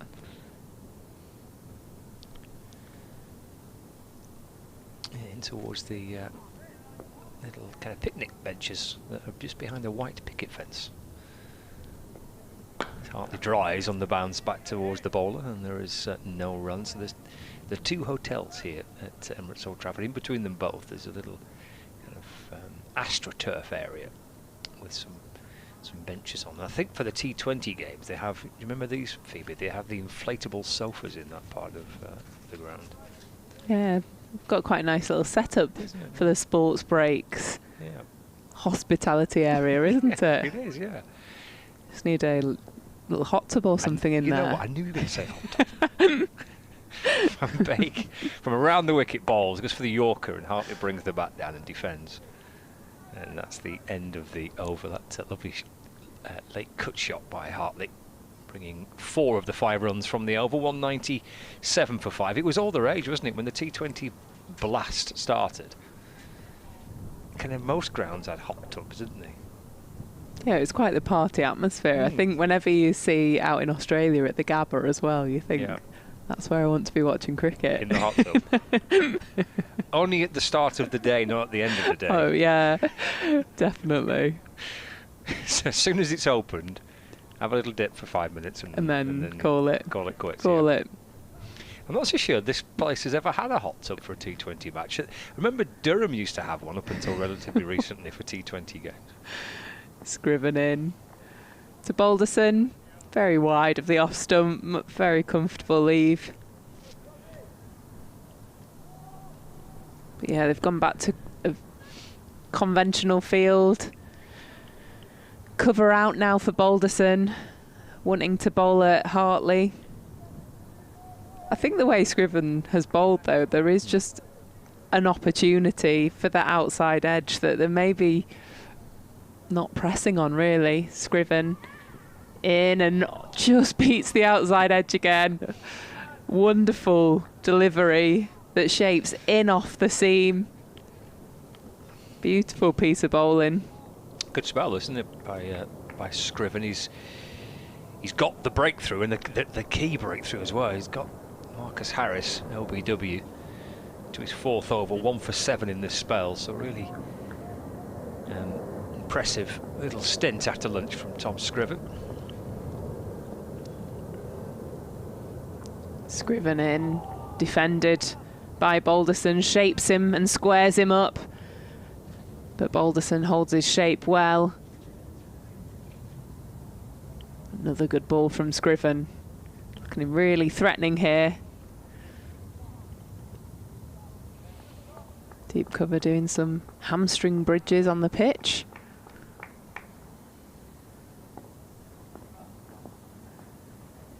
Scriven comes in. Appeal for LBW, but going down. He knew there it wasn't quite the right line, but another delivery that causes Balderson some problems. It's been a great 4 deliveries from Scriven. Caused some real damage. He's probing away, isn't he? Testing little stuff this from Scriven to Balderson. In and defended by Balderson on the front foot. Bowled a lot last season, Tom Scriven. In fact, there's only Scott Curry bowled more overs for Leicestershire in the County Championship last season. Picking up 15 wickets, though, Scriven, from his 12 games.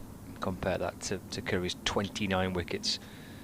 Ben Mike got 26 last season. In Holland, 14.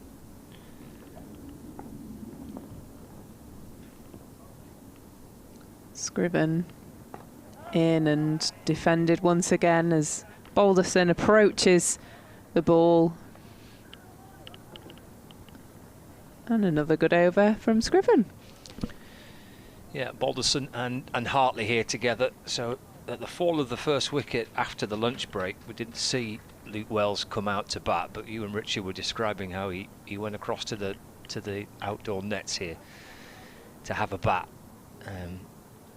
with a couple of the Lancashire backroom staff, just to test out maybe at that elbow how it was feeling. I mean, it only lasted maybe 5 minutes or so, something like that, and I don't know whether that meant he was fine. So I've had 5 minutes of just knocking the ball back and it feels all right, or whether that was 5 minutes, you know what, it doesn't feel fine. Oh no, I thought exactly the same actually. We said he's done there, so we should see him in next, and out came Tom Hartley, so yeah. But he can bat, can't he, at any point now? We had that kind of confirmed, didn't we, at lunch? Didn't have to wait any time or anything like that, so he can just kind of continue. But yeah, when Tom Hartley came out, maybe thinking not all right. It was a nasty looking blow. He was in real pain, wasn't he? A big bump on his elbow. Let's hope it's nothing more than just that. Well, they've got a short leg in here for Tom Hartley as Ben Mike comes into the attack, and this sort of close-ish backward point catching position as well as a slip. Well, his right arm around the wicket to Hartley, that's angled in towards him and deflects away off his pads down towards fine leg for a leg bye. So Hartley remains on 11. Lancashire edging slowly towards 200, 198 for 5. He's about the only bowler from the Leicestershire attack that's looked to try and go short, Ben Mike, and they've had that policy a couple of times before lunch. Not for Balderson, at least, not the short leg anyway. And it's a deep square leg and a fine leg. Just setting up the angles of point, so you've got this catching backward point and a slightly behind point as well. It is short by Mike, and Balderson ducks underneath it. It's a quirky feel, that, isn't it? Because there's also third man, and there's also deep extra cover as well. So it's a slightly odd-looking field. They've had the third man in for the entire game, plus this catching backward point, and then Ahmed at cover point. Plans are afoot for Leicestershire. 198 for 5. Balderson on 22. Ben Mike from the Brian Statham end, so he's running away from the media centre. Arms pumping back and forth. In bowls, driven by Balderson towards mid-on. They scamper through for a quick single, and that's good positive running, isn't it, by Balderson and by Hartley, trying to make the most of scoring chances when they come. Yeah, it's a comfortable single, but very well run from Balderson. So back to this short leg for Hartley. It's a deep square for Balderson and a short square leg for, in fact he's now just shuffled in front of square, under the helmet. Kind of the backward point catch has gone to a more gully position. Mike in to Hartley, full.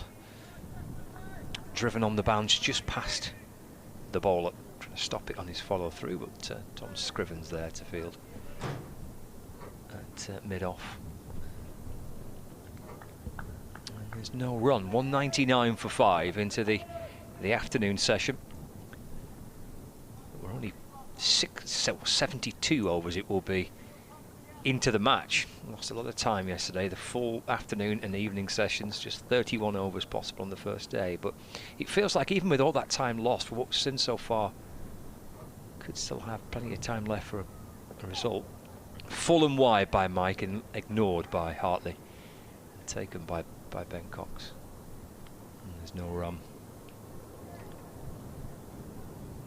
Sometimes you watch these games where you've lost so much cricket and you think, oh, already it feels like this could be difficult to see a side get into a winning position. Doesn't feel like this so far from what we've witnessed in, well, both yesterday and through the course of today. Still have plenty of time tomorrow, making up more overs in the match tomorrow as well. Clipped away to mid-on by Hartley.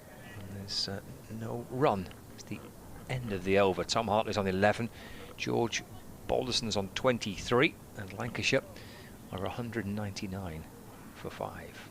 I think with conditions like this, for the bowling attack, when you get on top, you've got to take advantage of that. It's really difficult for any batters coming in to score at a rate, or to even score really, if you're challenging those areas like Leicestershire did yesterday. They got Lancashire 44 for 3. But then the next wicket falls 117 for 4, 184 for 5. So they've just let them build those partnerships a little bit too easily, really, of Leicestershire.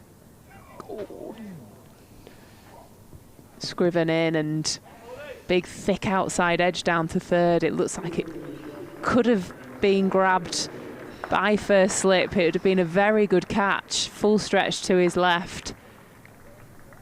Just watching it back on replay, just goes over his hand there. He's bowling so well and only got a slip in.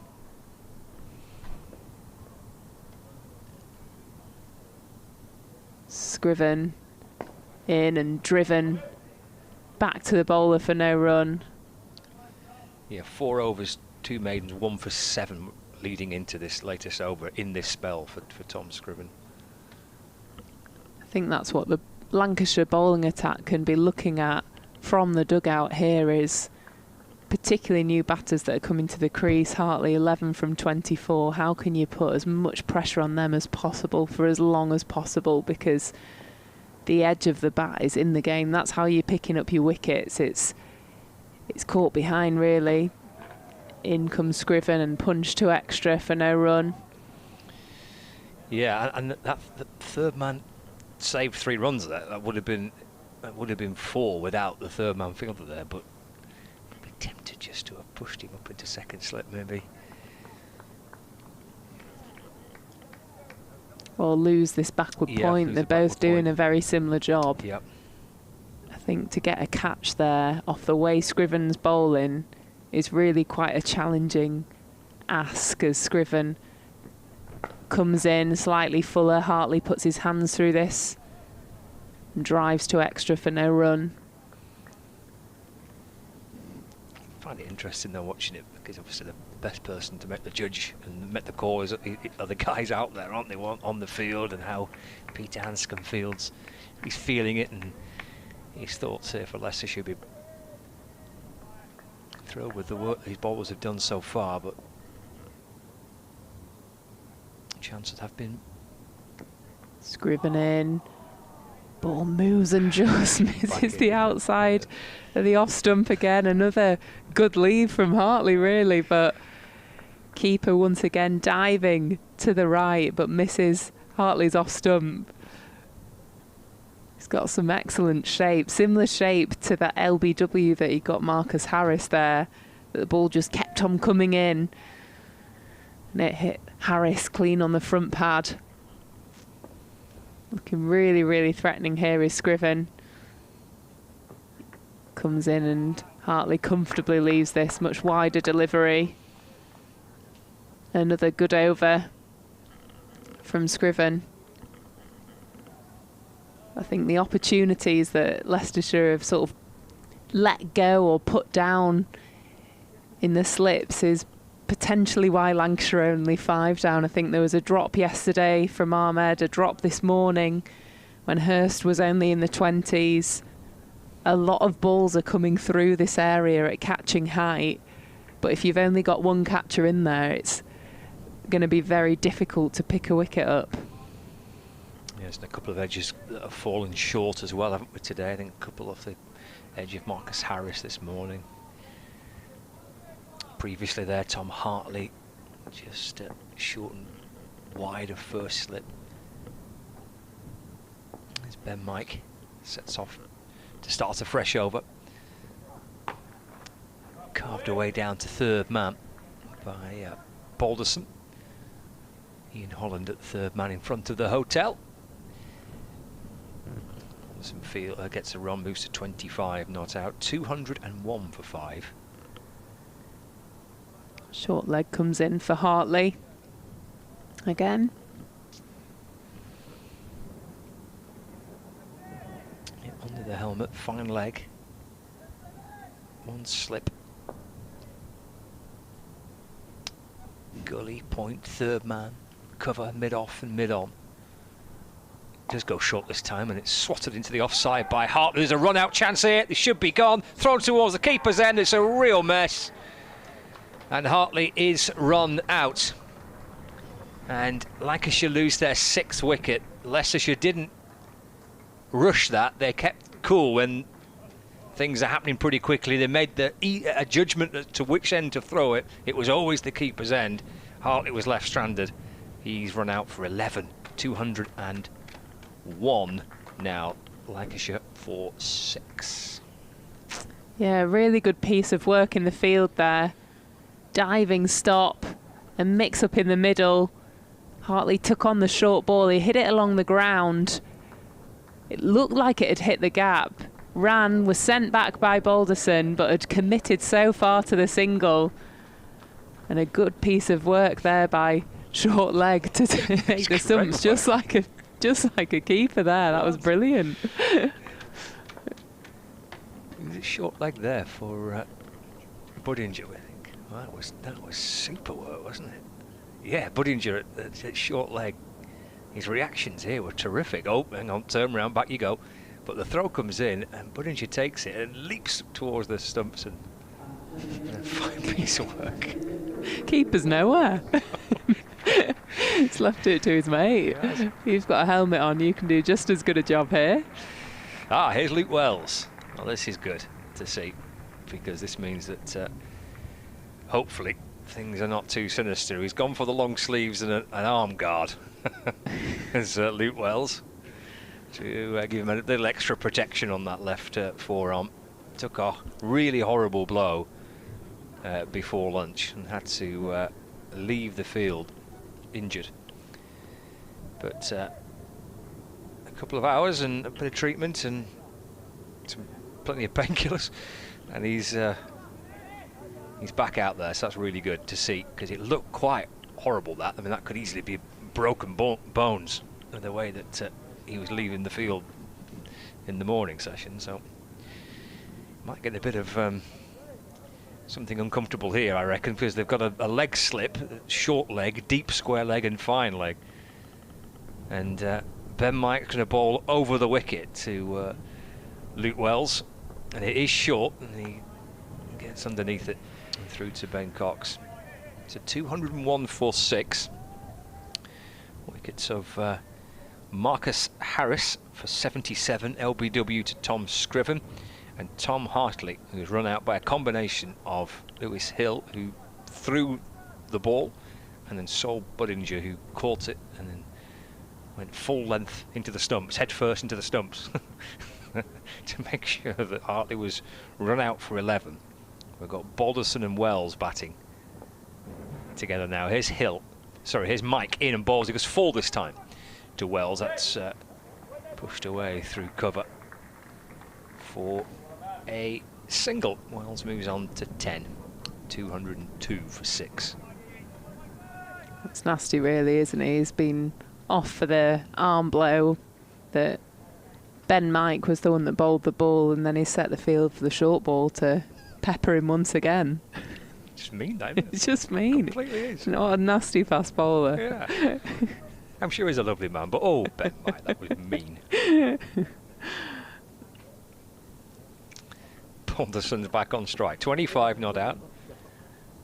A couple of balls, not too far away from the second new ball. That'd be 4 overs. No, 6 after this one. He's fired that in full, but angling down the leg side to Balderson. Does get a little bit of bat on that. Run signalled by the umpire, just managed to find a little bit of bat and onto his pad. You could hear the sound of the pad. It's caught him somewhere where he's maybe a little bit lower down than that, perhaps even maybe around the ankle potentially. Because he's limping a little bit here. Yeah, it's definitely hit his toe there. He's right. Spewing a little bit. Is Balderson. We've got broken toes, bruised elbows. Dodgy back. Matty Hurst had a dodgy back this morning. It's like the walking wounded, this. Final ball of the over is Mike in bowls. Swings a bit. It's left alone by Wells. And through to Cox. It's the end of the over. 203 for 6. Balderson on 26. Wells on 10. There it is. That's where it hit. He's showing Luke Wells. And this is the run out. Actually, looking back on the replay there, Lewis Hill has instinctively gone to throw towards the bowler's end, I think, to begin with, but then just holds on to the ball, reassesses quickly, and knows that the better threat is at the other end. That's good by Hill, isn't it? Yeah, he's done really well there. Call was loud from the fielding team. He could see the mix-up, and he almost goes for the release, doesn't release the ball, and on the second action of throwing, releases it to the keeper's end. We see some spin now. Kimber bowled 1 over before lunch from the Brian Statham end. He's going to replace a very good spell by Tom Scriven. That spell was 5 overs, 2 maidens, 1 for 8. The big wicket of Marcus Harris as well. In comes Kimber, beats the outside edge of Balderson. Lovely, but his first ball before lunch was absolutely on the money, and his first ball of the afternoon session is bob on too. Just slides through straight, didn't have a lot of turn as Kimber comes in, defended on the front foot from Balderson. Yeah, we saw one that he dragged short, had a lot more revs in and span away from the left-hander. The off-spinner of Kimber. Into Balderson, drags it short on the back foot, pulls out to deep cow. Ben Mike out there, who cuts off the 2.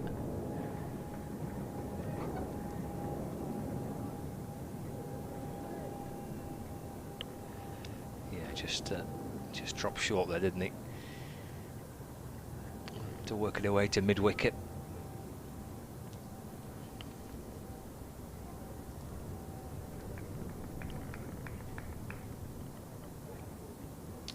For Luke Wells to take his guard.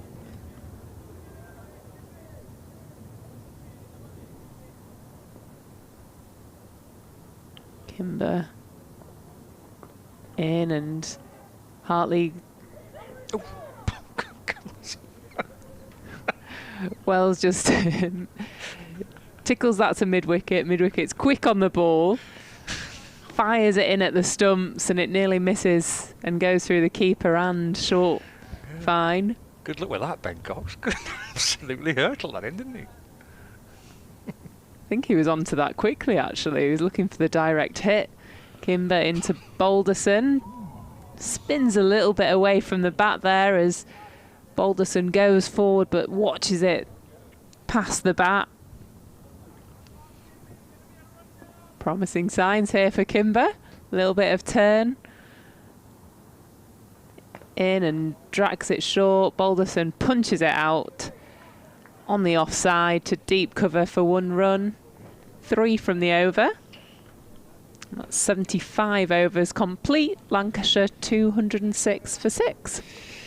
Yes, and Balderson and Wells trying to put together another partnership here for Lancashire. I think we saw the partnerships up on the screen for the viewers on Lancs TV a while back. The biggest of the innings is Harris and Hurst. They put on 73 together. And then Harris and Balderson was going on quite nicely, 46 before the dismissal of Marcus Harris for the LBW. Another 40-50 run partnership could be very handy here.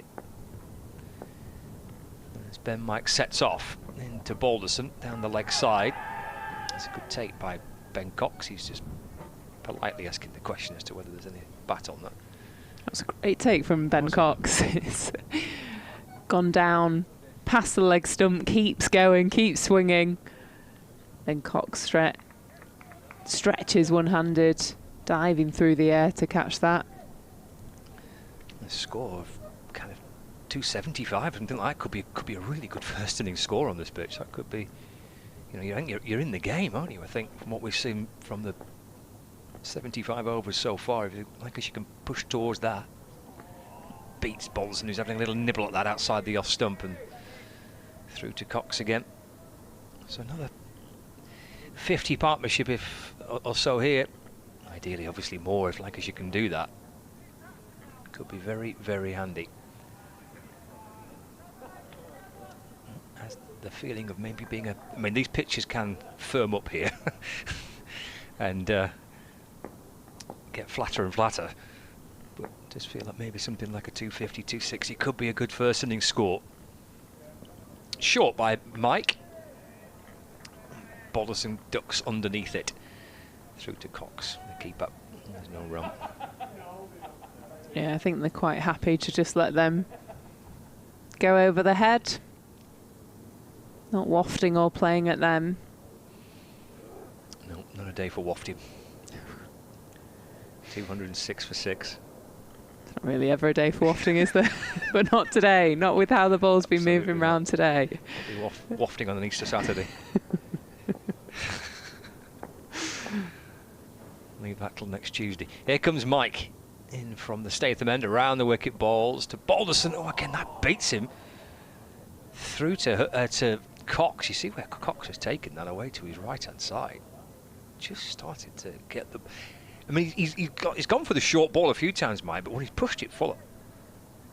Well, that tail did that Yorker last minute and just did Balderson with that last-minute in-swing. The older ball starting to tail with those fuller deliveries and looked really, really threatening there, missing the off stump. But that's where I guess this short ball, full ball strategy that Mike's looking to deploy with the older ball, partnered with some spin at the other end, could be quite effective here before they get the new ball. 206 for 6. Here's Mike again. Just feels like he's found a bit of a groove here. It's pushed away by Balderson. It's just a little gap through cover. He's able just to ease it away off the front foot. Brings Ahmed up from the cover boundary to field, but Balderson sneaks through for a single. Moves on to 29. 206 for 7, and short ball, full ball strategy, as Phoebe Graham was describing, looks like it's going to continue again, because the setup here would suggest something short to end the over with the short leg in place. A deep square leg, fine leg, leg slip, or leg gully. Third man, cover mid-off and mid-on. Steams in, does Ben Mike, doesn't he? You can see he uses every bit of his energy running in. Here to Wells. And that's left and through to the Cox is no run. He's got a wonderful expression on his face when he runs, and only Ben Mike. It's an expression of sheer concentration, isn't it?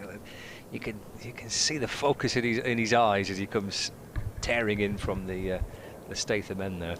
But he's 2 or 3 overs. What's his spell? 3 overs for 5. So this is much better. But look at the concentration on Ben Mike's face here as he comes in. Good stuff though. He's come back well. He was a little bit expensive in his second spell.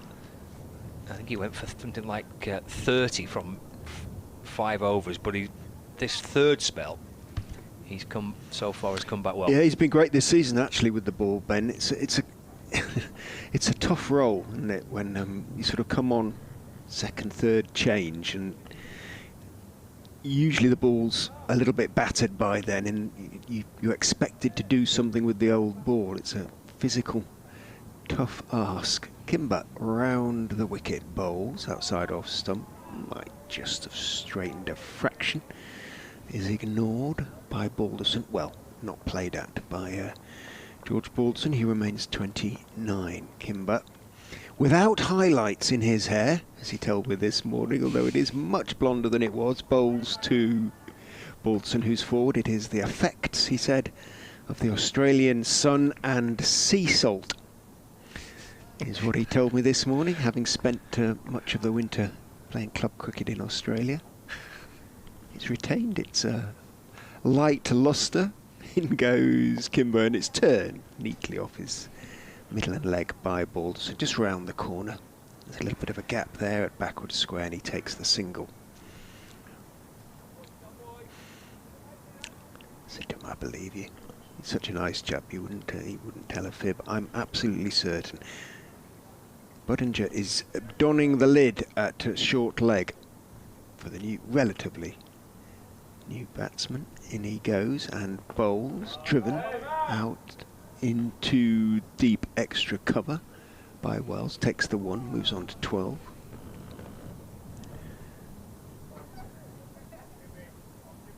Just nicely accumulating these two now.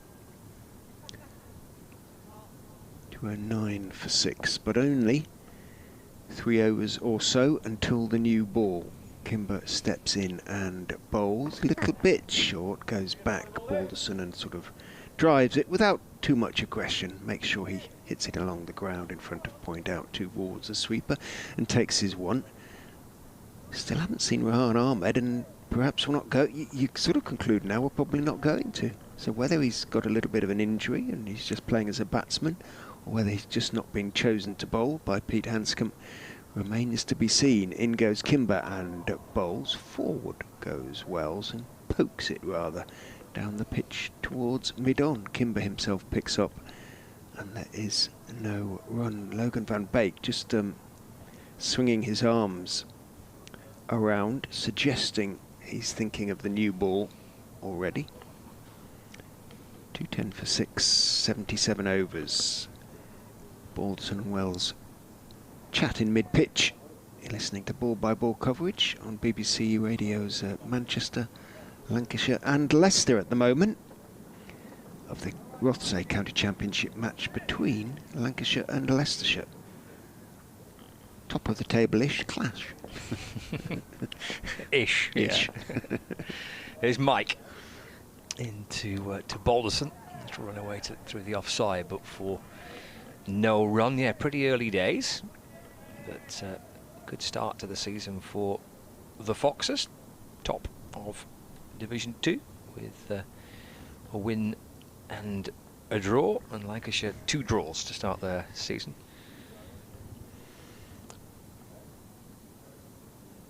And this opening block of fixtures, a weekend without a game next weekend. Lancashire then back here against Gloucestershire. Down to third man by Balderson for a single. He moves on to 32, and Lancashire now 211 for 6. Yeah, Hamish makes the point that Travaskis possibly didn't play because Lancashire have so many left-handers, and that might have been a factor in their Leicestershire's thinking.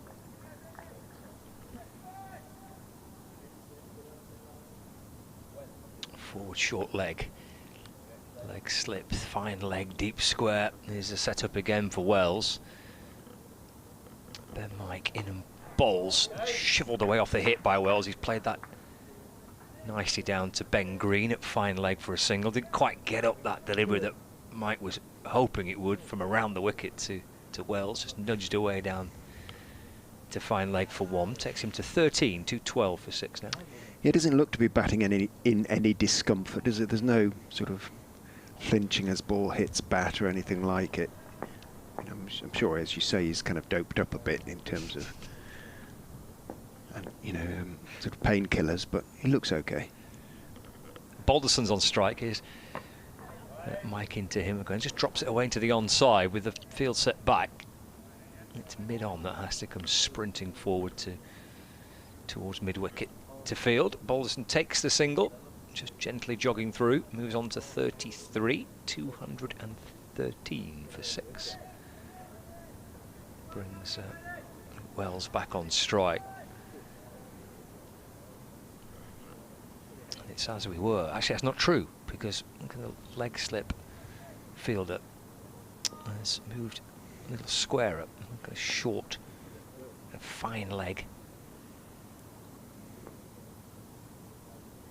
As Mike comes around the wicket and bowls again. And that's down the leg side and taken by Ben Cox. He's been excellent, Cox, the glove work through the course of the game, and he's been quite busy at times as well. Yeah, he's a sort of unfussy keeper, but it's always good sign, isn't it, when you don't really notice them too much, there's not too many spills. He did drop that very difficult chance yesterday that proved expensive in the end.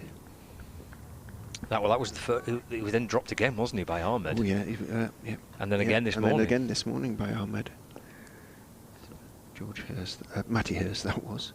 Mike in, short again, but leg side again, and through to the keeper. End of the over, 213 for 6.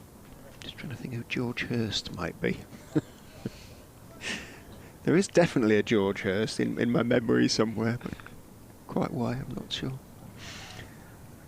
Kimber then, I'm sure, will bowl the 79th over with this old ball.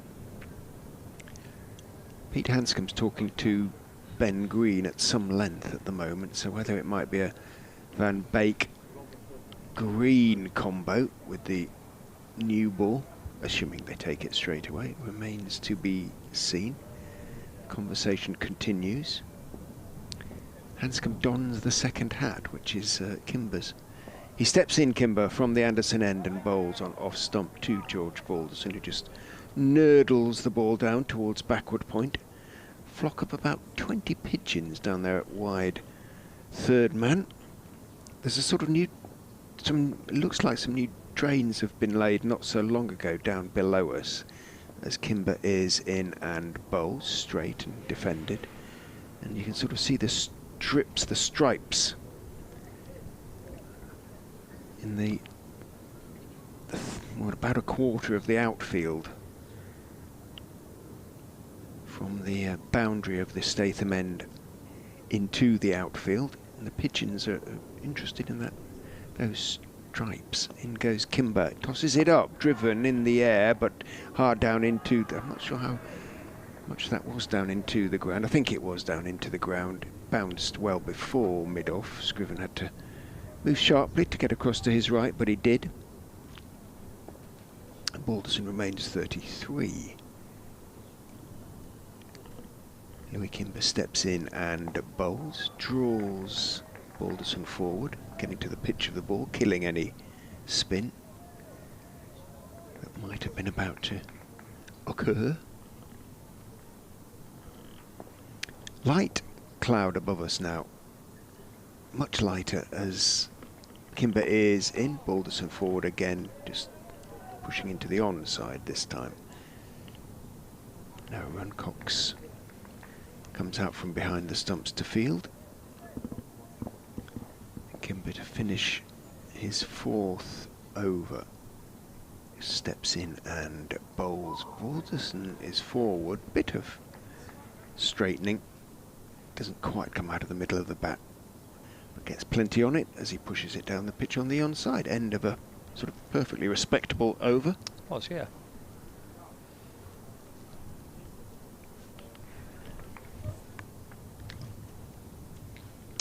213 for 6. Balderton has 33. Luke Wells has 13. Thanks, Richard. Yeah, we're about half an hour away from tea, and delighted that Lancashire Cricket's new president, Dame Sarah Story, is going to come and join us for a chat, which is terrific. If you pop those on for me, that will be great. So we're going to have a little... Good afternoon to begin with. Good afternoon. Good afternoon. So we're going to have a little chat, which is terrific, because Ben Mike comes in around the wicket and bowls to Wells and through to Ben Cox, and there is no run. Dame Sarah, lovely to speak to you. Are you well? I'm very well, thank you, and I'm very pleased to be able to come to my first game of the season. Couldn't come last weekend. I was away with family, so it's good to be back here at Old Trafford and watching cricket. Oh, so we've managed to get you up onto commentary on your first day of cricket here this season, then? I was here yesterday morning, okay. And then obviously we got rained off, so yeah, but no, it's great to be at my first match. Got an interesting little passage of play leading up to the tea break as well. There's Mike in, both short to Wells. Goodness, ducking out the way of that. He knows something like this could be coming his way with the field set as it is, and he does manage to sneak out the way of it. 213 for 6. How have you settled into the role? No, everyone's been incredibly welcoming. I was out in Dubai in India during the pre-season tour last month. I've been able to see all aspects of the club over the last 10 months since I was, or 11 months nearly now since I was elected into the role, and really paying attention to the performance side of the club as well. So it's been fantastic. About to set off and just aborts his run up. And he's ready to come in again now. Catches close by, goes full this time, driven by Wells. Good stop at mid-on, and there is no run. So just give us a little bit of a kind of context as to the role and how you see it when you were elected. What kind of things did you have in mind? Well, I was elected last May, so the season was already underway, and it was great to be able to come into a team that was really developing the women's side. Obviously, the women's game has been sort of developing incredibly quickly over the last few years, certainly since COVID. There's Mike into to Wells once more, halfway through the over. Ball's short again, through to the keeper, no run. Yeah, so we've just sort of been getting to know all the players, the staff, and making sure that we, it's a very different president to our previous president who sadly passed away last summer. But I've always enjoyed cricket and been watched here when I was a child and tried to play. I was put off because it was a boys' sport when I was a kid. But no, it's been fantastic to come around the club and hopefully provide that influence on the performance side as the season progresses. Mike shuffling his way back in again. Wells standing tall in the crease, in and balls. Defended away into the offside, no run. So cricket's been a passion of yours since you were a kid then? Yeah, and I think some people were quite surprised, but I think there's so many people around the country, those listening will be able to identify that cricket's just something that you've done as a family, you've watched as a family, you've listened to in the car or back at home. It's always on the radio at my parents' house, so it's always been in and around my life, something that I've always enjoyed if I've had the time to watch or and always been able to listen to. Okay. So one ball left at this over. A second new ball becomes available for Leicestershire at the end of this over. We'll see whether Peter Hanscom, the Leicestershire skipper, decides to go straight to it, or maybe persist a little bit more with Kimber's off spin. We shall see. There's Mike to complete the 80th over of the Lancashire first innings, just dabbed into the offside by Wells, and there is no run. So I mean, how thrilled were you, excited were you about becoming Lancashire president then? Well, it all happened really quickly. It wasn't something that was sort of on the plan, as it were, and I'd been fortunate to be able to kind of catch up with some of the staff behind the scenes, and obviously our previous president stepped down, and it was an opportunity, especially with the way that the women's side of the game is developing, to take a different path with presidency.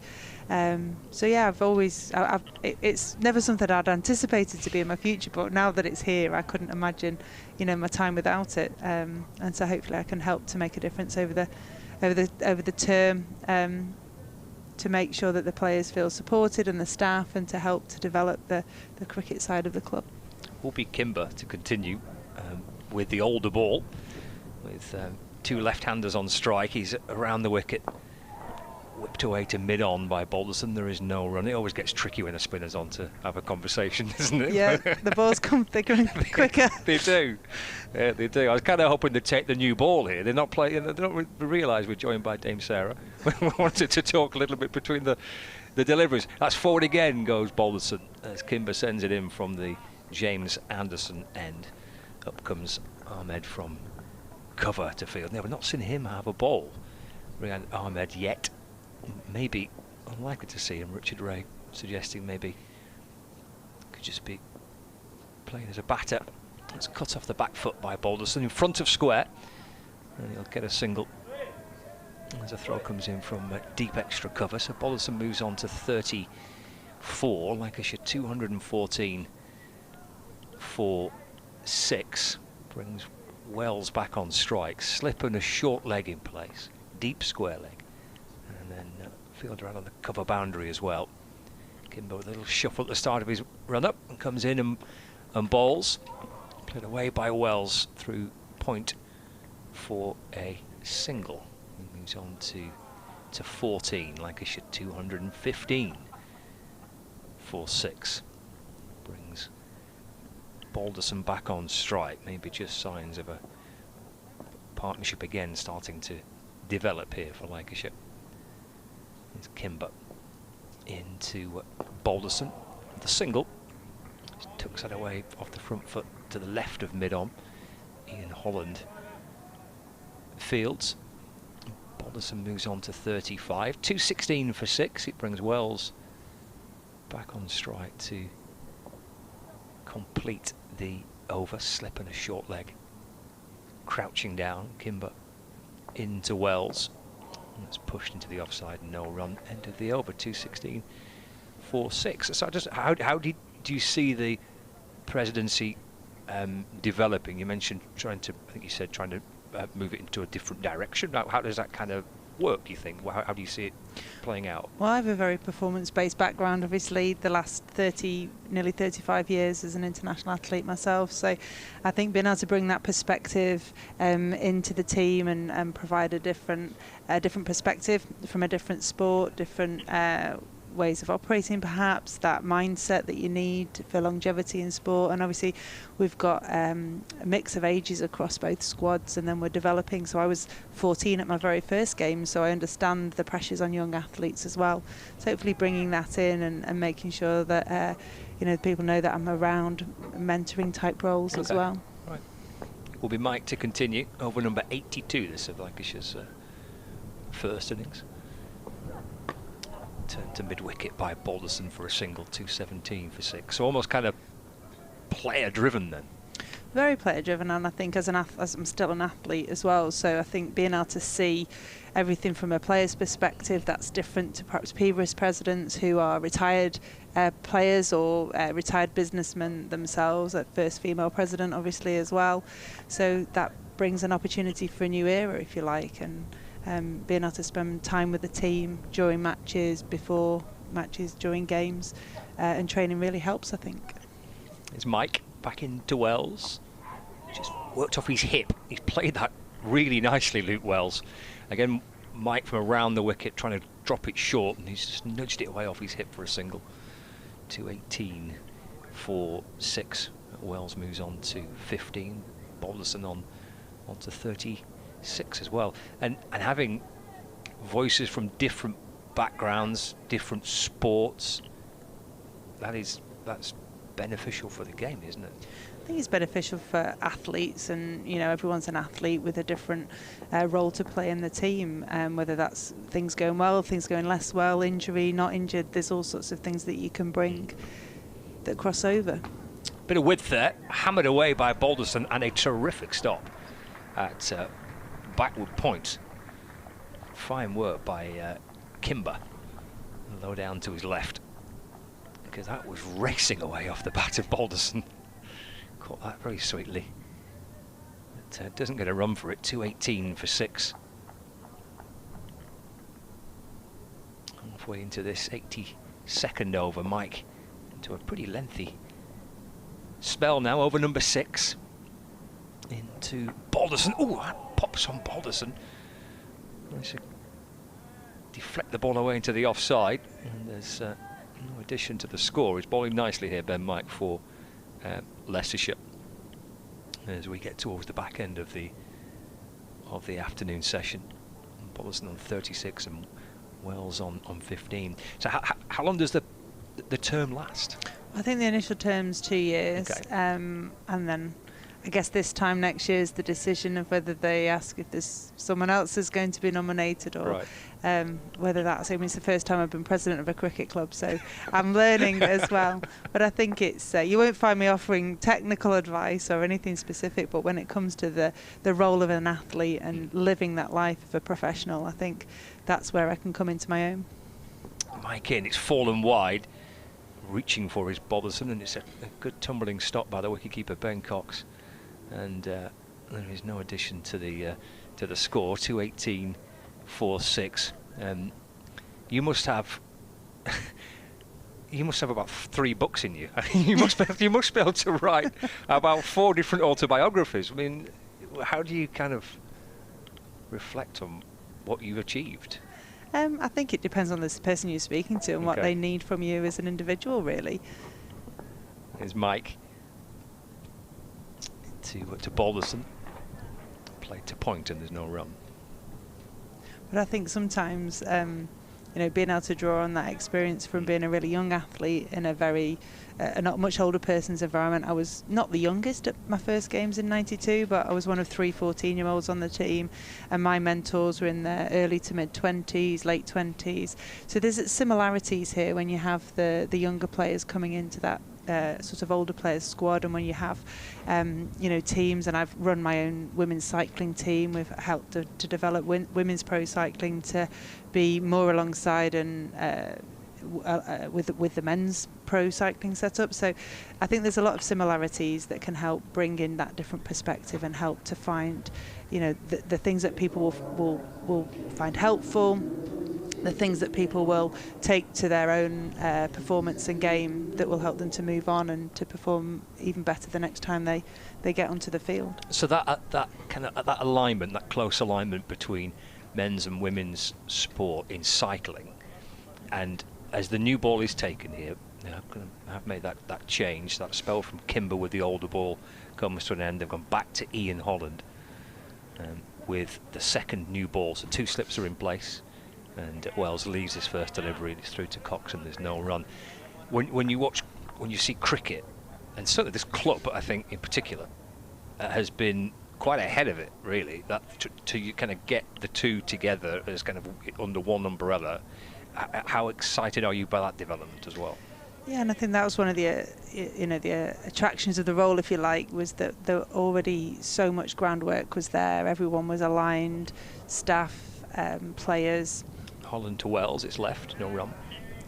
And then it's about the base of the cake, if you like, had already been mixed together, and now it's about pulling together the strategy that will help those performances develop for both individuals, team, bringing people in as they go away for spells with England, with franchises, and all of the challenges that come with that mix. And there are lots of similarities when you look at the way that women's cycling has developed as well, and having been quite involved with that, I think that's provided a really good perspective.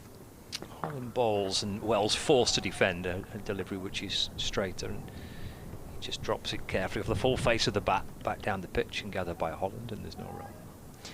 And I think for me as well, I've had multiple different injuries and time out of the game for 2 babies, so I've got a different perspective on how you come back from those particular situations, whether that's a life-changing moment like having a baby or a setback like an injury. So that helps, I think, with the conversations you're having with individuals.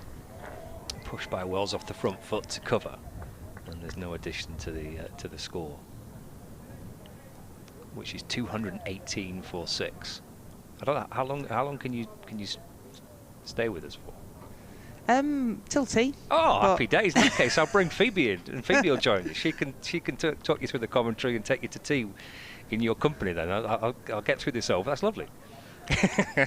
I'll make you a cup of tea for coming up. 2:16 for 6. Here comes Holland in and balls to Wells, and he's looking to drive a ball that's full, a little bit of width there, and he cracks it up towards mid-off, and there is no run. It'd be nice if we get you and Phoebe on to head towards the tea break. Well, we're 20 minutes away. Yeah, we are with one ball left of this over. Wells on 15, Balderson on 36, and we've got one ball left of the over. Holland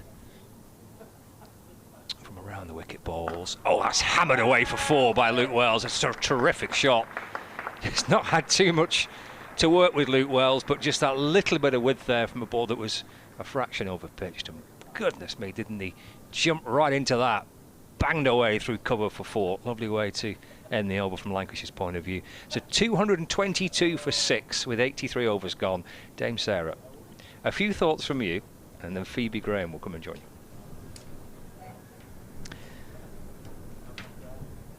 you. It's great to be at Old Trafford this afternoon, certainly for me. Very lucky to be in this position as president here, and also very lucky to be able to sit alongside Phoebe Graham as she takes the mic for the next over. Yeah, managed to bring you up here to do some commentating, Sarah, and we've got you up here for a great 40-minute stint, haven't we? But no, it's been an honour having you president, just to get an insight from your world as well, and how that can be applicable for cricketers. There's a huge mental side to the game of sport. Obviously, you've conquered many challenges yourself to get to where you are today as a Paralympian. So as Bakewup runs in and ball goes outside the off stump for Balderson. Yeah, no, well, I never thought this morning when I woke up I'd be sat here in the commentary box with the microphone sat by you. No, it's been a real honour to, when I was first asked to become the president, to be able to play a part. And I think the way that women's sport's developing across all sport is incredibly exciting. And we still don't have the share of what we'd like to move to, but the development is very, very exciting and certainly on an upward trajectory. Into Balderson and punches that to cover for no run. And we've had the pleasure of you joining us on our pre-season tour. So you came out to Dubai and Bangalore. How did you find that as an experience? Well, it was brilliant actually to be on the other side. Normally when you go out away with a sports team, certainly for me it's been as the athlete. So to be part of the group, working with the sponsors and the partners, and also supporting you as a team. Into Balderson, drives that down the ground, takes a sharp single, shy at the stumps, misses. It'd have been close. It's a risky single there from Balderson. He drove it straight to mid-off as he waves to the dressing room. I think it was anyone's fault from the dressing room, but I think he could be asking for some new gloves. Just looking back on the replay here, yeah, he'd have been out by about half a yard there. It was a direct hit, which really, two of these want to stick it out to drinks. What was the chat in the dressing room, Sarah? You were there for most of the morning, have you been? Yeah, I've been here all day, well, since the delayed start, and I think, you know, the team is building in innings now, so yeah, these two can see us through to tea. That would be fantastic. And then we've got the spell in the evening. But yeah, going out on the pre-season tour was obviously really great to be on the other side of it. In and bowled wide of the off stump. Wells comfortably leaves. And I think it was fantastic also to go back to India. I'd been to the Commonwealth Games and obviously not seen any part of India. And the ground that you played at, I think it was 3 games in one day, which is just incredible to watch, but also in that heat as well. It must have been, well, you've been to India before. Yeah, it was we played a T20, T10, T20 sandwich, we called it, in and defended by Wales very straight and hits the stumps for no run. We rolled over the opposition in the first game for, I think it was 45, so decided to then play a T10 and then finish the afternoon with a new opposition for a T20. So yeah, that was a a big day, and I think it's just adjusting to the heat, which that first day we did a running session, and it's almost like your level of fitness needs to hit a new level when you're training out there in that humidity.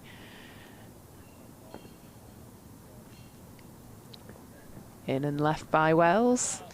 Yeah, girls after my own heart, really. The stamina for that day, I was just like, yes, girls, this is what it's about. You know, it's a tiring place to play in the heat with that level of humidity, as you say. You know, I took a couple of laps of the boundary, and it's the sun, you really feel the heat of it. And obviously you get some physiological benefits from being out there in the heat and training in the warm weather, which, although not very specific to coming back here into the UK weather, I think last week obviously was a little bit warmer. But women's team get underway next week on Wednesday at Trent Bridge, I think. Yeah, that's right. No, really excited to get the season started. We obviously came back and had the blue skies here, which was lovely to be playing our pre-season fixtures in the April sunshine, and it feels like it's really gone back to cricket weather now. With the grey skies here at Emirates Old Trafford, but the squad feels in a really good place actually. We seem to have strength and depth in all departments, so I think it'll be a good season ahead. I think everyone's feeling full of promise really ahead of the season, which is good. Yeah, and I think the other thing that was really sort of start for me was to see that interaction with both the men's and the women's teams while we're in the Dubai leg. You know, having both teams together, it's a rare opportunity really, isn't it? Because you're almost like ships in the night. Once the season gets underway, you're playing away, they're playing at home, as we are today, or pre-season, not pre-season. So the chance to have all the squads under sort of one roof and a chance to interact was great to see. And obviously playing the double header with the men in the afternoon after the women's game in the morning when we were in Dubai, that was great to be able to watch 2 games of cricket and sort of the whole squad out there. Yeah, definitely. I think that's something that Lancashire have done really well. Obviously the professionalism of the women's game has stepped to another level this year, but it's been happening here at Lancashire since day one really. So the women's team's now been structured to 8 top tier counties, tier 1, and I think Lancashire have progressed the women's game ahead of other counties, and I think we're seeing the benefit of that in the way that we're thinking and that professionalism, because it takes some learning to adapt to a professional mindset and knowing what's right and what's wrong and how to train the body and the mind. So it's been really great, the investment that Lancs have put behind the women's team for a number of years now, as Holland comes in to Balderson and defends on the front foot. Yeah, and I think you've obviously got that blend of the women's team where some of the players, as yourself, will have had a full-time job prior to coming into professional cricket, and then the youngsters coming through the pathway into their first professional contract, having been in the academy. And it's really exciting to see that strength and depth that's being built relatively quickly, it would seem. Absolutely. Holland coming in, defended again by Balderson. Looking solid here is Balderson, 37 from 108 deliveries. I think last year we saw the likes of Grace Johnson coming through from the academy, and she's had 4 years of academy cricket and structure coming into our professional first team, and I think that's the first time we've really seen someone come through the system, and you can see her professional behaviours come through into the team environment. Holland in, driven to Balderson to cover for no run, and how she's learnt her skills and how to be a professional through a system and a structure, and then can step up into the first team, whereas before that a lot of girls are learning on the job. So it's really great to see how, you know, there are structures in place for female athletes to progress and learn how to be professional. Holland in and leaves the ball. You're absolutely right, and I think that's one of the exciting things for when youngsters come to watch the game here. They can come and watch the women's game, and they know that there's a pathway available, whereas previously they couldn't see it and they didn't know how to be it. And that's one of the most exciting things, certainly when I was asked to take on the role as president and to help to have more influence in the women's side, that really appealed. In and driven almost through extra, but a great diving stop at cover there prevents the boundary. Another dot ball. So what excites you the most this season, Sarah, as president? What are you looking forward to getting your hands on or teeth stuck into? I think for me, obviously this year I'm recovering from injury and surgery, so I haven't got the same personal focus on my own sport. I'm rehabbing, and that's a very different focus. Holland in and driven nicely through to mid-off again from Balderson, no run. So on a personal note, I'll hopefully be able to be here a little more than I could be last year. Obviously preparing for the Paris Games was a huge year for me personally. So in and amongst the rehab that I'm doing, being able to come down here and do some of my rehab here actually as well, and then be able to be around the team, support where I can, and make sure that I really get embedded within the squad so that all the players know me. I've obviously met yourself very early on and Ellie and in the boys side, but making sure that all the players know me, because the squad's, especially on the women's side, just that little bit bigger this year. And have you been involved much with the board and the decisions coming through from the new investment from the Look Now team into Manchester Originals, and how that'll improve the playing facilities? Well, there's obviously been a lot of board meetings over the last few months because of the investment that's come through the Originals. In and defended to Wells, who takes a quick single as deep cover is out. And yeah, that's taken a reasonable amount of time, but it's very exciting to see. And this summer, obviously, with the 100 taking on with the new ownership, and it's just going to be a very exciting time for that team too. So it will all have positive impact, I'm absolutely sure of. And no, it's been a real honour to be a part of and involved with. And as a fan of cricket myself, it's obviously a bit of a pinch me moment too. In and defended by Balderson for no run. Yeah, because I guess you'll give that other perspective from a performance perspective, like you with your team for cycling use different people to get the best out of yourself, and you can see that from a cricket perspective with facilities and people. How can we improve Lancashire cricket to ensure that we get promoted back to Division 1, that the women's team keeps winning? And it's that sort of insight from you that'll be fascinating. Bumper, and Balderson comfortably leaves. Yeah, absolutely. I think that's where the skills matrix of the board really comes into its own, and I bring that perspective from women's professional sport, from being an athlete myself, and having experience on other boards, different remit when I'm in transport completely, but just having that background in governance helps, I think. So yeah, it's a dual role that really has been fantastic. In and comfortably leaves does Balderson as it whizzes past his off stump. Well, it's nice to have the president in the dressing room. We see you quite a lot through the season, and as a bowler I'm able to have a nice cup of tea with you when the batters are out there in the 50 over game, because then it feels like that information is being shared in terms of what our needs are for players, and if there is this big influx of investment in the women's game and the men's game through the 100, that it's being spent in the right areas in the cricket department. In and driven beautifully by Balderson through extra cover for 4. He puts his hands through the fuller delivery, and he's looking really good out here, is Balderson, as he moves on to 41. Yeah, I think when I was, I obviously had numerous people who have been, when you've got those people who are part of the structure of the club, they're not the players, they're not the staff, they're part of the kind of the structure. If you don't know who they are, you don't know who's representing you at board level, you don't know the people personally, it can make a big difference when you do. In and goes for the drive, entices the outside edge, but Wells survives that delivery.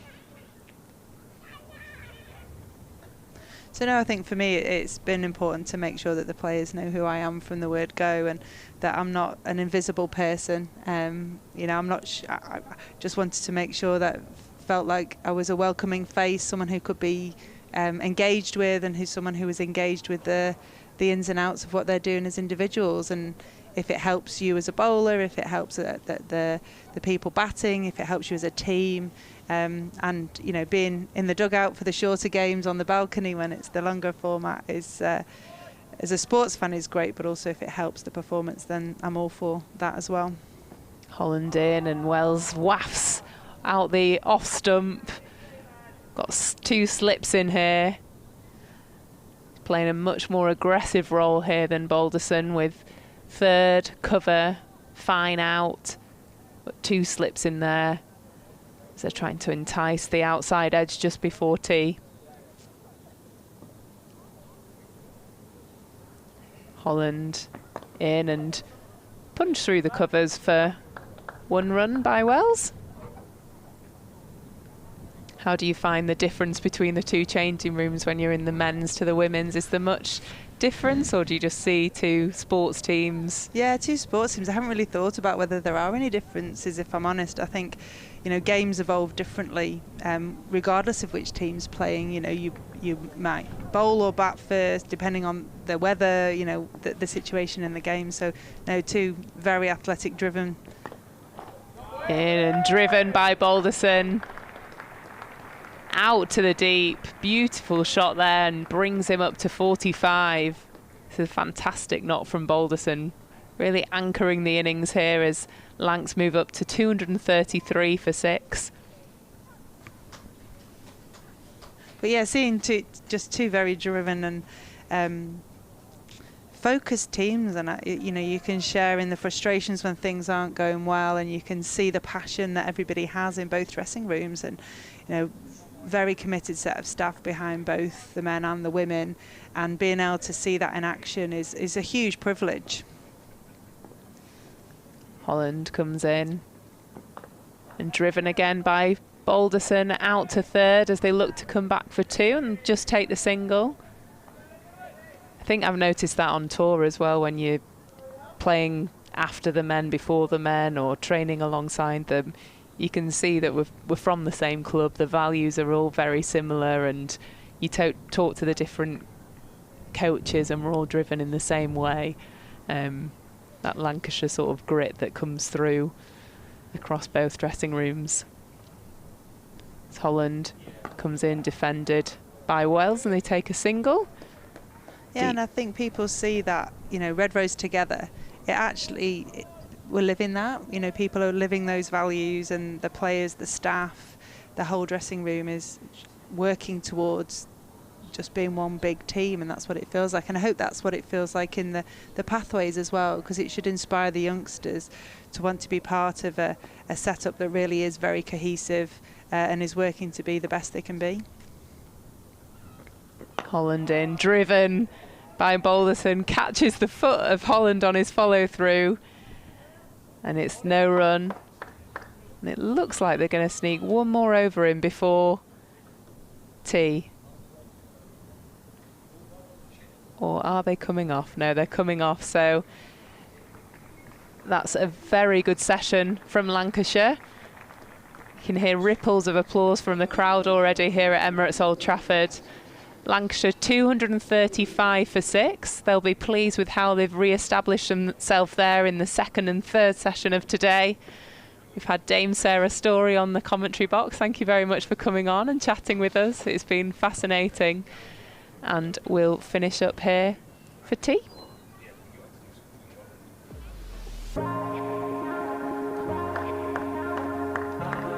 Two names rich in history. Barton's, our family-run business with over 100 years of experience in drinks distribution, and Lancashire Cricket, a club drenched in tradition, heritage and globally recognised moments.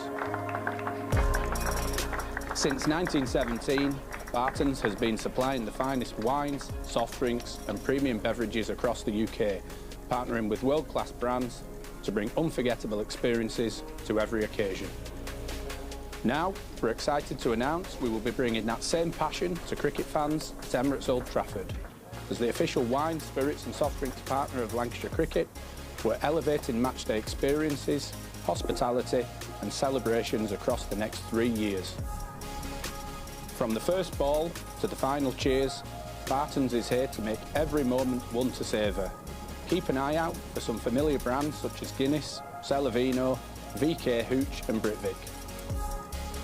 Spartans and Lancashire Cricket, partnership built on passion, unforgettable moments and history.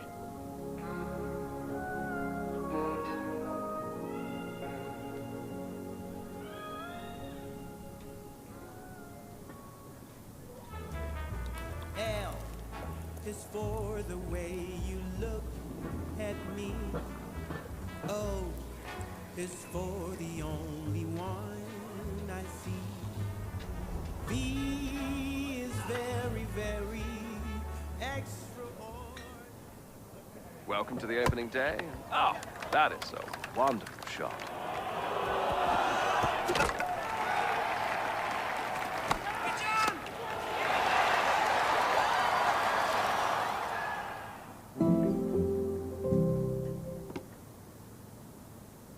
This is a call for hungry dreamers and hard-working self-believers. Success is down to more than just luck and talent.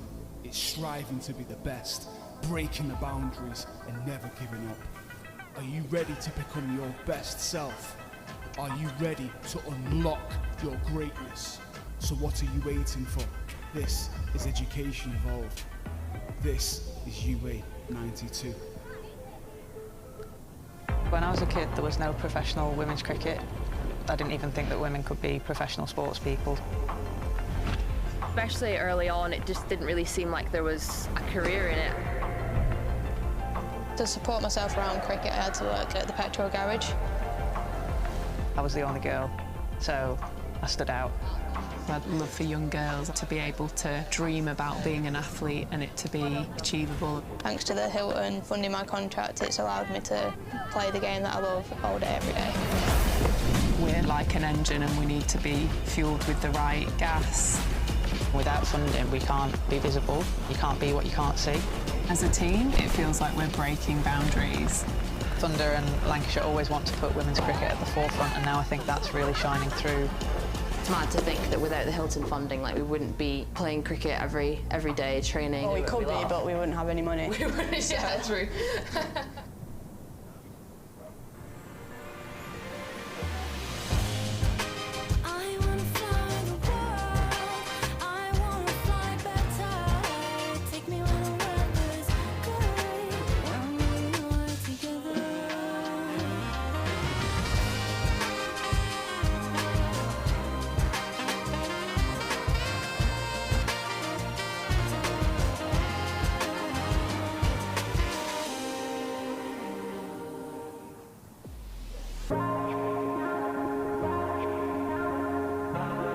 Two names rich in history, Spartans, our family-run business with over 100 years of experience in drinks distribution, and Lancashire Cricket, a club drenched in tradition, heritage and globally recognised moments. Since 1917, Spartans has been supplying the finest wines, soft drinks and premium beverages across the UK, partnering with world-class brands to bring unforgettable experiences to every occasion. Now, we're excited to announce we will be bringing that same passion to cricket fans at Emirates Old Trafford. As the official wine, spirits and soft drinks partner of Lancashire Cricket, we're elevating matchday experiences, hospitality and celebrations across the next 3 years. From the first ball to the final cheers, Spartans is here to make every moment one to savour. Keep an eye out for some familiar brands such as Guinness, Celavino, VK Hooch and Britvic. Spartans and Lancashire Cricket, partnership built on passion, unforgettable moments and history.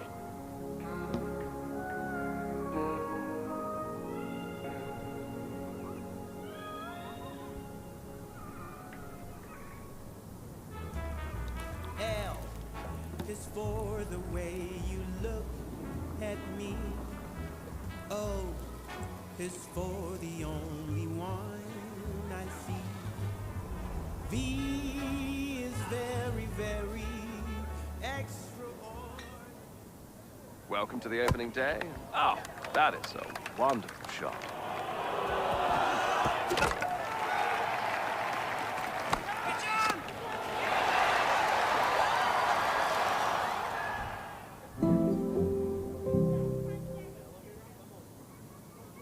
This is a call for hungry dreamers and hard-working self-believers. Success is down to more than just luck and talent. It's striving to be the best, breaking the boundaries and never giving up. Are you ready to become your best self? Are you ready to unlock your greatness? So what are you waiting for? This is Education Evolved. This is UA 92. When I was a kid, there was no professional women's cricket. I didn't even think that women could be professional sports people. Especially early on, it just didn't really seem like there was a career in it. To support myself around cricket, I had to work at the petrol garage. I was the only girl, so I stood out. I'd love for young girls to be able to dream about being an athlete and it to be achievable. Thanks to the Hilton funding my contract, it's allowed me to play the game that I love all day, every day. We're like an engine and we need to be fueled with the right gas. Without funding, we can't be visible. You can't be what you can't see. As a team, it feels like we're breaking boundaries. Thunder and Lancashire always want to put women's cricket at the forefront, and now I think that's really shining through. It's mad to think that without the Hilton funding, like, we wouldn't be playing cricket every day, training. Well, we could be, but we wouldn't have any money. We wouldn't, yeah, true.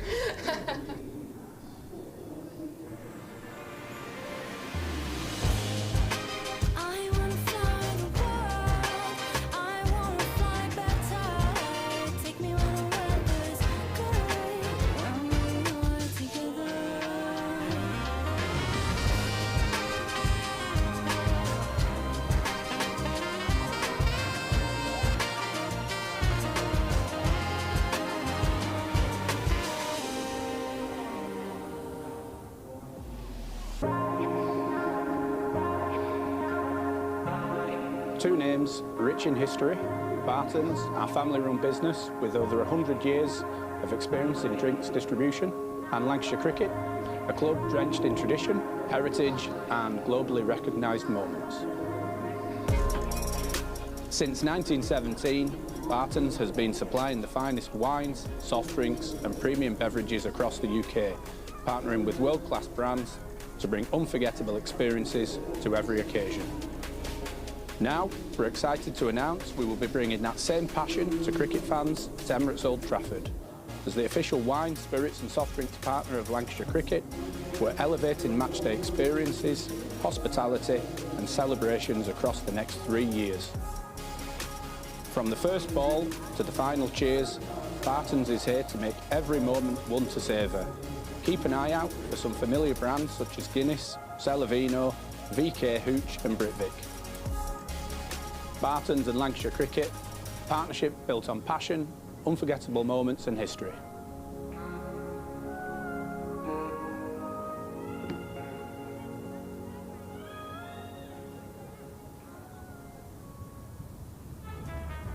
L is for the way you look at me.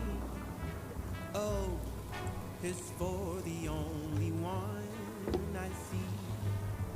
V is very, very extraordinary. Welcome to the opening day. Oh, that is a wonderful shot.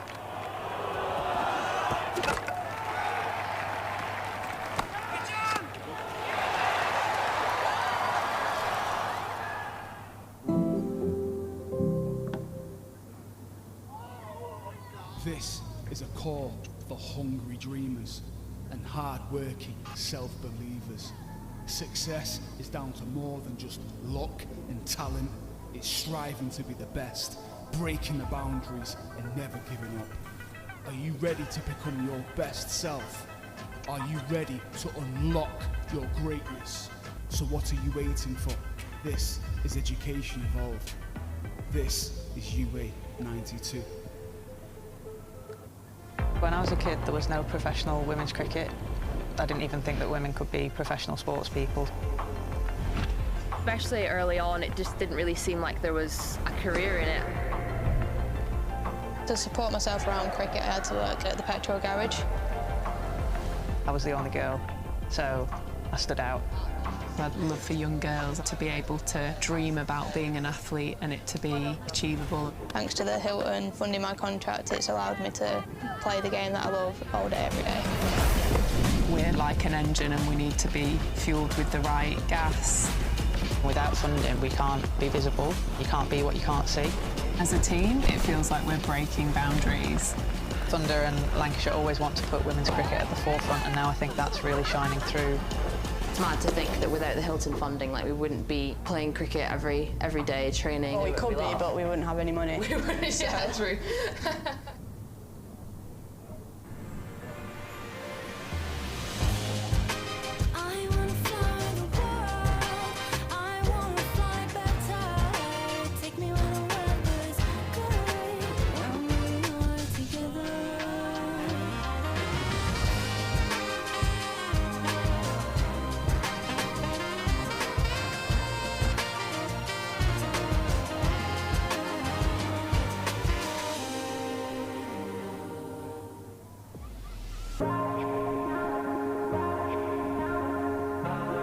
Two names rich in history, Barton's, our family-run business with over 100 years of experience in drinks distribution, and Lancashire Cricket, a club drenched in tradition, heritage and globally recognised moments. Since 1917, Barton's has been supplying the finest wines, soft drinks and premium beverages across the UK, partnering with world-class brands to bring unforgettable experiences to every occasion. Now, we're excited to announce we will be bringing that same passion to cricket fans at Emirates Old Trafford. As the official wine, spirits and soft drinks partner of Lancashire Cricket, we're elevating matchday experiences, hospitality and celebrations across the next 3 years. From the first ball to the final cheers, Barton's is here to make every moment one to savour. Keep an eye out for some familiar brands such as Guinness, Celavino, VK Hooch and Britvic. Barton's and Lancashire Cricket, partnership built on passion, unforgettable moments and history.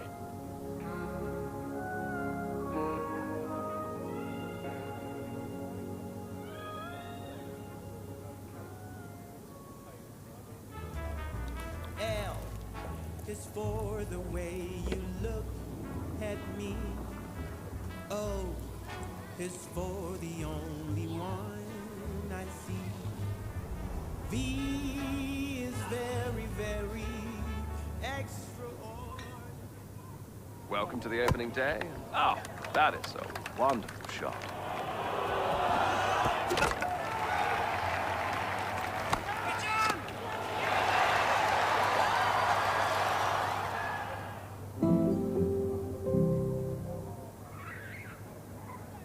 This is a call for hungry dreamers and hard-working self-believers.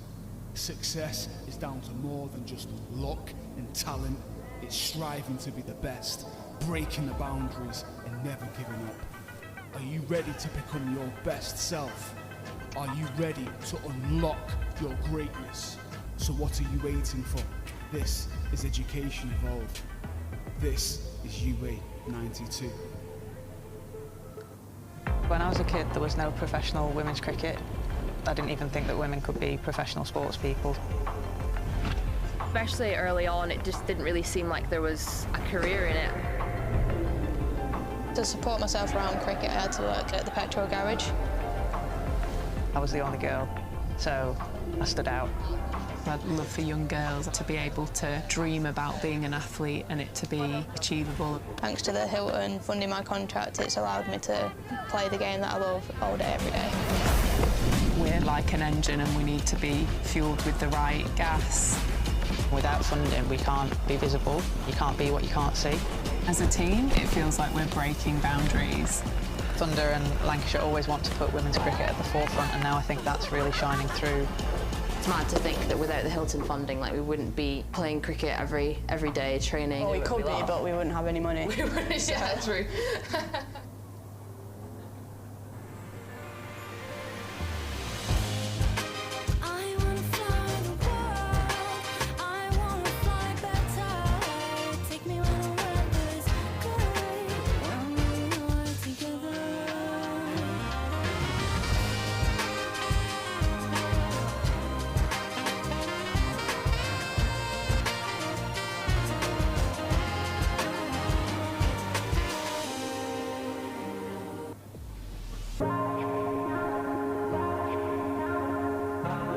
Two names rich in history: Barton's, our family-run business with over 100 years of experience in drinks distribution, and Lancashire Cricket, a club drenched in tradition, heritage and globally recognised moments.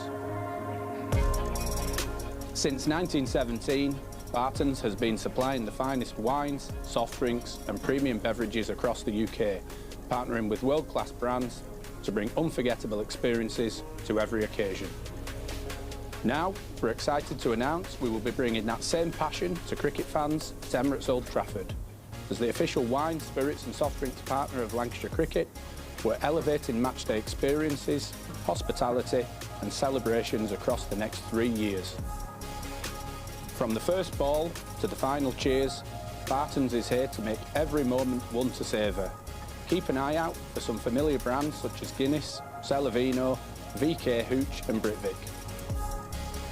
Barton's and Lancashire Cricket, partnership built on passion, unforgettable moments and history.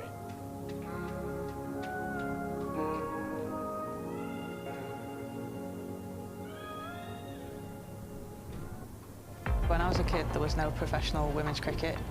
I didn't even think that women could be professional sports people. Especially early on, it just didn't really seem like there was a career in it.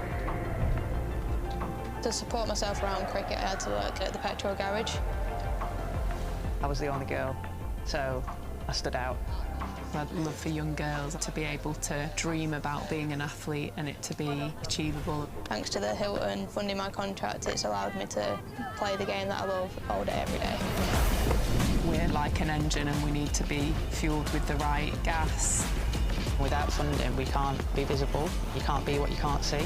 As a team, it feels like we're breaking boundaries. Thunder and Lancashire always want to put women's cricket at the forefront, and now I think that's really shining through. It's mad to think that without the Hilton funding, like, we wouldn't be playing cricket every day, training. Well, we could be, but we wouldn't have any money. Yeah, true. When I was a kid,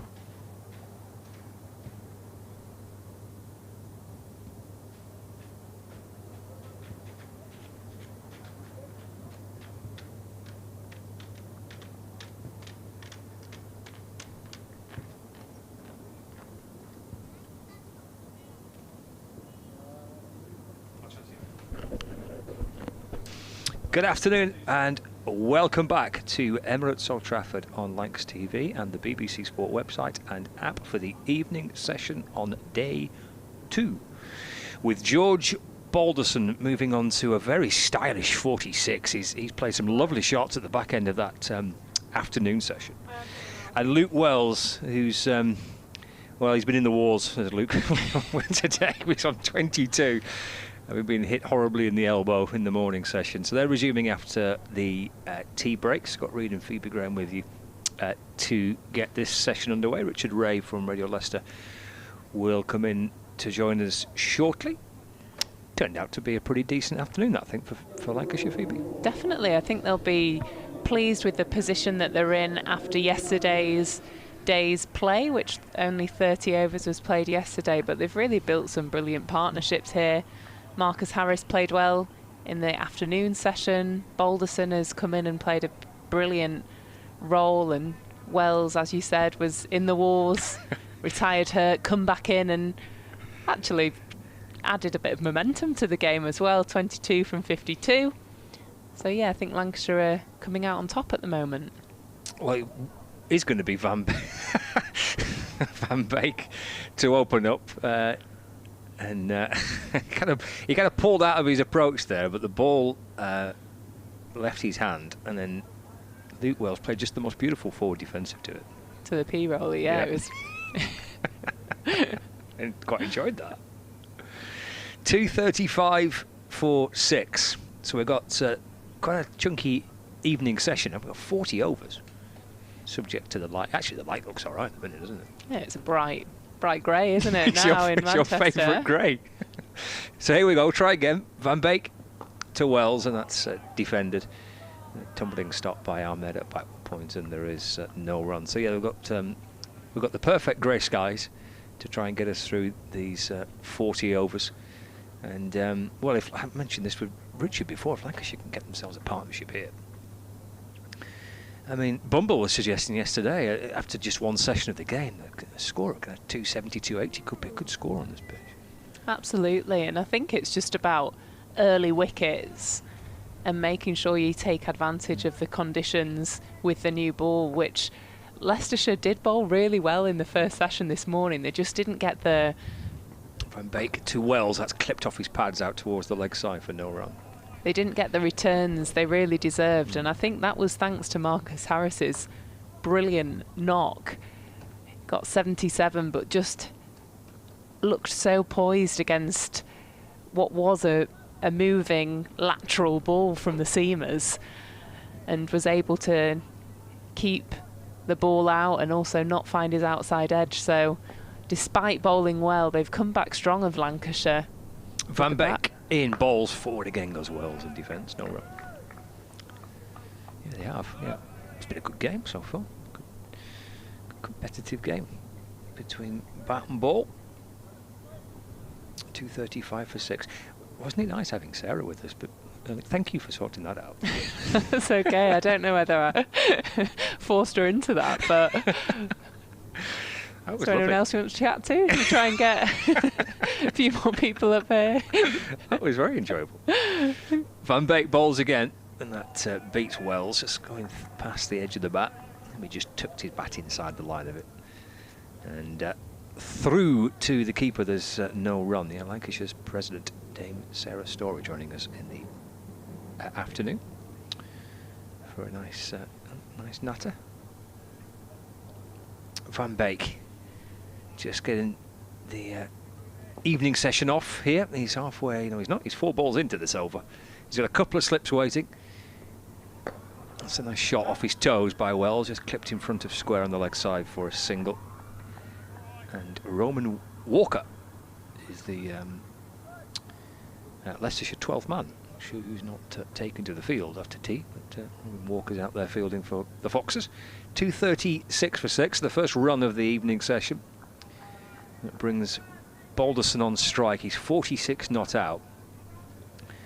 And some really lovely shots in the back end of that afternoon session to push him into the 40s. Played very nicely indeed. Yeah, he's having nothing to do with that delivery. It's wide of off stump and it's left. And through to Ben Cox. It's the end of the over. 236 for 6. We're at Lancashire here at Emirates Old Trafford. Sprinkling of supporters below the pavilion. And a few members making their way into their seats in the 1864 suite. And a few people on the hotel balcony as well. But it's not the warmest and sunniest of days. And, maybe that's kept a few people away. It'll be Ian Holland to open up after tea from the Sir James Anderson end. He's got through some overs today, has Holland. Bowled really nicely actually. Probably hasn't got the rewards for his execution today. Holland comes in and punched off the back foot by Wells. Beautiful shot there through the covers for 4 runs. Just sat back on that and guided that through the covers. Bit of class there from Luke Wells. That elbow looks like it's all right. Happy days. Yeah, it's on his bottom hand as well, so his padding it looks like he's got an arm guard on the wrong arm, but obviously needs that extra bit of protection there, as he's just having a bit of a go at the supporters that are moving around the pavilion. The umpire saying sit down, signalling as well. Both umpires have these black gloves on, don't they? It doesn't quite go with their outfit. I don't know what the problem is here for I can't say who it is in particular. Like, whoever it is sat down now.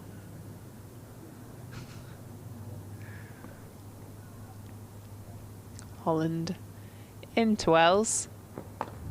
Punched into the covers again.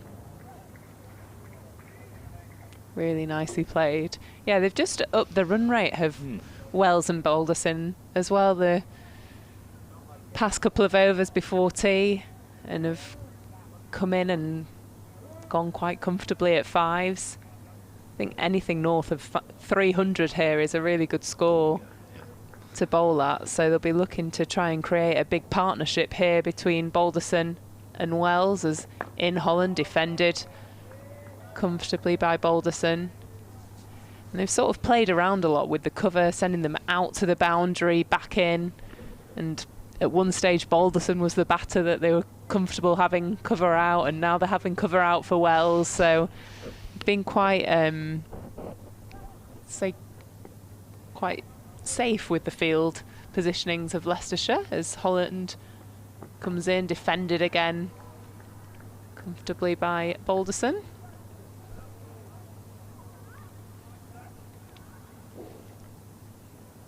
Yeah, they've been quite enterprising, haven't they, with their well, they've tried different things. They've had some few odd fielding positions in the afternoon. The kind of close catching backward point was as well as a cover point and the third man. Holland in, big flash from Wells. Outside, way outside the off stump, but keeps quite low.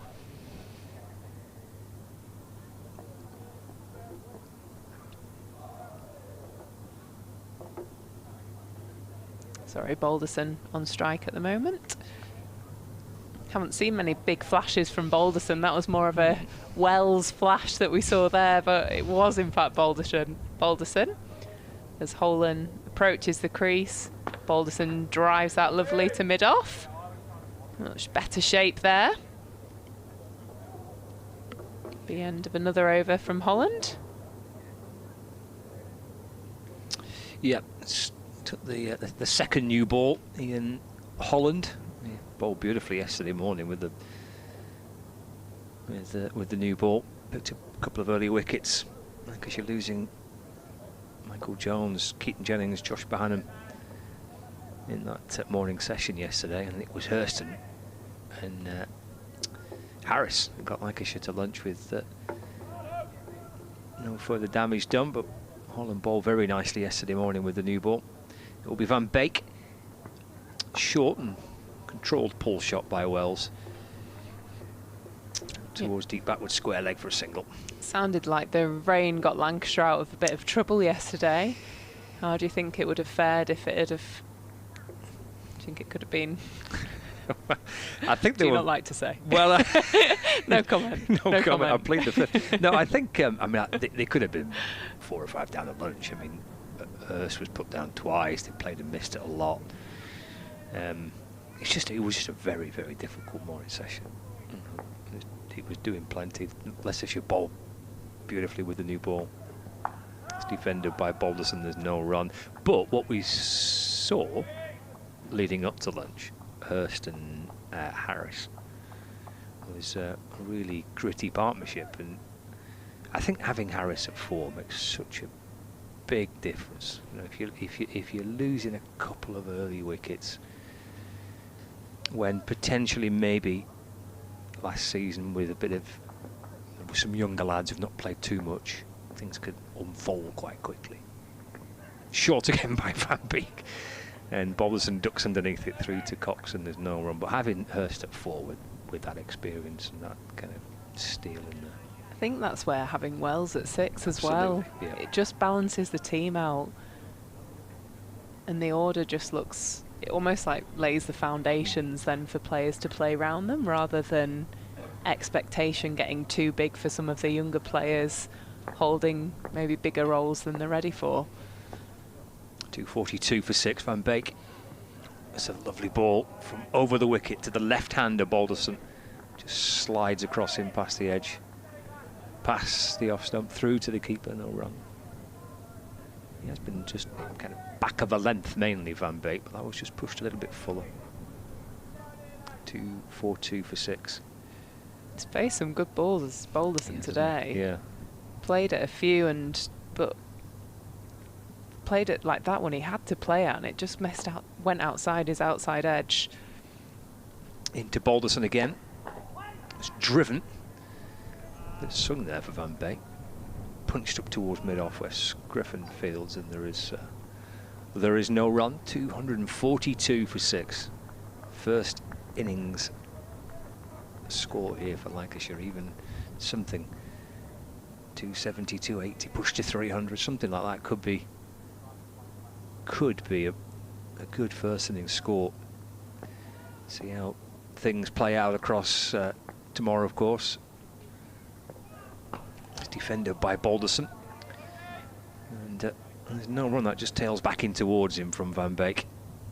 End of the over. So 90 overs gone of Lancashire's first innings. 242 for 6. Balderson 46. Wells on 29. And just a single coming off that previous Van Beek over. As we get settled into the evening session. Yes, we'll have, I think, 104 overs tomorrow, so if the weather's good, there's still plenty of time, even though we've lost 2 sessions in the match and half an hour this morning. Yeah, loads of time in the game. And I think you can get a collection of wickets on these sort of pitches where 6 down turns to 9 down very, very quickly, because those first 15, 20 balls on pitches like this are so difficult. So it's making sure that when you get a wicket, you get wickets in clusters. And that's where we've seen breakthroughs from Leicestershire, but then another rebuild of partnership. And that's where Lancashire have really won the day, I'd say, so far, because they've rebuilt after every wicket. And because it's so difficult to score when you first go out to bat, because of the lateral movement off the pitch, Scriven in, full toss down the ground and defended nicely by mid-on there. He's gone straight in for the Yorker, and Wells has dug that out. And I think Lancashire will be really aware of that, and that'll be something that they'll be talking about with their seam attack. And what we've seen is a lot of balls go through the gully region, drop shy of slips, be dropped in slips. And that's where actually, rather than being 6 down, they could be 8 or 9 down if Leicestershire were just that little bit more attacking with the fields. Holland in, and big appeal for LBW. Umpire gives it. 3rd wicket for Scrivens. He's frowned the breakthrough again. It's Wells this time that departs LBW. Very similar delivery to the LBW to Harris. Draws Wells forward, and Scriven takes the breakthrough again.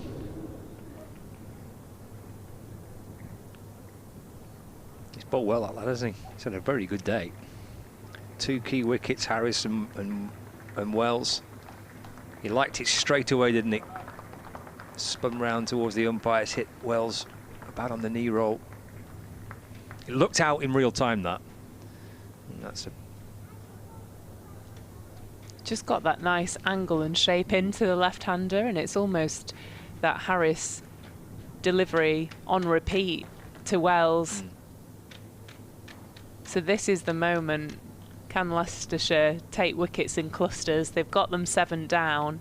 Give Balderson 1, put loads of pressure on the new batter, and all of a sudden you're bowling, or you're going into face or chase 260 rather than 300 plus. So that's what I'd be asking my seam bowlers to do at this point, is to really put the pressure on the new bat.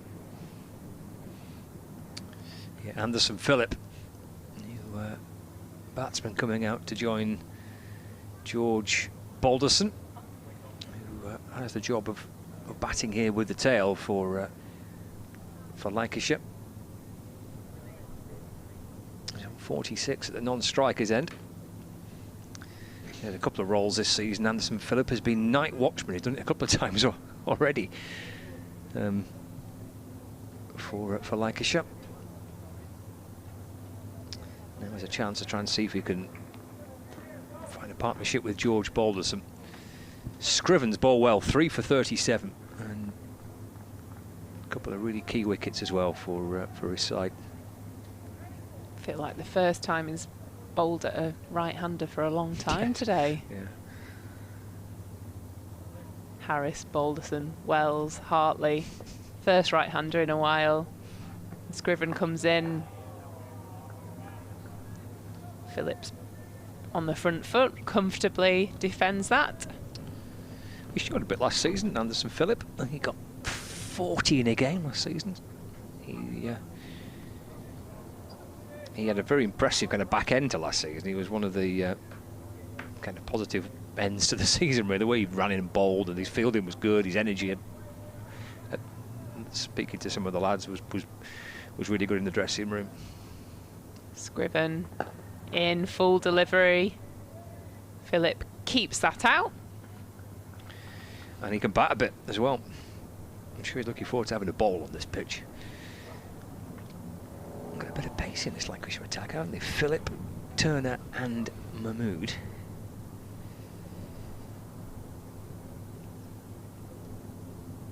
Yeah, it'd been nice to see them with the new ball for 10 overs at the back end of the day. Scriven in and Anderson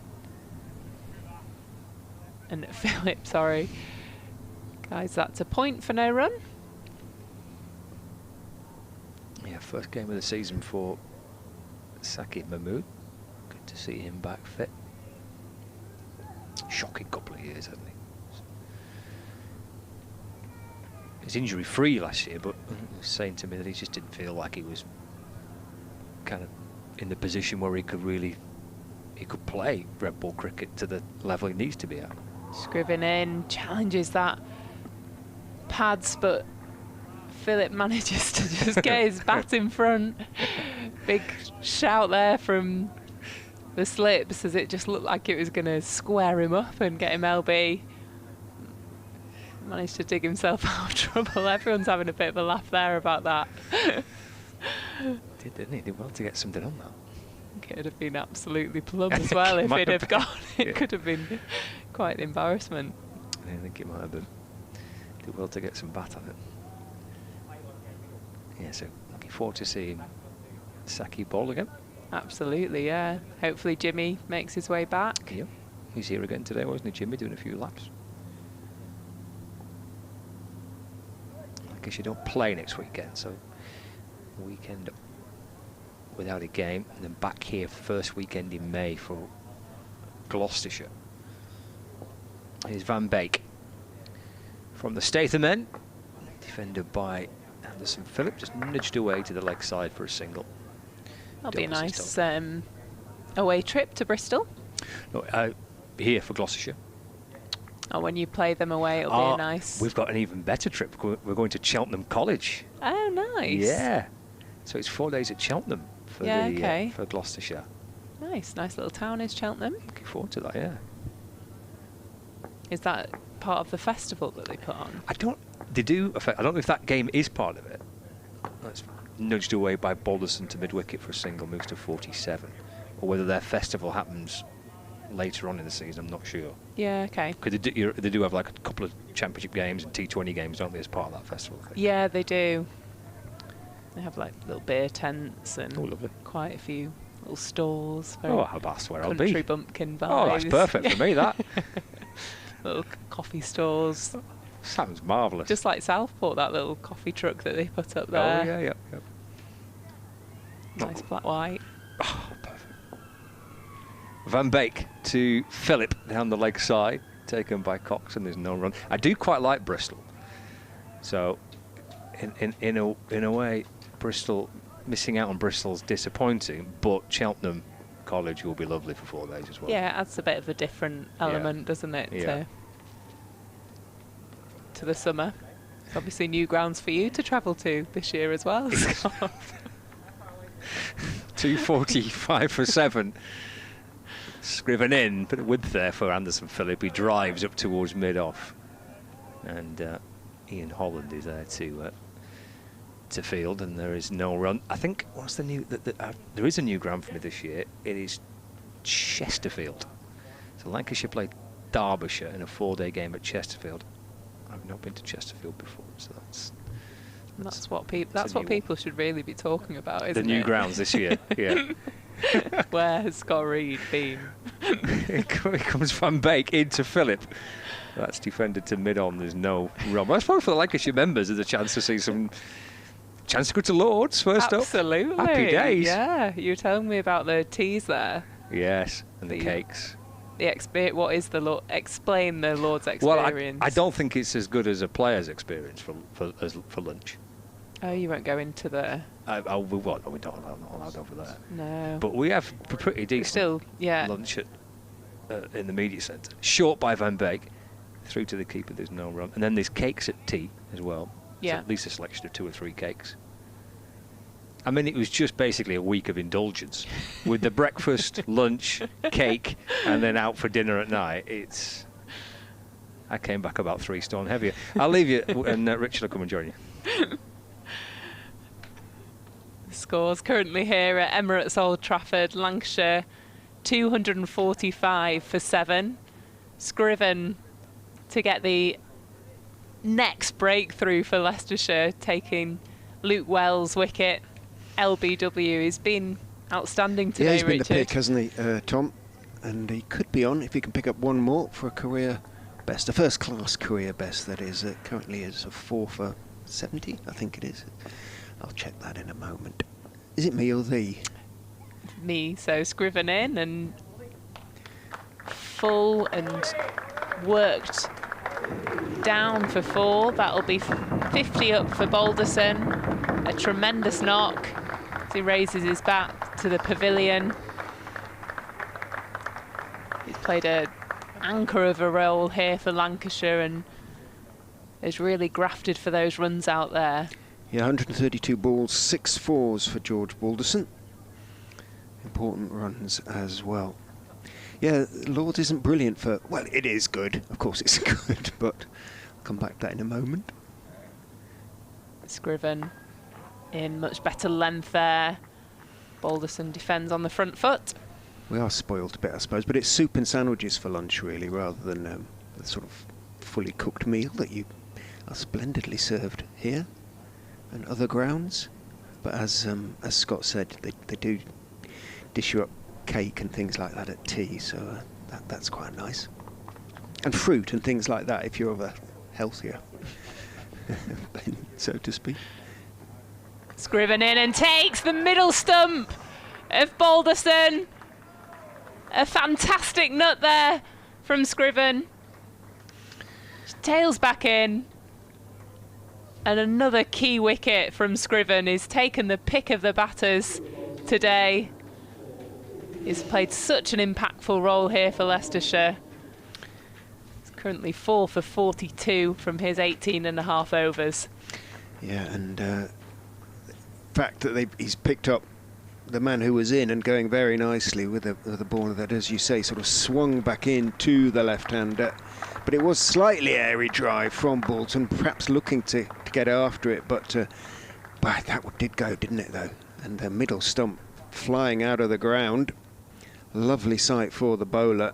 Balderson didn't really look back, just looked back down the pitch, turned and headed on his way. 4 for 42 for Scriven, which it definitely is his first-class career best. He could make sure of that fact, which sounds odd because it's, as I say, 4 for something. His other one 4 for 70, I think. If he picks up his maiden fifer, and I think the way he's bowled, he sort of deserves it really. So see if he can do that. But well batted, George Balderson. Let's not forget that he's 51 off 134 balls.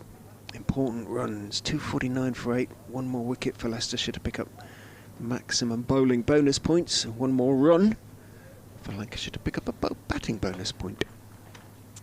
Like you said, he's taken the key wickets of Lancashire's attack. Got Harris LBW on 77. Hurst LBW on 46. Luke's LBW, and then cleaned up Balderson then as he comes in, and Mahmood defends on the front foot. They're not 4 petty wickets though, is there? No, they're good ones, aren't they? They're very good ones. Especially the one of sort of Harris. He'll be chuffed about that. Tom Scriven. But also, in a way, the Lancashire seamers won't be displeased to see the ball I mean, it is the new ball, and the lacquer's just come off, so it's sort of perfect condition as far as the bowlers are concerned. But they won't be displeased to see the ball still swinging for the Leicestershire Seamers. Scriven in and just beats the outside edge of Mahmood's bat. Another great delivery as we see that shaping away now from the right-hander. Rehan Ahmed's starting to practice his array of shots. Possibly a little premature. Mahmood, Philip, still at the crease.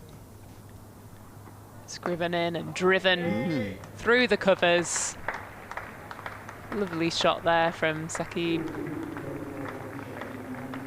Taking the scoreboard up to 253 for 8. Another great breakthrough wicket from Scriven. Yeah. The over bookended by boundaries, but the volume in the middle, a nice one as far as Scriven is concerned. Puts on his cap. Can Van Beek get in on the act? He hasn't possibly been at his best. They've both bowled 19 overs. Van Beek none for 57. Scriven 4 for 46.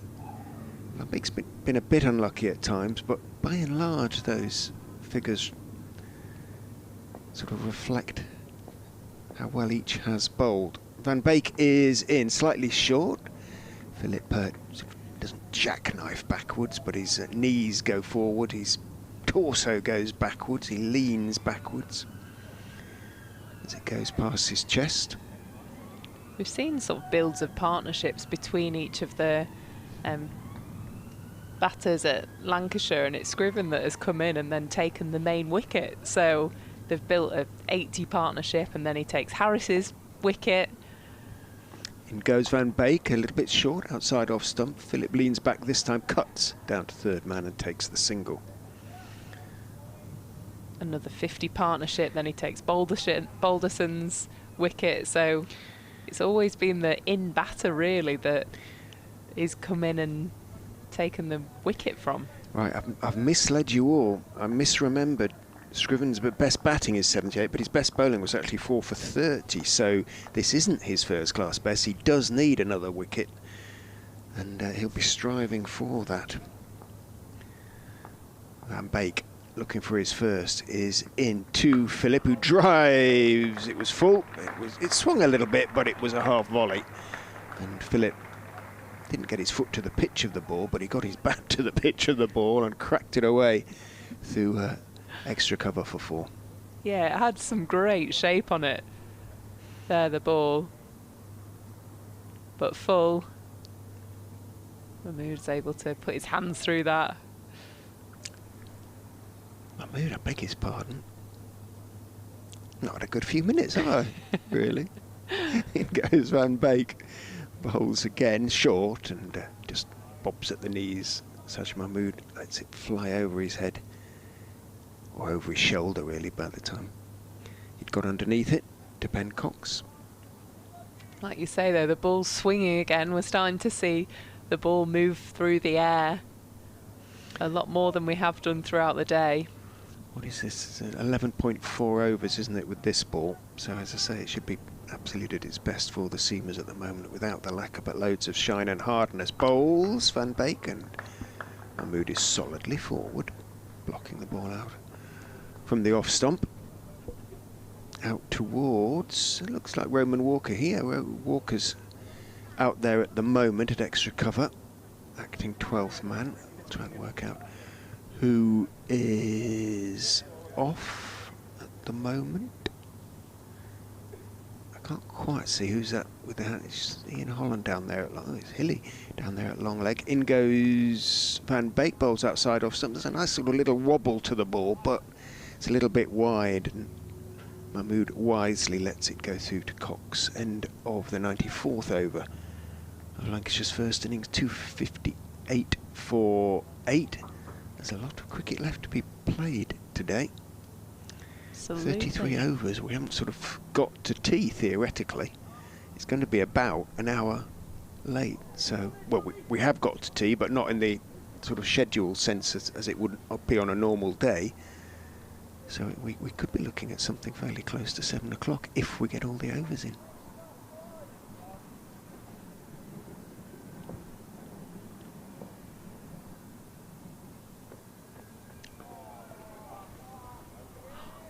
Scriven in, sorry, I was just watching that ball in absolute appreciation. You were watching like a cricketer there. And Philip goes for the big strike over extra cover, and it goes straight through to the keeper. If he connected, that would have been somewhere in the hotel, wouldn't it? But absolutely. Missed it by quite a long way, actually. This is where we haven't seen any more than 2 slips or a slip and a gully for the Leicestershire attack. Scriven in, big appeal on the pads, not given. Scriven didn't really go up. Cox did, and the slip sort of did, but Scriven didn't really. We'll have a look at the replay brought to us by the extremely proficient and impressive Lancs TV cameras. Or will we? I wonder if they're listening. Come on, lads and lasses. Here we go. Square leg gone out into the deep. Bit high? Bit high. I think I'd have given it a bit more if I was Scriven, who's in and defended by Philip. I agree. As a club bowler, I'd have been screaming for that one. I think if it wasn't the new ball, potentially could have been hitting, but I think with the bounce that we've seen from this new ball, it would have been going over the top of the stumps. But yeah, they've got square and fine out in the deep, so obviously set up for that short ball.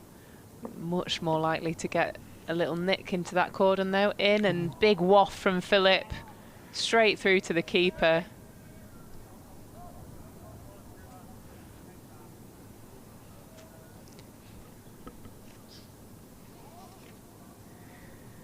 Same field for numbers 9 and 10. Trinidadian Anderson Phillip played 3 Champo matches for Lancashire last season. As Lancashire supporters will be well aware, Leicestershire supporters might not be. Scriven in and bumps Philip.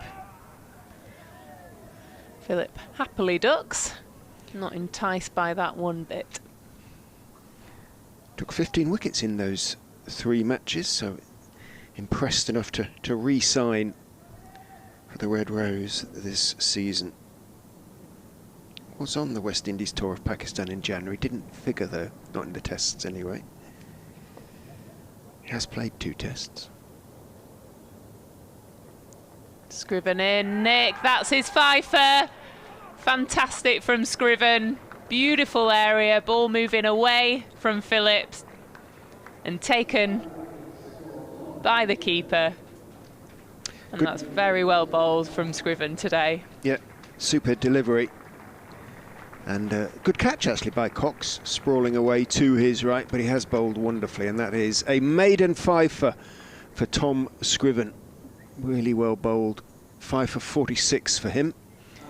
And well, we've been saying, really, we were saying he was the pick when he had just the 2 wickets, but he's bowled superbly post-tee. And he's picked up the wicket that Leicestershire needed for their 3rd bowling bonus point. Yeah, just watching back this delivery. That was actually was a more straightforward catch than I thought, actually. He almost sold him a dummy, didn't he, really? Because his weight went onto his left foot there, Cox, and then just reached to his right. Took it two-handed. You could hear the nick from up in the effects mic, couldn't you? Great wall of Will Williams comes out to bat now. Oh, right. He played a great knock. Oh, is that not Williams? Sorry, that's John Turner. He's got a very similar walk. I judged that just based on his walk with the bat. John Turner coming out to bat.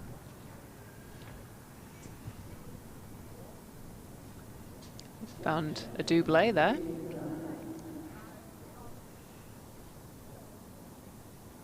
Lancashire 158 for 9. or even 258. They've given a few heart attacks to the new Lancashire listeners there. Oh, 2 blunders. I've got a third coming in the next 2 minutes, I think. Leicestershire listeners would. Oh, great. Van Beek then, still looking for that first wicket, is in to Saj Mahmood. Fullish on off stump, he just strokes it back down the pitch to Logan Van Beek.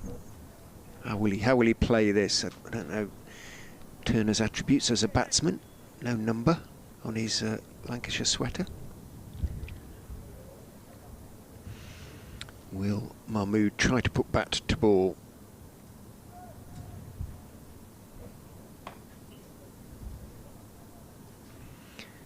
Been seeing it reasonably well. I can imagine anything full is going to just try and hit it out to the boundary here. Van Beek is in, short, pulled in the air, but really got loads of that. Wasn't so very far from Budinger when it crossed the ropes down there at square leg, or just in front of square. Got loads of that, didn't he? Picked it up beautifully, Saj Mahmood, and picks up, well, it very nearly 6. It only just bounced short of the ropes. And Budinger only had sort of 10 yards or so to move to his left. Didn't get anywhere near it. Looks in good nick with the bat, does Saqib? Doesn't he, though? In goes Van Beek, bowl short, outside off stump again, and he thought, Mahmood, about ramping it over the slips and sort of gestured at it, but well after it had gone past. 262 for 9. You and Scott were talking about what's a good score. 275 Scott thought was very much in the game. I entirely agree. I think it's a decent score, this, given how much the ball has done. Van Beek is in and bowls outside off stump, tempting Mahmood, but he's not to be tempted. Yeah, I think Lancashire would have snapped your hand off for this score yesterday. I think what we've seen is some really good partnerships that probably a couple of them they would have hoped to have gone on and scored even bigger. But given the conditions, you can just see wickets fall in big clusters here. So you're always in the game. Even if you see a big partnership, you could still easily win back 2 or 3 quick wickets. Van Beek is in. Saqib just drops it neatly behind square on the offside. Rehan Ahmed has to run back towards the pavilion a few steps, and Saqib picks up 1. How many balls to go? 1 for John Turner to keep out, basically. Mahmood 13 off 12. All in 4s.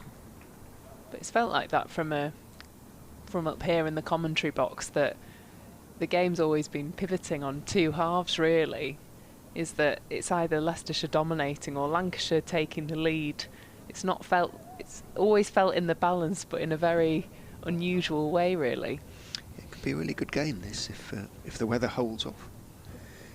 Van Beek is in to Turner, edges, and it's caught at first slip. Did just carry to Louis Kimber. Louis Kimber taken low, but the Lancashire batsman running off. Saqib Mahmood leading the way because he's going to be bowling shortly. Lancashire are all out for 263. In the end, the end sort of came quickly post tea. 235 for 6 to 263 all out. Tom Scriven very much finishes as the pick of the Leicestershire bowlers with 5 for 46. But there were some great knocks as well. Noticeably, I think, or notably, Marcus Harris, I think, was outstanding in his 77. So much so it was a real surprise when Scriven pinned him leg before, but he had really good support from the likes of Matty Hurst, who rode his luck in going to 46. Luke Wells, who had to retire hurt when he was on 9, came back out and added another 20 to that. But also George Balton was outstanding with his 50 as well. So I'm going to say honours about even. I think if anything they probably fall slightly towards Lancashire because of how tricky conditions were. What do you reckon? Absolutely, yeah. I think it'll be about how can the Lancashire's pace attack take advantage of the new ball and the conditions as they are. We saw how difficult it was as soon as the new ball lost its lacquer and it was swinging and moving off the pitch. So it really is a case of survival for the first 20-30 balls for the batters as they come in for Leicestershire. And if Lancashire hit the straps early doors, it's going to be a difficult 29 overs left in the day. So it could really, it's going to be an exciting game, I think. It feels that way. I don't think the forecast for Monday isn't brilliant, but I think it's very good for tomorrow, or well, in as much as it ever gets very good. It's dry at least, and it might be floodlights before the end of today, but we should have plenty more cricket. Do we take a little break and then come back in 5 minutes' time for the start of the Leicestershire reply? Should be good. Back with you soon.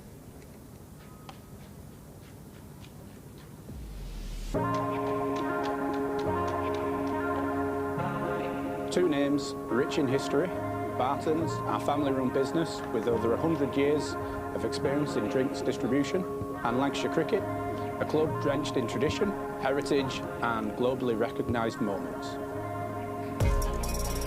Since 1917, Barton's has been supplying the finest wines, soft drinks and premium beverages across the UK, partnering with world-class brands to bring unforgettable experiences to every occasion. Now, we're excited to announce we will be bringing that same passion to cricket fans at Emirates Old Trafford. As the official wine, spirits and soft drinks partner of Lancashire Cricket, we're elevating matchday experiences, hospitality and celebrations across the next 3 years. From the first ball to the final cheers, Barton's is here to make every moment one to savour. Keep an eye out for some familiar brands such as Guinness, Celavino, VK Hooch and Britvic. Barton's and Lancashire Cricket, partnership built on passion, unforgettable moments and history.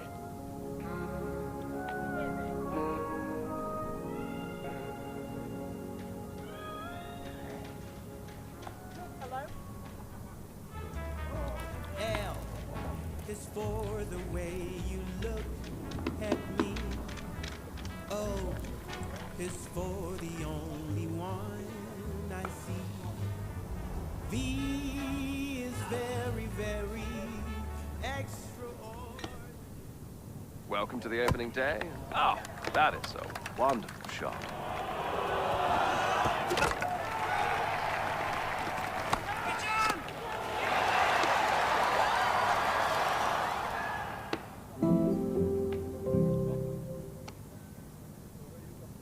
This is a call for hungry dreamers and hard-working self-believers.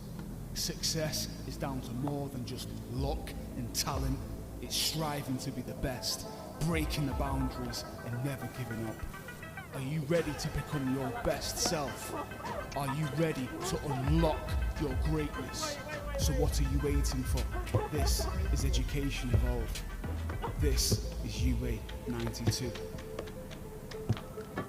When I was a kid, there was no professional women's cricket. I didn't even think that women could be professional sports people. Especially early on, it just didn't really seem like there was a career in it. To support myself around cricket, I had to work at the petrol garage. I was the only girl, so I stood out. I'd love for young girls to be able to dream about being an athlete and it to be achievable. Thanks to the Hilton funding my contract, it's allowed me to play the game that I love all day, every day. We're like an engine and we need to be fueled with the right gas. Without funding, we can't be visible. You can't be what you can't see. As a team, it feels like we're breaking boundaries. Thunder and Lancashire always want to put women's cricket at the forefront, and now I think that's really shining through. It's mad to think that without the Hilton funding, like, we wouldn't be playing cricket every day, training. Well, we could be, but we wouldn't have any money. We wouldn't, yeah, true.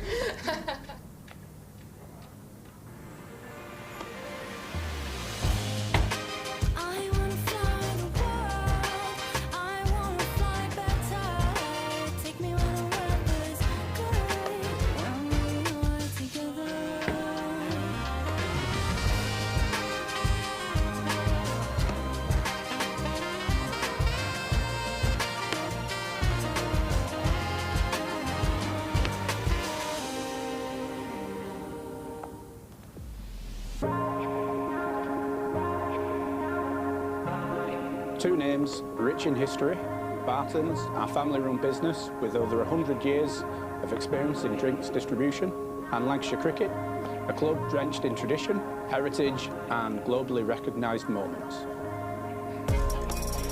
Since 1917, Barton's has been supplying the finest wines, soft drinks and premium beverages across the UK, partnering with world-class brands to bring unforgettable experiences to every occasion.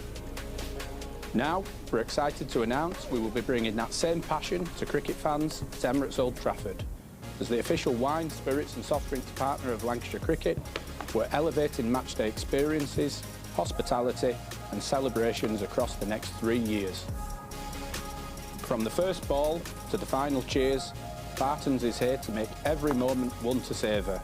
Keep an eye out for some familiar brands such as Guinness, Celavino, VK Hooch and Britvic. Barton's and Lancashire Cricket, partnership built on passion, unforgettable moments and history.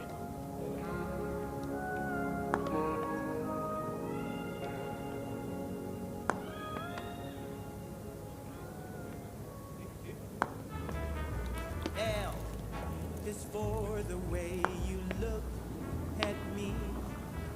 O is for the only one I see.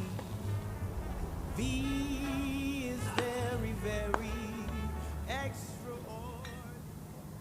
Welcome to the opening day. Oh, that is a wonderful shot.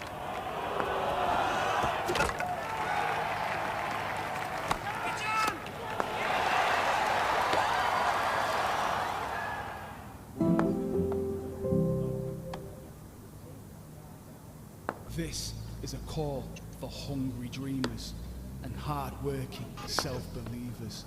Success is down to more than just luck and talent. It's striving to be the best, breaking the boundaries and never giving up. Are you ready to become your best self? Are you ready to unlock your greatness?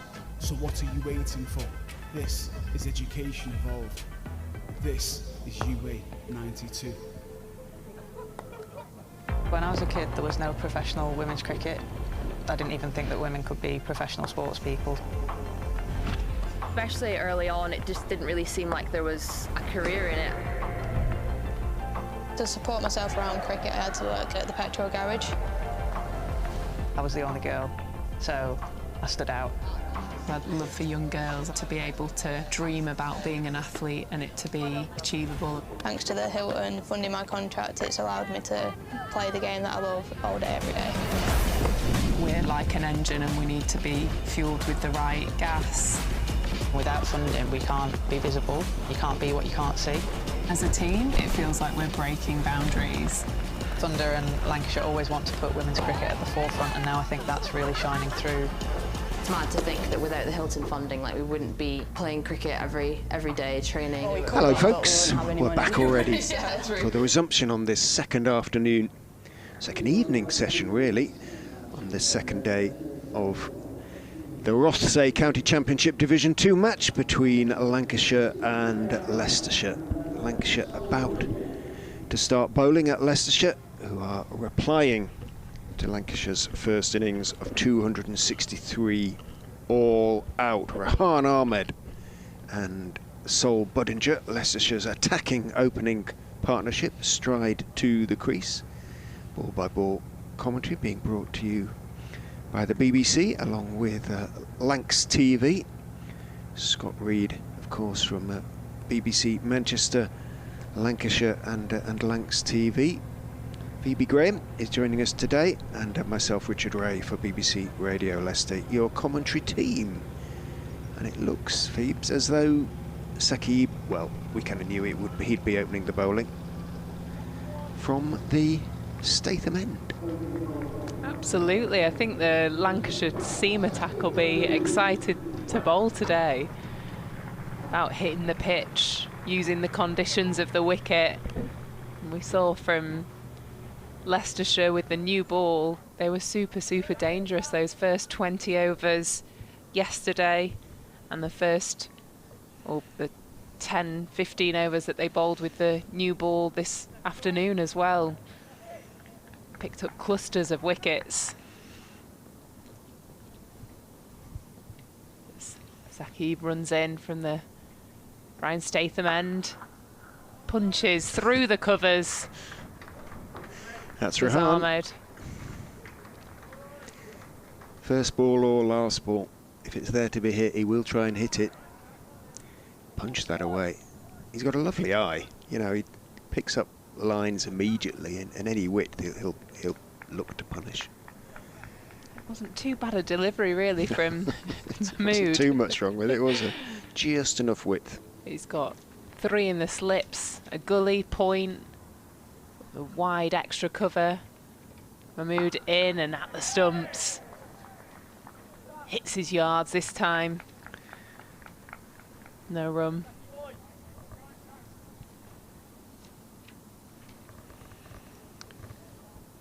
I suppose they've got this field to entice him, really.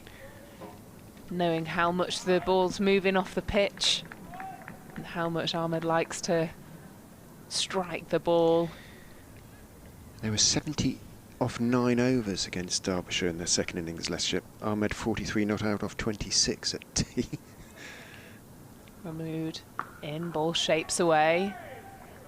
He defends this to point. He finished with 77 out of 132 opening partnership. Buddinger's also been in startling form, 56, 32 not out, 81 and 44. His scores thus far this season. Yeah, it feels like there's a lot of confidence in the Leicestershire batting attack at the moment. They've been successful the first game against Glamorgan, the win.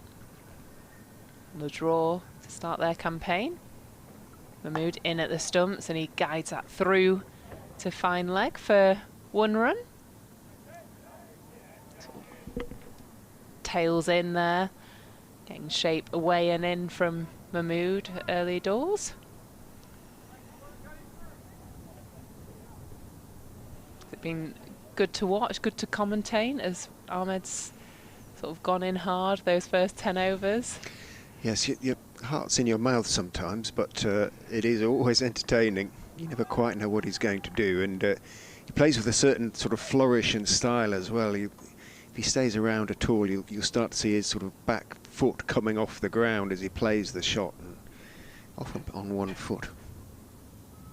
Mahmood in, ball swings away, big waft outside the off stump there from Budinger. Yeah. You know, his first ball as well tries to flay it away, and well, as I say, they can get you off to a flyer, and it, you know, they both can get out early as well. And there's something to be said for it in a way, because we were talking in the interval about the effects of the heavy roller, and sometimes for the first 8 or 10 overs, plus you've got the lacquer on the new ball, and it doesn't quite do as much initially. Mahmood in, beautiful delivery, just misses the outside edge of the bat and the stumps. Good start there from Lancashire. 5 from the over. And with the field sort of up and close catches, there are sort of runs to be made, and as I say, if these two do start seeing it early, they will score quickly. We will see.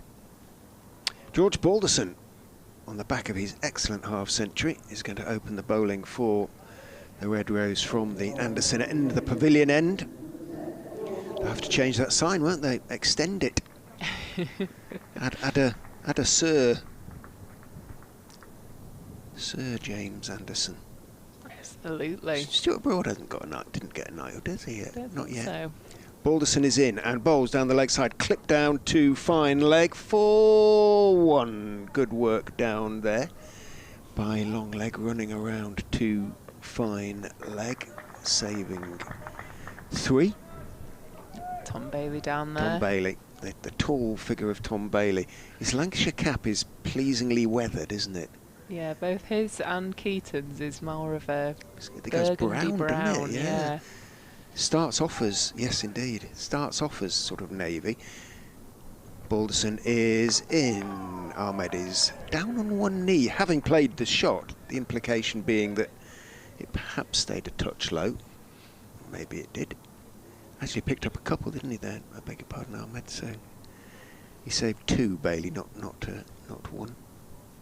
Ahmed on to 7. 9 without loss.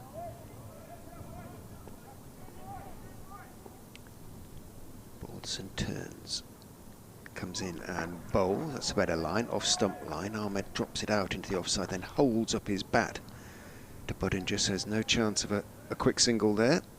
And there wasn't. You can see him approaching the ball, can't you, Ahmed? He doesn't have that same patient nature of Harris. No, just tell no. he's eager, They are very different. Eager to score. Very different young men in terms of their approach. Balderson is in. Bowls. Ahmed stands up. I was going to say tall, but I mean, he isn't a tall man. Stands up straight and plays it firmly off the back foot to mid-off. And there is no run. You can see what Lancashire here have done with the field. They've got no third man down at the boundary, sacrificed those runs out there and brought them into slips. So you've got 2 slips, 3 slips, first, second, third. And they're saying if it's going to go through us. Balderson bowls. Ahmed again, slightly short of a good length, if you like, and on off stump he drops it out towards Phillip in the covers, and there's no run. It is, yeah, they will play it down to third man, sure, and he will try and ramp it, especially if there isn't a third man. So be interesting to see. But Balderson strikes me as the sort of bowler who will keep hitting that. Well, I call it a Mike Hendrick length, which ages me. In goes Balderson, thick inside part of Ahmed's bat as he pushes that one out into the onside, not exactly where he was looking to hit it. It runs out towards deep square. Bailey runs around from long leg to deep square and fields, but Ahmed again picks up a couple, moves on to 9. Yeah, busy down there, Bailey, this over. It's a very good delivery from Balderson, slightly fuller than his previous deliveries to Ahmed, and you can see that that's just managed to catch his inside edge. In he goes and bowls. Ahmed goes back, just pushed back a little bit, and he works it to mid-on. No chance of a run, but then he's almost hyperactive at the crease. Ahmed, he just rehearses a little turn of the wrist shot across with himself. He didn't work it away. He's on 9 off 11. The score is 11 without loss after just 2 overs. Yeah, good start there from Balderson. If anything, slightly short there to Ahmed, but you know that he's coming down for that big drive, so just dropping it that little bit shorter, it'll be that one that's a bit fuller that entices him, that will either get pumped out the ground or will find the outside edge. As Mahmood comes in from the Statham end. Down to leg stump, and that comes off the pad, and they're going to take 2 there. A little bit sloppy fielding really from... Didn't look like there should have been 2 there, should there? But he hasn't got a great arm on him, has he? Long leg, judging by the throw anyway. No, I think it was just probably a bit of a lazy piece of work there, down there.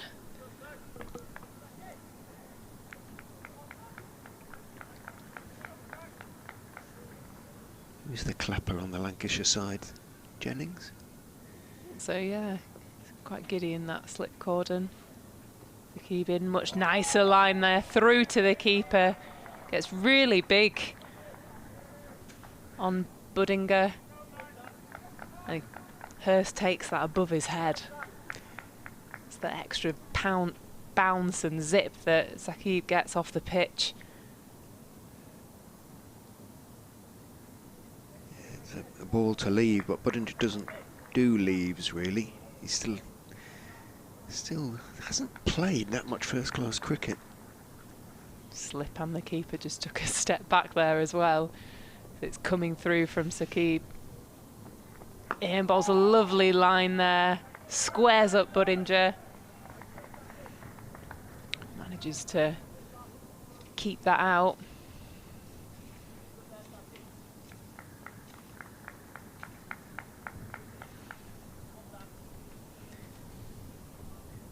This is just his 20th first-class game. Saul Budinger was used pretty much exclusively as a white ball player by Notts. So keep in. Leg stump line again. Seems to be angling it away from the left-hander at the moment. He scored 7 half-centuries, Sol Buttinger, but has yet to pass 3 figures, or yet to reach, I should say, 3 figures in first-class cricket.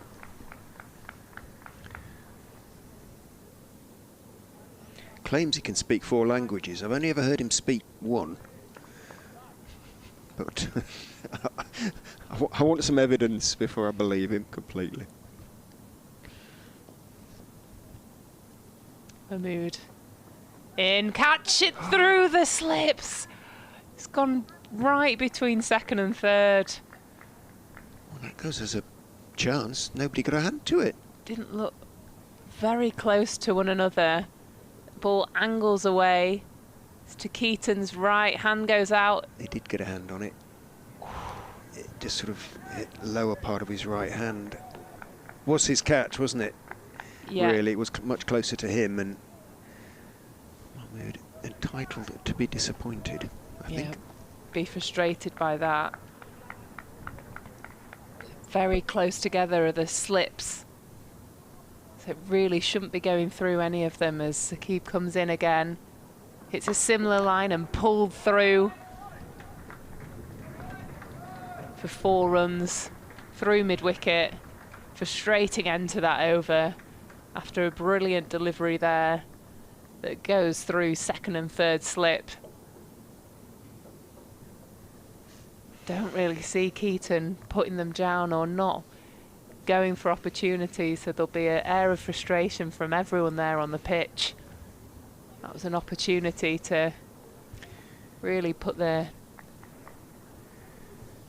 He sort of went for it, didn't he? It was high to his right, but it lacked sort of conviction, as if he didn't quite believe he was going to get there, or it wasn't as close to him as it actually was. I'm not quite sure what happened there. Neither, I suspect, is he.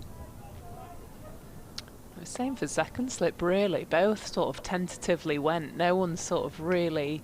That was probably the issue, wasn't it? Harris at committed to third, it. Jennings at second. In goes Balderson, bowls to Rahan Ahmed, who is defending. Not massive amount of foot movement, but solidly enough out to mid-off.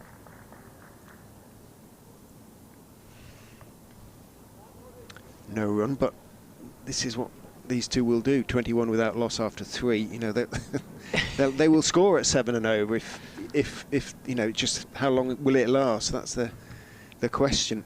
Balderson, tall right-hander, goes in and bowls. Ahmed hits that quite hard, but straight to Phillip off the back foot. Again, you see his back foot sort of comes off the ground, and he punched it away off. Well, I was going to say off the back foot, but he was only on one foot, which was his front foot at the time. His weight didn't really go anywhere. Got plenty of the ball, but straight to Phillip at extra cover. Big thing here for bowlers is holding your nerve, ensuring you hit your areas, because a mistake will come. In he goes and bowls, and Ahmed is leaning forward. Thick inside part of the bat, runs the ball out to mid-wicket. No run. Put the names in the hat for the Bazball era then, these two, don't they? Very much so. Very much so. But I suppose Ahmed sort of is part of that generation. He's known nothing else in a way. And obviously he is part of the England setup. And in goes Balderson, bowls. Ahmed firmly, again, off the back foot. It's that short, just short of a good length that's keeping him on the back foot at the moment. When will Balderson pitch it up, give it a... It may be the right sort of policy as a bowler when it is the new ball and the lacquer is still on it and it's not really swinging quite yet. Then that little bit short of a length, try and hit the seam. But the lacquer goes over the seam as well, doesn't it, with these balls? And until it wears off, it sometimes doesn't. A deadening effect. In goes Balderson, worked from just outside off stump. He's on the move a bit. Ahmed just out towards point, and there's no run. What you can see as well is batting probably 20, 30 centimetres out of his crease and then approaching Balderson as he releases the ball. So Balderson is adjusting his length as Ahmed approaches him. So what is normally a full delivery is turning into a short one. Balderson is whipped away through mid-wicket by Ahmed, who trips, and he's hurt his. Did he hurt his ankle there a bit as he reached the other end of the pitch? No, he's okay, I think, but it had just enough. It may be that mid-wicket just got half a hand to it, slowed it, but Turner couldn't stop it, and Ahmed picks up 4.25 with that loss. Leicestershire after 4, replying, remember, to Lancashire's first innings, 268 all out. And that's exactly what he wants, because there he stayed stationary.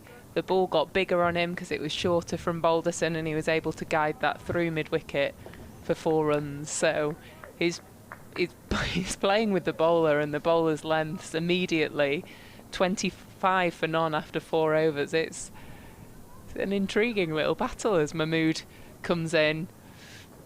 It was a lovely line and length there for Budinger for 1 run. It goes down to third man.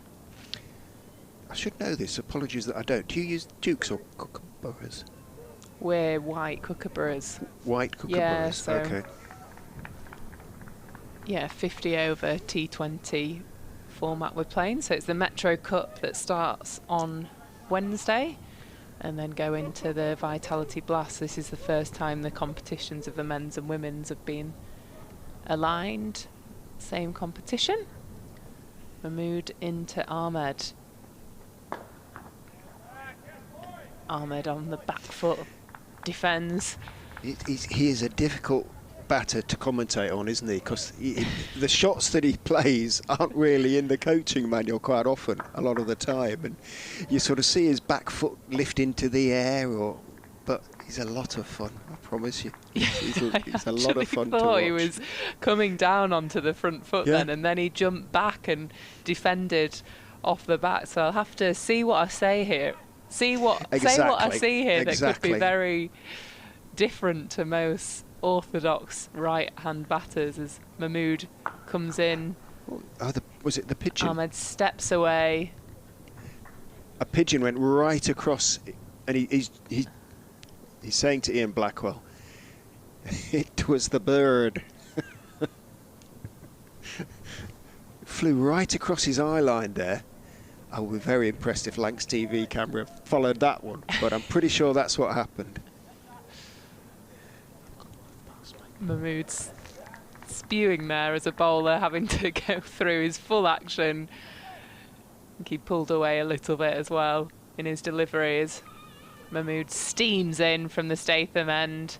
Short delivery, and Ahmed puts his arms through that, and it'll trickle all the way to the boundary for 4 runs.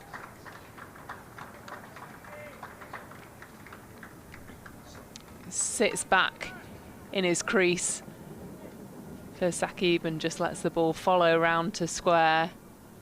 He's sort of got a different approach to Balderson. So Balderson is batting 30 centimetres out of his crease, approaching Balderson on the front foot, but he's much deeper in his crease for Mahmood, who's got that extra bit of pace and zip. And Saqib just changes his field here. He's got a deep fine, a deep square, a third. Just 3 in the slips here for Ahmed as he steams in. That was a lovely channel there. And Ahmed comfortably blocks that for no run into cover.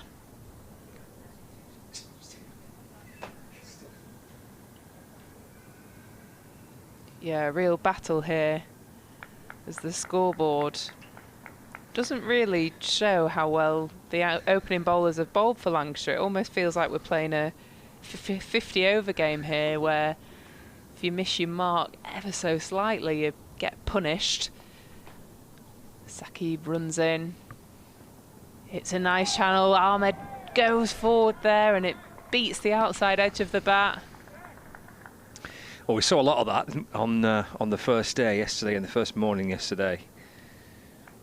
A lot of the ball beating the bat. He's good fun to watch, in the batting, isn't he? Absolutely, Yeah. It's a different approach. Well, I mean, Budinger kind of has got a reputation for giving it a bit of a wallop, hasn't he? The two of them are getting them off to a flyer here. 30 for none off 4.5 as Mahmood comes into the final delivery. Full and defended by Ahmed. Deep in his crease again against Zakib. So Zakib's going much fuller at him, whereas he's going really far forward to face Balderson. But yeah, you don't see this often. 30 for none off 5. You look at Leicestershire's batting lineup: Holland, and then Hill, Hanscom, Kimber, Cox, Van Beek, Green, Mike and Scriven. So they've got quite a deep batting lineup. So I suppose, in fact, you've got Holland, Hill, Hanscom, Kimber as kind of your middle. Maybe it just gives these two a little bit of freedom, doesn't it, at the top, maybe? Budinger on strike. Here is Balderson. That's off the back foot and hammered away for 4 through the offside. Just in front of point out towards the boundary. It's sat up beautifully for Budinger. Put that away nicely. 34 without loss. So a really interesting start to Leicestershire's first innings. I mean, it does put pressure right back onto the bowling side, doesn't it? When you have an opening pair that start like this. They've dropped Bailey back towards the point boundary. Bailey's on the field because of the injury to Luke Wells, as that's defended by Budinger to mid-on this time. Actually, Anderson Phillip comes round from mid-wicket to field. And there's no run. 34 without loss. Riyad Ahmed on 17, so Budinger on 13. Lancashire all out for 263 in their first innings. And Leicestershire are out of the blocks pretty quickly. Balderson to Budinger, plays forward in defence. And there's no run. Anderson Phillip, John Turner, I suspect, likely to be change bowlers that Keaton Jennings will go to next. It was interesting to see who would take the new ball with Saqib Mahmood. Balderson, as he did last week, has that chance from the Anderson end. Right forward in defence, solid looking defence from Budinger, and fielded at cover by Bohannon, and there's no run. Yeah, much better lens now to Budinger. I think that first ball, he'd bowled so many balls up front to Ahmed and had to pitch that little bit shorter because he was advancing him down the crease, and then we've seen Budinger just sit back and play him from the crease. He's on 13. He leaves this next delivery from Balderson and through to Hurst. And there's no run. These two opened the batting in Derbyshire's previous game. Sorry, Leicestershire's previous game against Derbyshire. But not in the first game of the season against Glamorgan. Balderson to Budinger. It's the forward defensive. And plays the ball to mid-off. There's no run, so having punished the first delivery for 4, he's very calmly and cautiously defended the following 5. 34 without loss. 6 overs gone. Live from Emirates Old Trafford via the BBC Sport website and app, and on Lancs TV as well. Evening session, day 2. Lanky boys against the Foxes. Absolutely. It's been an exciting start here. 34 for none. Ahmed coming out with some intent. 17 from 22. Budinger 13 from 15. They missed the lines or the lengths here, then they're looking boundaries. They're hunting boundaries. They are that. Not much margin for error. Mahmood runs in from the Statham end. nice line and length there, defended by Ahmed. So one put down in the slips that just shot between second and third, almost pinpoint between the two of them, but a hand was... Right. Keaton got a hand to one, and both players just looked quite unconvincing in for the catch. Right. I think it was one of those that if they'd have just had a second or just had a third slip, they'd have taken that. But because they had the two, they both looked at each other. Saki running in, ball's a nice channel there, and Ahmed punches that through extra for one run. Yeah, it's a new look slip cordon for Lancashire, with Jones and Harris either side of Jennings. Jones at first slip and Harris at third slip, and Keaton Jennings in the middle. I say new look, I mean, it's the third game of it. New for this season, at least. But those three have been the slips for the first two games. Mood staying over for the left-hander. Was a short delivery there. He's set his fielders out in the deep, deep square. Long leg. Deep third. So he can bowl that short delivery. Which actually, if anyone's going to take it on, you'd think Budinger would, but he happily ducked that one that whizzed past his head.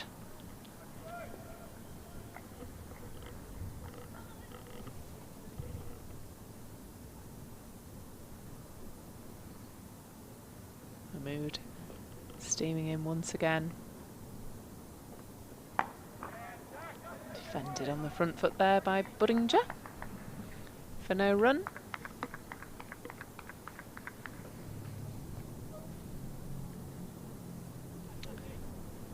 Last season in the County Championship, just at 3 games or so, Budinger, top score of 87.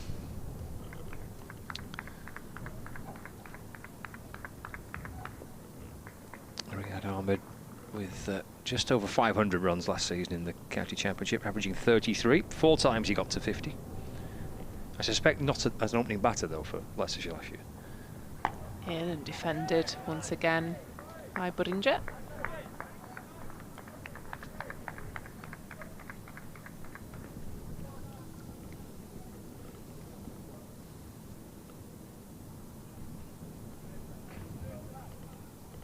It's a period of calm, isn't it, compared to the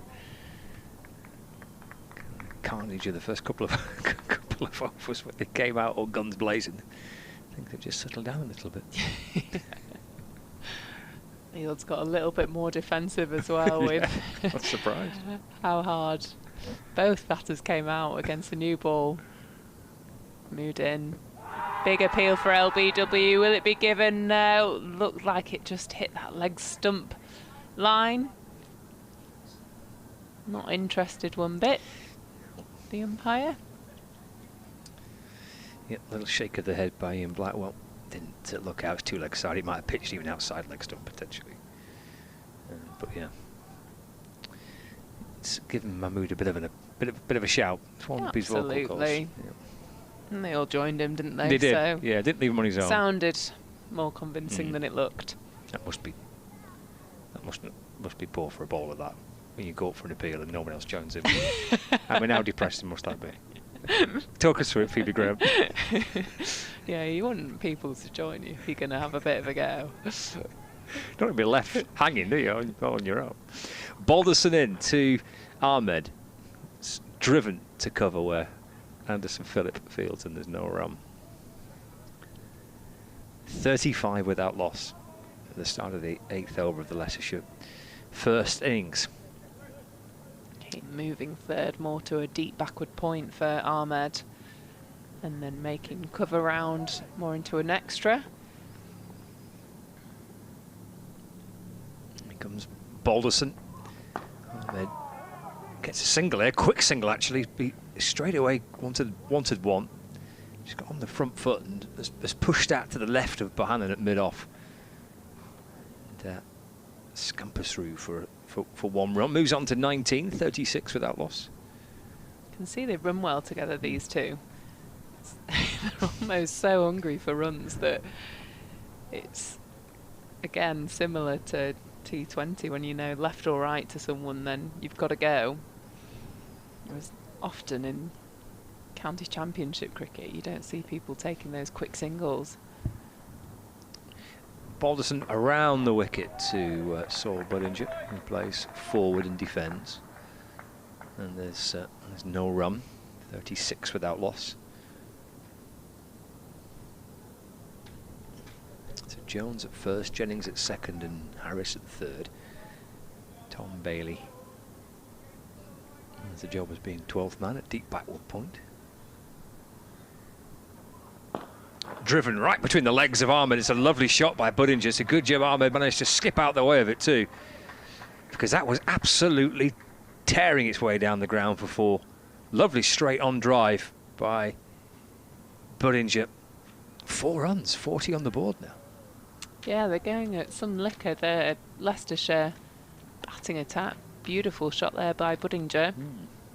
Fuller delivery and was able to just guide that down mid-on. Lovely shot. Straight down the ground. Moves to 17. Balderson to Budinger, forward and defending. And there's no run. Slightly kind of crouched position in the crease, isn't he, Budinger? And you watch him set up for viewers on Lancashire TV. Watching here, square on. Slightly bent knee and getting himself settled now, waiting for Balderson. And just tucks the ball away off his pads out towards square leg for a single. Where it's fielded by Anderson Phillip. Well, we've had 4 overs of George Balderson and 4 overs of Saqib Mahmood. Both have conceded 19 runs. Ahmed's got 19. Budinger's got 17. And Leicestershire are 40 without loss. 8 overs into their first innings. 21 overs remaining in the day, so a lot of cricket to go today. The conditions look okay, nice and bright at the minute. Yeah, sun's come out as well. A lot more pleasant than it was this morning when it was drizzling on our way into Emirates Old Trafford. It looks like they're getting the better conditions to batting, Leicestershire, as well, as Mahmood comes into Ahmed. Bowls a fuller delivery and defended through to cover. No run. Yeah, it was a rather drizzly start today, wasn't it? We had the half-an-hour delay. Well, it was more kind of overnight, early morning rain, wasn't it? A bit of light drizzle. And then, to be fair, the umpires came out and looked at 11 o'clock and said, we'll start at 11:30. Crack on. Absolutely. Yeah, we're not seeing too much movement off the pitch just yet. There was a heavy roller on at half-time. Mahmood comes in, it's driven to cover, fumble. Field there from Balderson. So they scamper through for a single. Flatten the pitch. So when that starts to break a little and the lacquer comes off the ball, maybe in a couple of overs we'll see the ball doing what it did for the Leicestershire bowlers, or is it going to be, just looks a little bit effortless for the batters at the moment? It does. Mahmood comes in.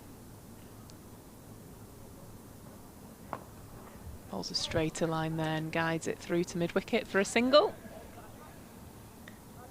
Simple cricket there for Budinger. He rotates the strike.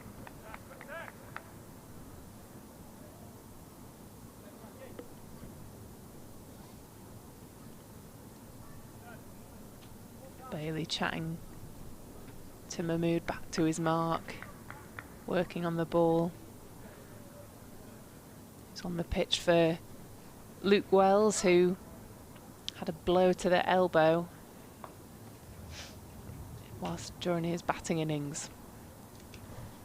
Mahmood steaming in. Lovely delivery and defended by Ahmed. You're right, it's not doing much at the moment for Messrs Mahmood and Balderson. Nicest conditions of the match, actually.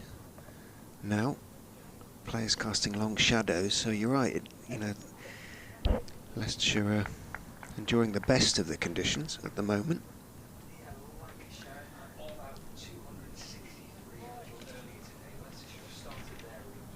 Still a big breeze out there. Mahmood runs in, full delivery, driven by Ahmed to mid-off. You know they're going to play shots at those fuller deliveries and going at a run rate of 4.75. I don't feel like run rates are ever something that they're necessarily thinking about out there. They're just looking at scoring at a good rate. Deep square, fine. Have a deep backward point as Mahmood steams into Ahmed. 3 slips. Wider, driven through extra covered. Glorious shot by Ahmed for 4. That'll be the end of the over there for Mahmood, but a beautiful shot from Ahmed. He strikes and holds the pose. Didn't he like that, didn't he? He enjoyed that one. It must be so frustrating to bowl that. You can feel the energy and arrogance that he gives off, holding the pose, playing with bowlers' lengths early doors, and yeah, 24 off 31, 18 from 24, a very different start to what we saw for Lancashire. Leicestershire 46 for none off 9. Yeah, first bowling change. John Turner is replacing George Balderson from the James Anderson end. So early change, might be a double one. Could be a little bit of Anderson Phillip as well in the not too distant future. 46 without loss. Turner on a short-term loan. In fact, this is the final game of it. 2-game loan deal from Hampshire. It's a short-term loan, isn't it? Absolutely is. Yeah. Yep. And he's in and bowling to Buringer, who plays off the front foot in defence, and there's no run. Wonder if that's in mind with Lancashire bowlers that aren't fit at the moment, with a rest next weekend. Then you've got Tom Bailey, who's not in the 11. Will Williams. They've got a lot of bowlers really missing out for Turner. Sets off again. 3 slips waiting. Buringer behind the ball, just back of a length. It's defended to mid-off. And there's no run. Yeah, they're pretty well stocked, aren't they, actually, in the bowling department.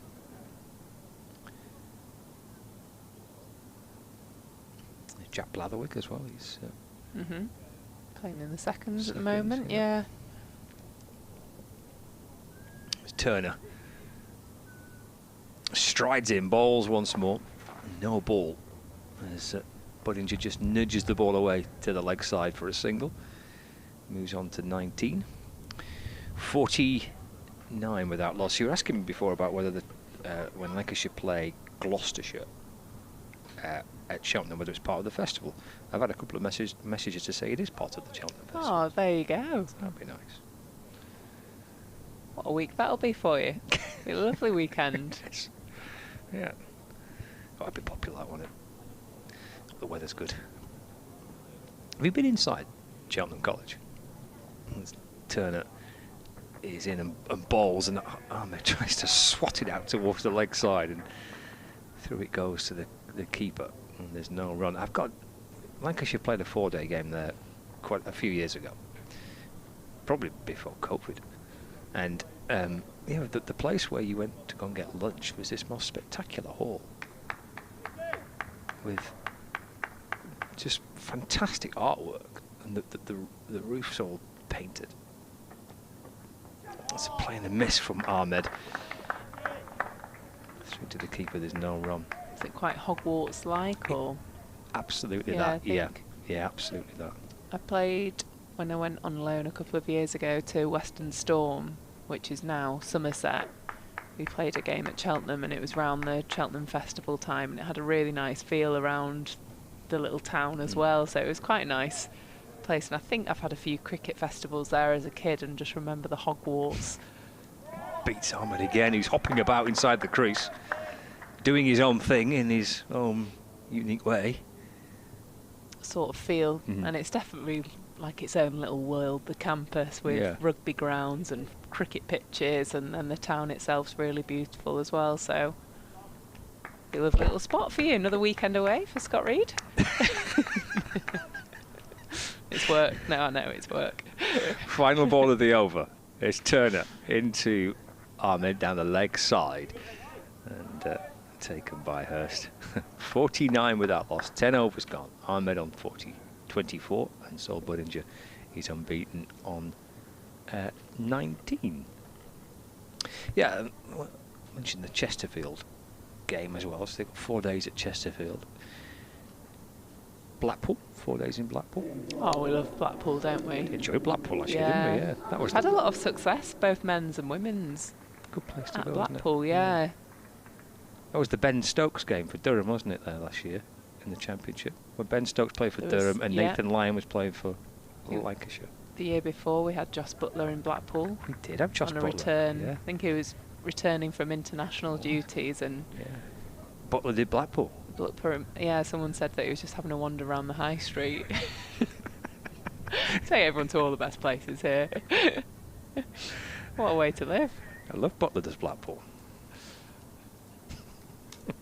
There's a double ball and change.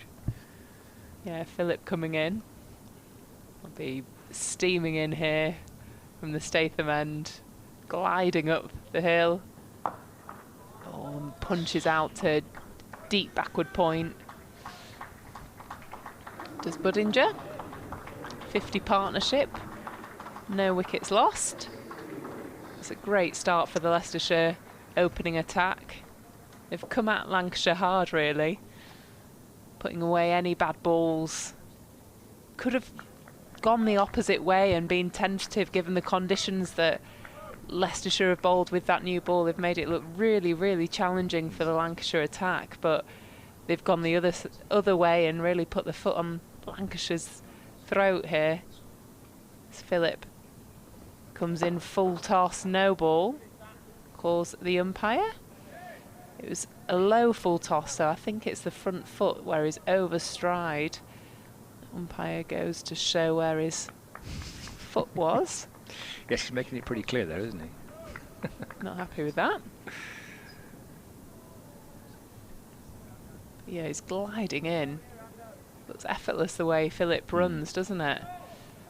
Unlike Ben Mike, who looks like he uses every single ounce of his body. Just gliding in at pace is Philip. Lovely delivery, no ball again. Be another front foot no ball. Will the umpire go and show him again, or his instruction was clear enough the first time? So that's 2 no balls in a row for Philip. He's running in hard and is hitting the pitch, but I think he's just overstriding a little bit.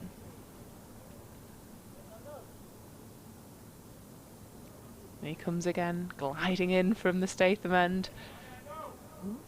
Little stutter. It's in his head now. It really is, isn't it? A little stutter, and he goes. Right, here comes Philip.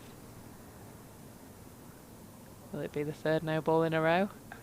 As Philip glides in. Was a brilliant delivery there, defended by Ahmed. Legit. Last season he kind of kept running in, didn't he? He seemed like the type of bowler where you could throw the ball to him and he would just keep going. He's got his hands in his pocket walking back to his mark. That's how cold he must be. Well, last week against Northamptonshire he must have had about 20 layers on. Had to take his jumpers off to bowl, so he'll be absolutely freezing until he's finished this over. It was 17 degrees last week as well. In and defended late by Ahmed. That's a really well timed defensive shot there. He's played it under his bat. Played that so late, hasn't he? I think that is the key to this wicket. Playing late, showing the full face of the bat, because it just moves late off the pitch. That's where we saw Leicestershire creating the most damage in the Lancashire attack.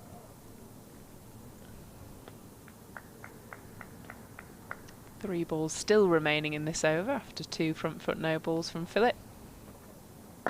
Ball and defended again. It's a good comeback, isn't it? Hands go straight back in the pockets.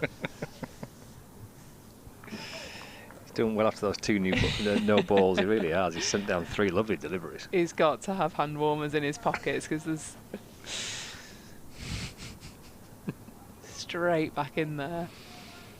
It'll warm up in about 2 months. All right.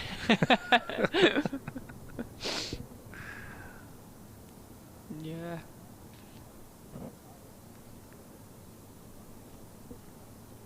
How different things looked about a week ago. Thought we were going to have the summer of a lifetime. You knew it was going to change, but you didn't know when. Just holding out and holding out. It does make a difference to your mood, though, doesn't it? When you wake up and the sun's shining every day. It is happy days, isn't it? Oh, unbelievable. It made me realise maybe I do need to move abroad. Living in the wrong country. So full of life when the sun's out. In comes Philip, driven down the ground, but cut off nicely there by Bohannon. Still going this over, isn't it? Yeah, 2 no balls in it, so still got 1 more to go. But it has been an excellent 4 deliveries he's sent down since that. Oh, absolutely. He bowled the second no ball, then he had a couple of the stutters, didn't he, a couple of times. But yeah, terrific stuff. Can he get through the over? Can I get through the innings? How cold he is. Yeah, his hands in pockets straight away. Yep. He'll be putting his jumper straight back on after this delivery. In glides Philip. Wide of the off stump and a big thick inside edge down to Fine for 1 run. A brilliant way to finish that over from Philip. Hands in the pockets before he gets his jumper back from the umpire. And that's a fabulous start from Philip. Thanks, Phoebe. Phoebe Graham will take a break, and Richard's going to come back and join us.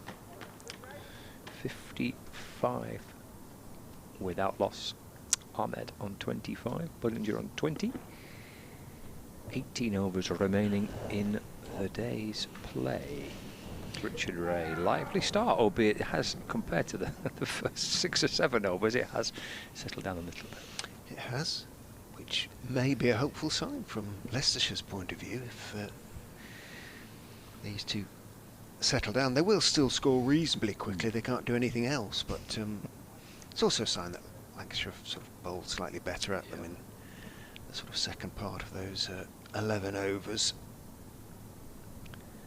Third slip's coming out, going into mid-wicket now. As Turner continues from the Anderson end. Thumped away off the back foot by Ahmed. Sorry, have I nipped in ahead of you there? Oh, I saw you. Pinch your over, but a little bit short, little bit wide, and that is all Rehan Ahmed requires. Basically, he will then try and put it away, and he did so again in some style through the gap at, in front of point, wide of the Anderson Phillips, whose hands are deep in his pockets. Still out, they're out now. In goes Turner and bowls. Ahmed just nurdling that one away from short of a length again, down towards third man. Is that Tom Hartley down there? It is. Left-handed throw, which I recognise from Worcester, actually. Remember that? He played there. He did, yeah. He was effectively as well, as I remember. One of the few players from either side that's playing this week that played 5 years ago. Yeah, just one for Leicestershire. We worked out, wasn't it? in the end. I don't remember who that was now, but round the wicket goes Turner. Bowls to the left-handed Budinger down the leg side. Budinger gestures at it, doesn't get anything on it. And of course there's no run.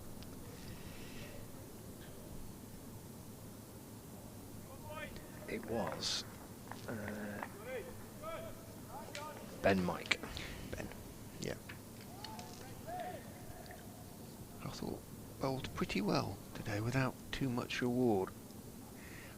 In comes Turner, longest run, bowls, short, edged, well gloved or edged, over the leaping wicket-keeper, Matty Hurst. He's not a tall man, Hurst, but he would have had to been 2 feet taller as he leapt into the air to get anywhere near that one, and it flew down to find the finest of fine legs for 4. So a false shot really by Budinger. Turner will be nettled by that. Leicestershire charge on to 64 without loss, 11.4 overs. Third slip, Harris has gone back in for Budinger. Long leg goes a little bit finer. In goes Turner, bowls again to Budinger. Length a little bit further up. Budinger stays on the back foot, blocks it back down the pitch towards the Hampshire man.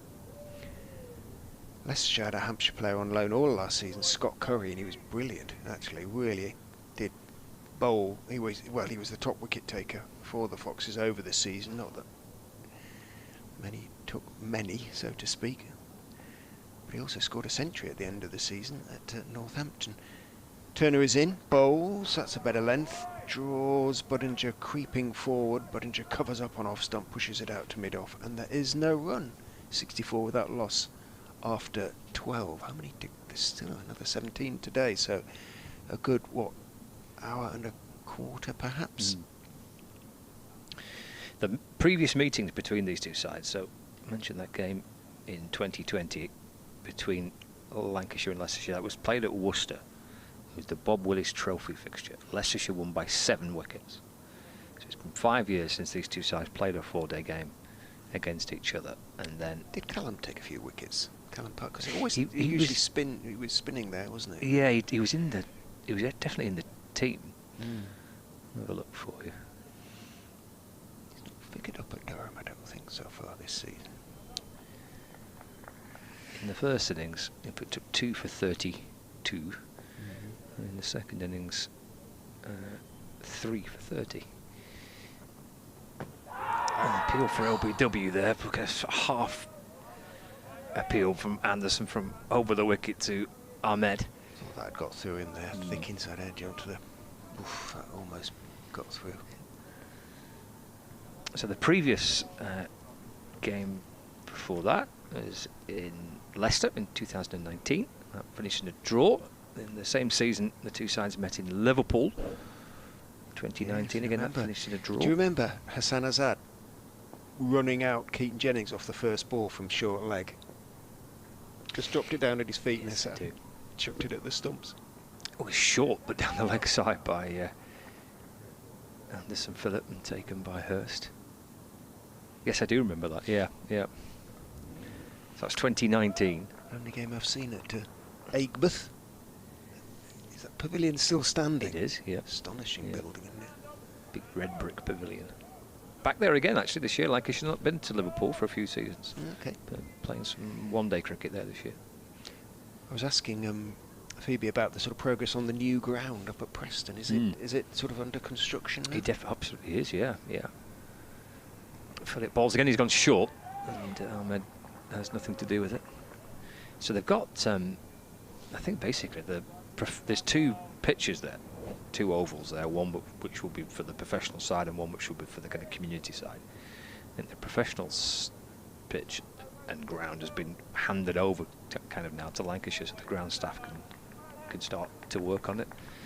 The pavilion, I think, needs to be built, but they're aiming to play some cricket there next year of some sort.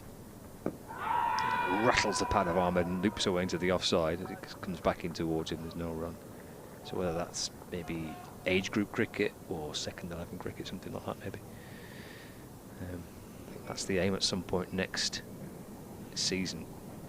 And then ultimately they will play men's cricket there, as well as women's cricket there. When OT isn't available. Yep. Well, I hope you're having some input into the building of the pavilion. I hope they're consulting you on the sort of media room and what have you, I trust. Well, catering facilities. Maybe more that, yeah. Philip over the wicket, ball short once more, and that's again ignored by overnight accommodation. It's a long way up to Preston. He's actually probably nearer to my house. Oh yeah, okay. Oh well, that's all right then. This place. So yeah, it's well underway. I look forward to seeing that. Where is it? I mean, is it? It's in Farrington. Is it? So it's called Farrington. Well, yeah. At the moment, it's called. So you refer to it as Farrington, do you? See, up the M6 to the junction where the M65 is. Yeah. And okay, it's only maybe 10 minutes away from Scotland, isn't it? Really. Final ball of the over as Ahmed defends back to Anderson Phillip. Certainly the Lake District, anyway. 64 without loss. You might get a few Cumbrians coming down. Well, for those that have watched Lancashire, it's Sebba, Yes. and have got the That's the ground I've still. Well, I played there at school cricket, but I've never been there to watch a first class or a white ball game. To Sebba. Yeah, I don't know whether it's changed at all in the last probably 30 years. Picture skew, as I remember. Oh, it's lovely. Yeah. Good over. Yeah, mixed that up, didn't he, Anderson Phillip? Yeah. He's got into his rhythm now. He's lively as well. And he's hurried Ahmed regularly. Turner into Budinger. Bowls. Budinger drives. It's in the air for a moment or two, but bounces well short of Harris at shortish extra cover. Oh, he was shortish by the time the ball was delivered. The Australian puts his hands back in his pockets. Everybody does. And it is a chilly old breeze out there from the east. It's all calmed down a little bit now on the field as Turner is in. Bowls to Budinger, gets a delivery on his legs that he enjoys. He can just turn it around the corner towards Phillip, who's lurking down there at deep backward square, and takes one. Budinger onto 25, Ahmed 30. Looking at some details of this second innings stand that they put together against Derbyshire last week. 132 it was. In, I think, about, well, it wasn't much more than about 16, 17 overs. Ahmed made 77. Turner is in to him. He defends, nice high left elbow on the off stump.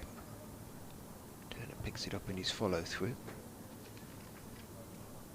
No run, of course. Deep backward square. Long leg.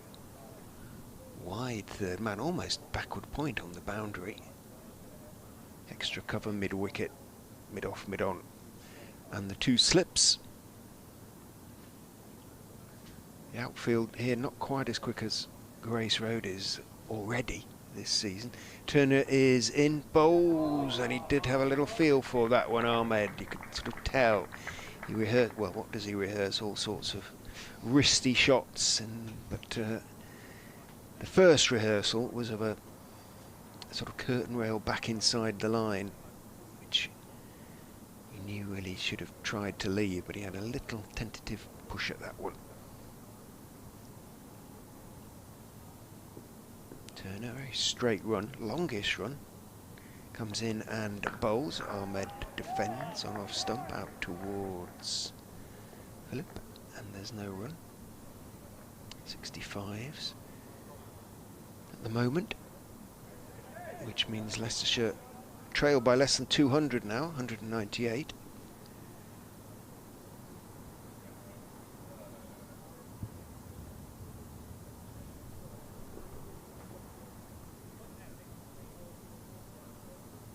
Is in and bowling short, chopped away by Ahmed. Didn't quite time it as well as he would have liked, so Hartley can run up from that sort of wide third man position to backward point on the boundary and field comfortably enough. It does mean that Ahmed keeps the strike with that single. He moves on to 31.66 without loss. Leicestershire. Various ways you can get in touch, and always pleased to hear from you. richardray23@gmail.com, at richr23 on Blue Sky. Phoebe's got a social media address, but hasn't vouchsafed it yet. Phoebe G23. There, nice. 23. Phoebe G23. No, mine's all. I've got 23 on all mine. Spooky. Anderson Phillip from the Brian Statham Men in and balls off the back foot and punched into the offside. Good stop at cover by Marcus Harris, and there's no run. Mine's because two of our houses have been at number 23, if you know what I mean, so it just became a thing. Phoebe G23's got a nice little ring to it, hasn't it? It does, Phoebe G23, yeah.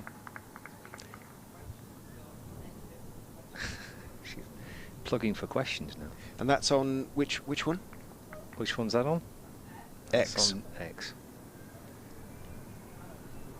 It's Philip balls again. That's a lovely shot. He's managed to find a gap that wasn't really there. He'll come back for two, just off the back foot. This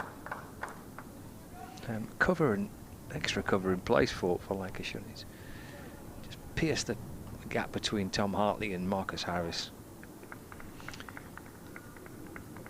68 without loss. I don't think he'd admit to having a favourite shot, but he does play that nicely. Good. That sort of punch off the back foot, quite often with both feet off the ground. Moves to 33 not out. Philip hustles in again, balls short to Ahmed. Singled to wide. There's a lot of sunshine around, mostly down south. It's the floodlights are on up in Durham, but it's sunny in London and at Chelmsford.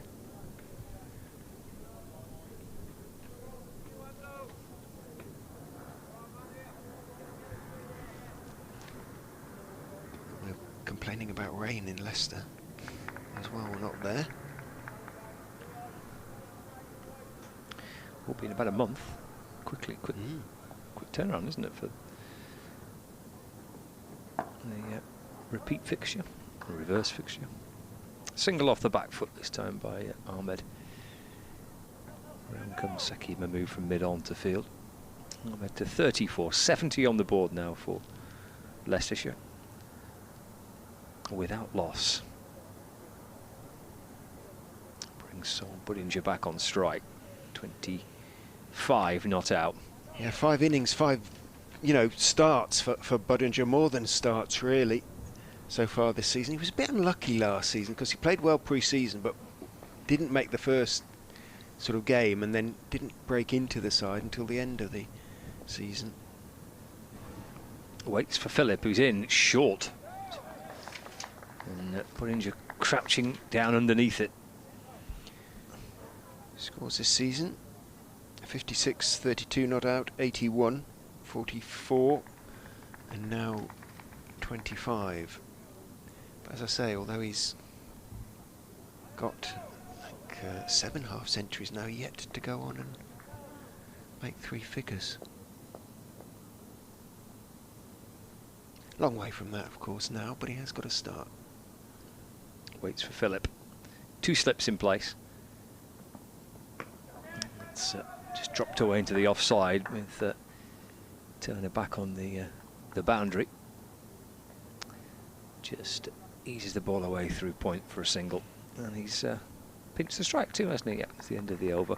No, 1 ball left of it. So he moves up to 26. The score moves on to 71 without loss, with a delivery to go. Ahmed back on strike, so 2 slips, short cover, extra cover, third man, fine leg, mid off, mid on, and deep square leg. Anderson Phillip for Lancashire in a ball. It's wide and he swats it, or attempts to swat it away, but thickish under edge, and the ball just ricochets out towards Marcus Harris, And it's the end of the over, 71 for no wicket. Did you see the back did, foot yeah. come off the ground again? He got in a sort of smashing match with Zach Chappell towards the end of his innings at Grace Road last week against Derby, obviously. And he got out trying to hit it over Chappell at mid-off, both feet off the ground, sort of tennis style, you know, sort of like a forehand drive, but from about shoulder height. Again, Blair Tickner was the bowler. John Turner stays round the wicket in bright sunshine now, bowls to Budinger, who just covers up on leg stump, turns it out to mid-on, and there's no run. But when I said to him afterwards, did you get sort of suckered into that really a bit? He was banging it in, and all that Rahan was cross about was not having cleared Chappell at mid-off. He was chuntering about him being 6'5" and taking it two-handed, jumping above his head, and he didn't realise, but yeah. All he seemed bothered about as Turner is in, Budinger is nurdling it nicely off the back foot down towards fine-ish third man. There's a bit of a run around the boundary. He's at almost a backward point down there is Balderson, so by the time he throws in, Budinger has picked up a couple. But I suppose it's the right attitude. He wasn't bothered about having hit it in the air, he just was bothered about not having hit it high enough and far enough in the air. And you know, well, that is the...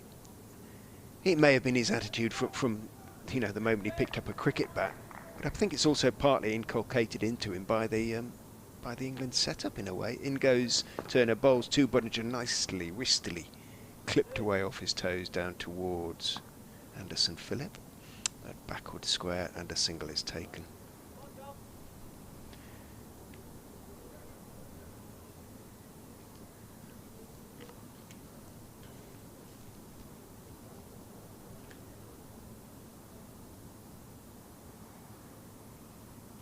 Took 13 wickets in the Championship last season. Rahan at 60s. As Turner is in, bowls to him, drives but doesn't time it, down into the ground, bounces up nicely for Turner to field in his follow through. But he scored 432, played 8 games, 13 innings, 432 runs at 33s.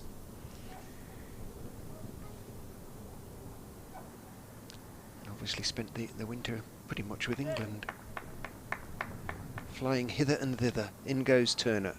Bowls to him, he defends on off stump and retreats back into his ground as Turner again fields in his follow through. Bowling nice and straight is Turner now. Making the right-hander in particular play. Who's that stretching down there at backward point, doing a bit of a downward dog in a child's pose? Might be coming back on. Well, might just be keeping warm. Probably will get an over or two before the close, do you think? Yeah. Kimber turned one or two, didn't he?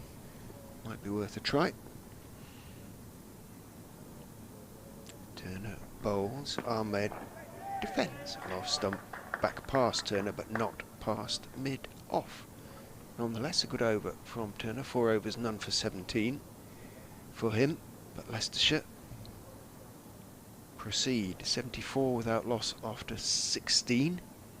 Only the one chance so far that was spilled, although he didn't get that much of a hand on it, by Lancashire skipper Keaton Jennings. Budinger had yet to score at the time. That was off the bowling of Saqib Mahmood at second slip.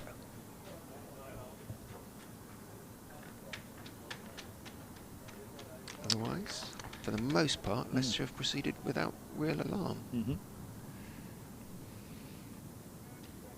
Luke Wells has re-emerged back onto the field. Good to see, really. That definitely means he's okay, doesn't it, really? He's not protecting that bruised forearm. He's at mid-on. As Anderson Phillip comes in and bowls, full-length delivery to Budinger. It's pushed to mid-off and there's no run. Yeah, Tom Hartley is now at backward square leg. He's twirling his arms around, so let's see some left arm spin not too distant future. Bowled very nicely, I thought, last week. Well, more importantly, he was pleased with it. Bumble was impressed with what he saw in the first innings of the match against Northamptonshire with not a great deal of assistance. Kept the scoring rate down, picked up 3 wickets. Did a very, very solid job for his skipper.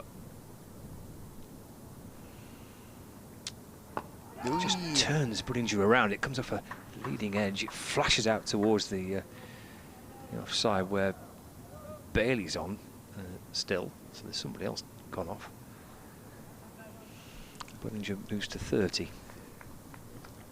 First one that's actually done a little bit off the seam, really, almost. Yeah, not much. No, no. It's not the type of movement that we saw certainly yesterday in the morning session, and for a decent amount of today, certainly again in the morning and early afternoon. It's turned away to the leg side by Ahmed. He's shuffled through the first very quickly, and he can gently come back and run too. By the time the ball's picked up by Bailey, Ahmed moves on to 36, 77 without loss now. Impressive start. Came out the blocks flying, these two. They're really, really attacking, positive start, but then they've played quite measuredly since then. It's been a settle down. But the run rate's still, absolutely, as it was in the first couple of games, nearer 5 than 4. Philip charging in, bowling. Clownstoy off the pads down towards well, either Turner or Bailey. It's Bailey that gets there just ahead of John Turner. Single for Ahmed. Takes him on to 37. Now 78 for no wicket. That Essex game's going to finish tomorrow, isn't it? Looks like, anyway. Assuming the weather's alright, I think it is. In the southeast. Yeah, lead by 194 runs. Essex over Worcestershire in their second innings, 4 wickets remaining. Change of angle this time around the wicket to Budinger.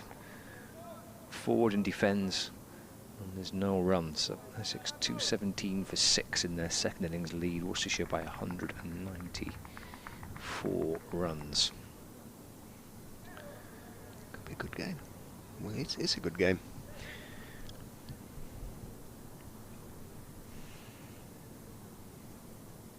.78 without loss. A delivery to go of the over, then 12 remaining in the day. Anderson Phillip sets off again. Budinger waits and then runs it away down to backward point, deep backward point, where Turner is there to field. Sends the ball in towards the keeper. Will he remove his cap, John Turner, or will we have a change in the bowling from the Jimmy Anderson end? It's the end of the over, 79 without loss. Riyad Ahmed on 37, so Budinger on 31. Looks like there's a few helmets being brought out, which would suggest some left arm spin. Mr. Hartley divesting himself of his sweater while the 2 Leicestershire batters have a drink. Ahmed down on one knee, as though he's about to be knighted. He probably will be one day. Following the footsteps 10 of Sir years James. time, yeah, indeed. After he's won England a T20 or whatever it is by then.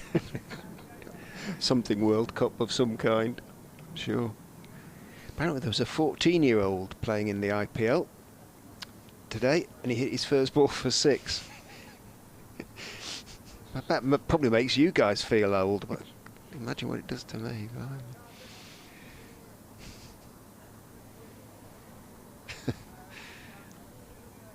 14. Ridiculous. Ahmed puts his helmet back on, jogs back down to the bowler's end. It's going to be Budinger who's going to be on strike to the tall Hartley. short leg and leg slip, and Jennings summons wide long leg up to mid-wicket. Well, just a swap of fielders there. Philip gets sent down to long leg, and long leg comes up to mid-wicket. Michael Jones, that is. Hartley's going to bowl, of course, over the wicket to the left-handed Budinger. What will he get?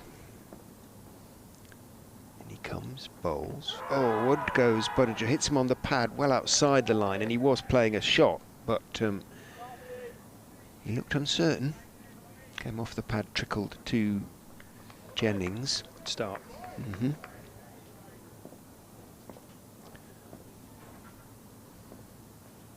Steps in and bowls a little bit short, pulls and hits short leg.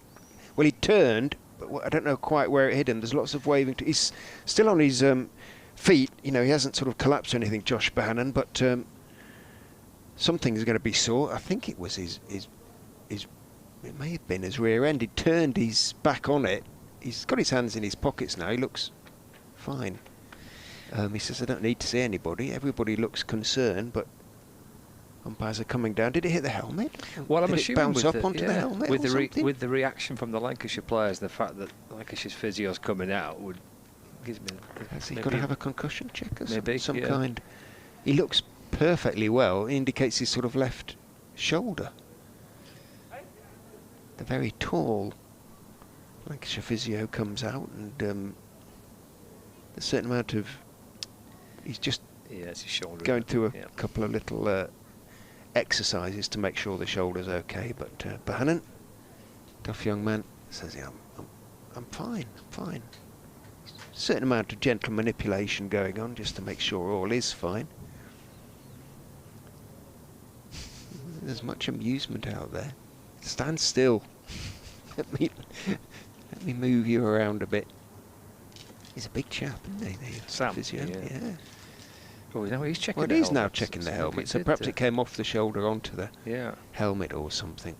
I think we're okay to see it again if we're allowed to show it again, because he's not hurt. So he says he's indicating he sort of turned his head to one side and it came off the shoulder, bounced up onto the helmet. That's what I'm guessing he's saying. Here we go. Oof. Yeah, left shoulder up onto the helmet, I think. It did sound a bit sort of clinky, didn't it, when it hit him? He's had a busy day, Sam, hasn't he? Lancashire physio. He's been out there quite a bit. A few of your boys have taken knocks in this game, one way or another, so far. Matty Hurst had a bit of a sore back this morning, didn't he? He did. Luke Wells has hurt his elbow. George Boulderson, he got something. He got hit on the toe, maybe something like that. Bohannon on the shoulder and then the helmet. He thinks it's hysterical. I'm not sure I'd be laughing, but there you go. Well done, young man. He's fine. Hartley is ready to go again. In he goes. Bowls two. Oh, that's caught. Oh, no, dropped. Oh, that's incredible. He pushed it almost straight to short leg. Bohannon had it once. He had it twice. He may even have had it a third time, and it came out. Somehow it popped out. I can't believe that. To him, knocked up, grabbed three times, and he couldn't hang on. Oh, it's incredible. He's not smiling now. In goes Hartley and bowls, and it's pushed to long gone for a single. That is extraordinary. I don't think I've ever seen that. I've seen it knocked up twice, but never three times. And he had three grabs at it. The first two grabs, two hands. Third, left hand stretched out, got his fingers to it, couldn't hang on. Extraordinary. That'll be on YouTube, won't it, or whatever, before long? Yeah, 3 bites at the cherry there. Hartley round the wicket to Ahmed with long off posted. And that's going to be close to leg before. No, says the umpire Ashraf. Well, that looked a decent shout. We are behind, obviously, the batter from this end. Let's have a look-see. Oh, didn't do enough, did it? Didn't straighten enough. Was going on to miss leg stump, I think. But well bowled again by Hartley, who is in and bowls. Ahmed is paddle sweeping it round the corner down towards fine leg. It's a long way round, and long leg isn't going to get there. Well, that was cheeky, if that's the right word, in the extreme. But Ahmed reached out and just helped it around the corner and picks up 4. So Hartley should have had a wicket in that over. But as it turned out, he conceded 5 runs, 84 without loss. Have you ever seen that? 3 grabs? No, I haven't. Normally, the extra little juggle helps you capture the ball, doesn't it? It does. He knocked the first one right up. Here we go. Up it went. And he should have got it at the second attempt. Oh, unbelievable. Unbelievable. He knocked it up. Had plenty of time to grab it at the second, but he knocked it sort of out of his hands and then couldn't grab it a third time either. In comes Philip. Punched through the covers by Buddinger. Might race all the way to the boundary. It does. 4 more to the total. Been a very destructive opening partnership here for Leicestershire. They are dangerous. 2 real big opportunities. That one there from Bohannon, one in the slips early doors off Mahmood. Yeah. And I guess with players like Buddinger and Ahmed, you need to take those chances because they keep going hard, so the scoreboard ticks over quickly. 88 from 18 overs, no wicket loss.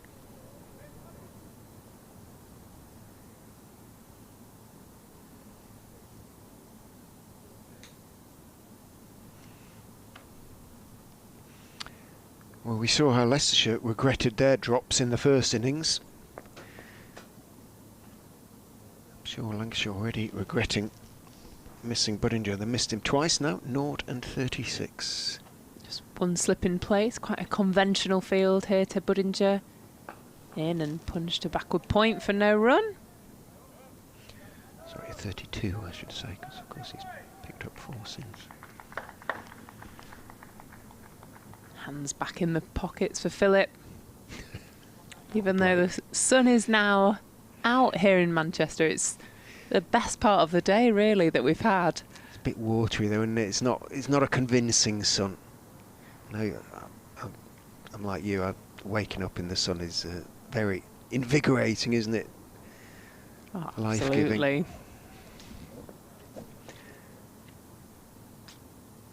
Philip in fuller delivery. Buddinger puts his hands through this, and will it beat extra? It does.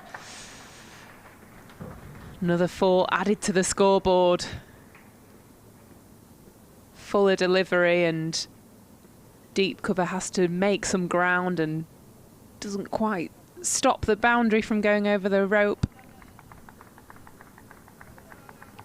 Philip changing his angle now.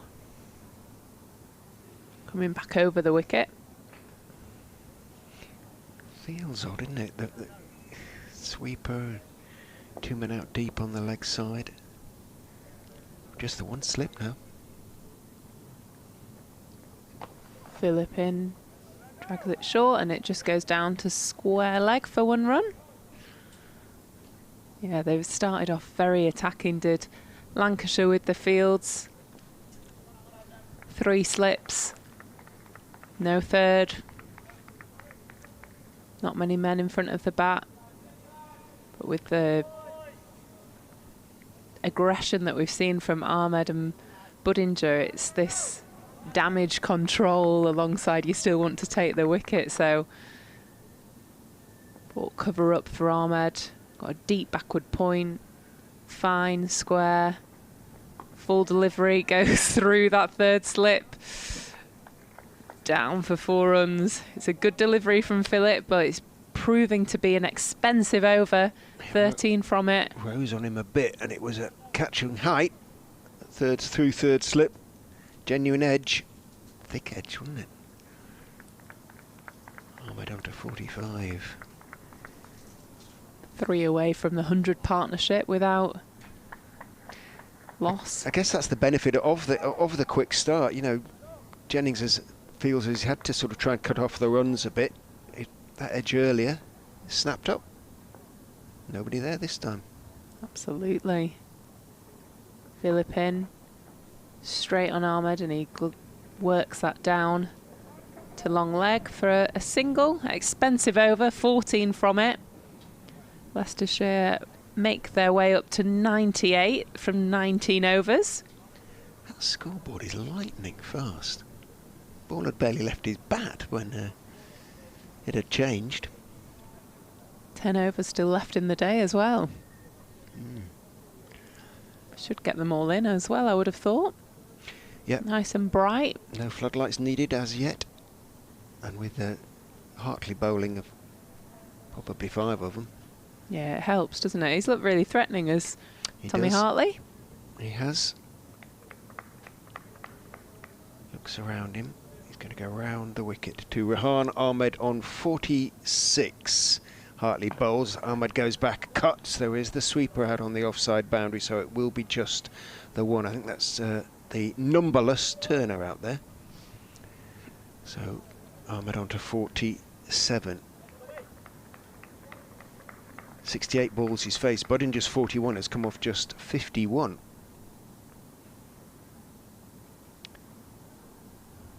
He's got a little bit of rough, presumably to bowl out, although the pitch still looks pretty much intact, and the bowlers follow through. Hartley is in to Budinger, who uses his feet. Sign perhaps of not just aggression but also slight unease trying to get to the pitch of the ball.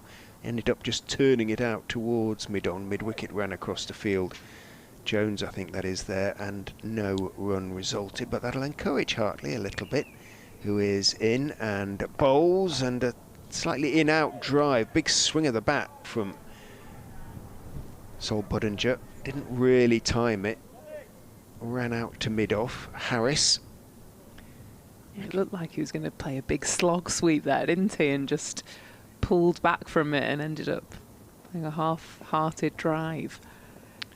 Hartley is in, bowls. Budinger goes back, tries to nurdle it around the corner. I think it was pad, and run gently down towards fine leg. Umpire Ashraf emerges and raises his right knee. It was pad, but it is the century partnership.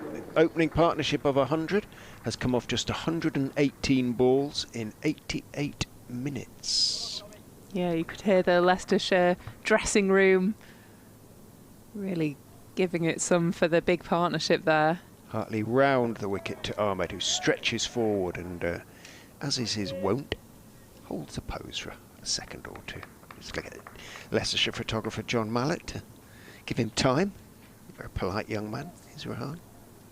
Yeah, they've made conditions look easy this afternoon. Hartley is in, edged, dropped. Again, I'm sure that Jennings got his hand to that. He poked at it. There's a lot of hands on heads out there. Jennings is down on one knee and reached out with his right hand, and it didn't stick, and another one goes down for Lancashire. Let's see, did he get his hand on it? Just totally misjudged it. Did it come off his knee in the end? Not quite sure. I'd have to look at that one again. We did see a replay courtesy of Lancs TV, but it was hard to tell. Let's have a looks like Jennings goes left. I seemed to suddenly then, whether it came off his arm or his knee, but it looked to be quite close to him, and then suddenly it was off to his right, but a little bit hard to tell. Either way, pretty sure that was a chance. I may be wrong. I may be doing Keaton Jennings injustice, but hands on heads all around the Lancashire field, and Jennings stayed down on one knee in disbelief, so I've got a feeling it was a chance when he got a hand to it, or got something on it. Just looked like he went the wrong way in the slips there, Keaton. It'd have been a good diving catch to the right if he were to take that. Either way, Ahmed was on 47 at the time. In comes Mahmood back into the attack. Full and driven down the ground, cut off well by Bohannon. Got a slightly more attacking field here with Mahmood. 2 slips, gully, deep point, extra mid-off, mid-on, and a deep square and fine. Short balls in the game, but really trying to get Ahmed driving here. Ball looks like it's had a battering, 20 overs in. Wider and driven out to deep point. A couple of the shots Ahmed played early thumped into the concrete down in front of the stand away on this side of the ground down to our left, and we needed Bumble here to say that's a good concrete shot. He used to love a concrete shot as an opener because it, as you said, it sort of batters the ball. If it thumps into concrete, takes a, you know, bits out, not bits out of it, but it certainly takes some of the shine off in good style.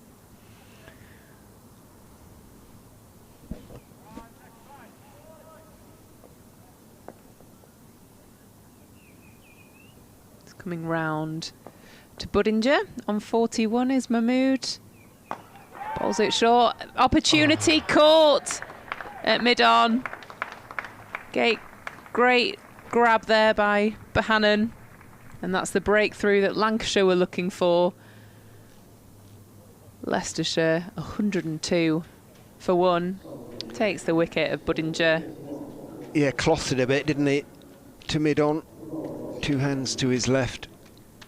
Extra bit of bounce or pace, and Bohannon, despite being encumbered with his short leg pads, made the catch look tolerably straightforward, but Budinger will be fed up, I suspect, and with himself, and rightly so, because once again he's got a really good start, and once again he hasn't quite managed to go on. Leicestershire haven't scored a century this season. No Leicestershire batsmen, there have been any amount of half centuries, which means that it hasn't mattered too much, but it's something that Alfonso Thomas, the head coach, has brought up after both games, saying we need batters to, you know, at the top of the order, who are getting starts, yeah, just sort of top part of the bat, and lobbed it really just wide of mid-on, but because of the amount of time the ball was in the air, plenty of time for Bohannon to run to his left to field and take the catch, but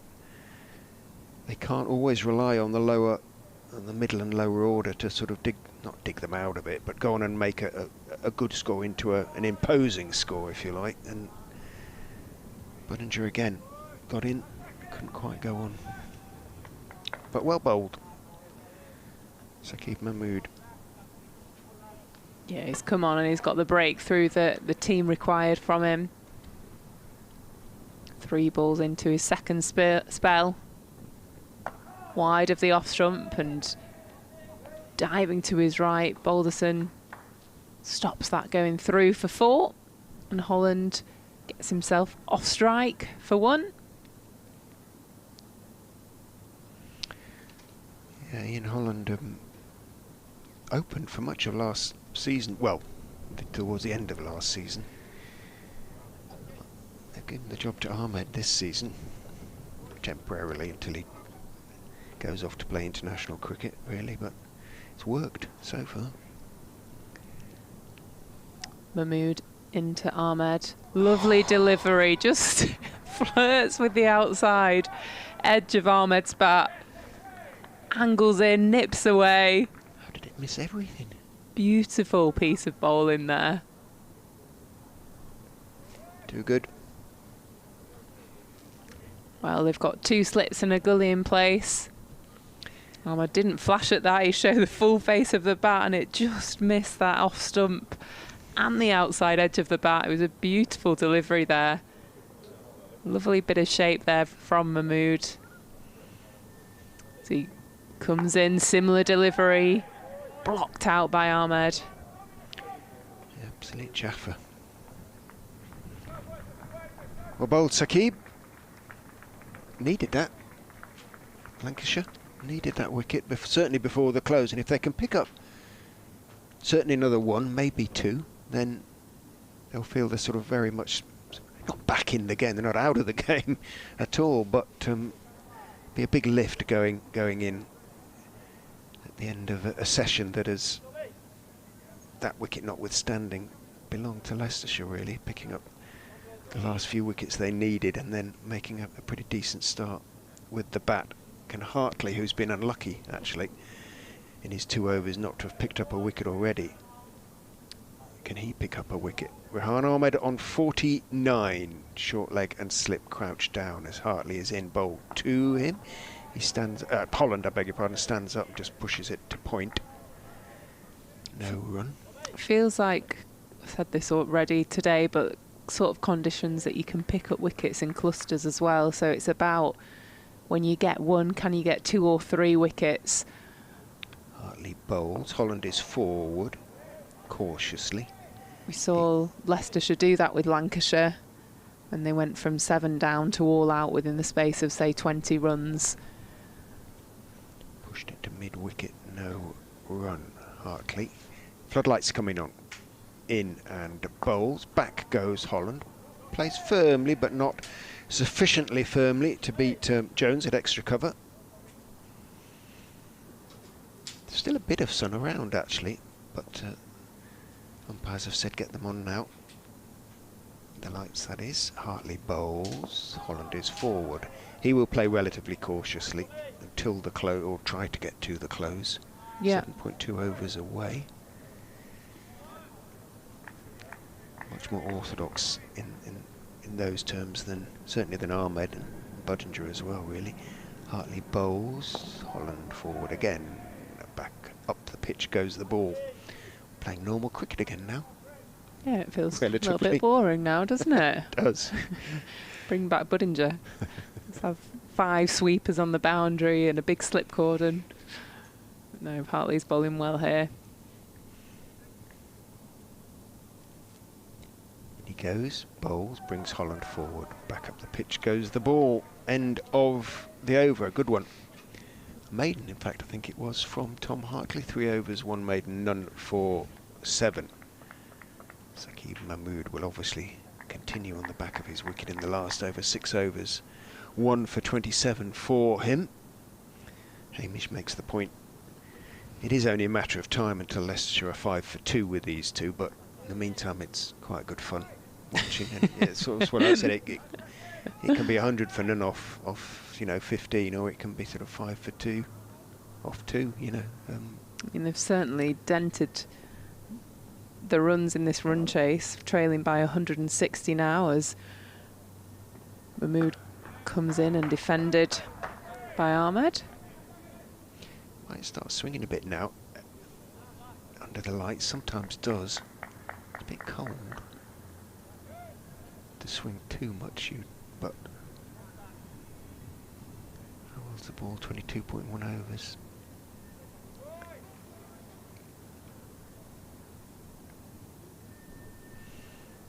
He's had a bit of a severe, not by his standards, severe-ish haircut, hasn't he? Yeah. Bowled again by Mahmood. But yeah, a little bit of a mullet as well for him. It's the current style, isn't it? To a certain extent. Not too fun. Sort of very short back, short sides, but he mixes it up quite a bit as well, does Mahmood. Never really sticks to the same haircut year on year. Fair enough.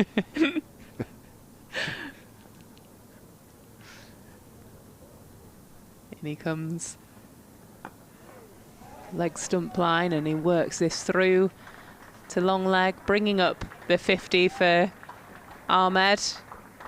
Comes back for 2. That's a very convincing knock with flair, aggression, but minimal risk really in how he's played, despite being very attacking and pressing against the Lancashire seam attack. Consecutive half centuries then for Ahmed, the county championship. Mahmood in, angles the ball away from Ahmed, and he punches that to extra for 1 run. Maybe flashed at 1 or 2 that he shouldn't, but apart from that, he's played some really good cricket shots. If the bowler's over-pitched, he's certainly put the ball away and really pressed and changed Lancashire's seam attack lines, which is why, after 22 overs, they're 106 for 1. It's been integral to that 100 partnership. And Budinger, Mahmood into Holland. He defends the full face of the bat.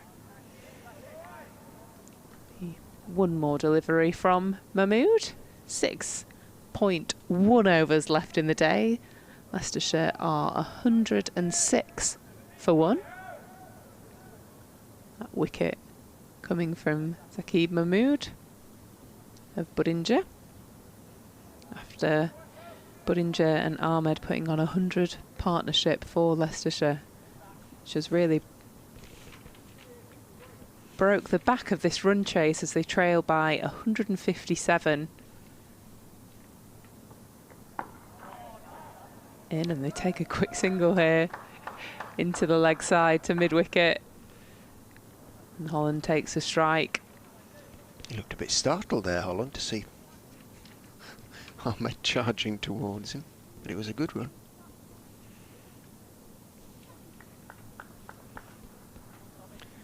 So second consecutive century opening partnership as well for the Foxes. But it's a while since that happened. As any Leicestershire listeners can tell me when they last had consecutive century opening partnerships, I'd be very grateful. Hartley with 6 overs to go tonight, round the wicket to Ian Holland, who is forward on off stump, getting to the pitch of it, just poking it out into the offside. Famous last words, but I think Leicester will be quite glad to have Holland try and see off these last few overs if he manages to do so, because Hartley's probing away. Steps in and bowls. Back goes Holland onto his stumps. Dangerous game, but plays it off the pitch. From in front of the stumps, back down the pitch it goes. Jennings' hands went into the air. Hartley bowls. Quicker delivery on off stump. Forward went Holland, pushing the ball out to extra cover, where Jones walks in and field. And sort of seeing Holland's mindset, Jennings brings long leg up to the sort of 45, backward of square. In goes Hartley and bowls. Holland goes back, plays it off stump out towards Jones again.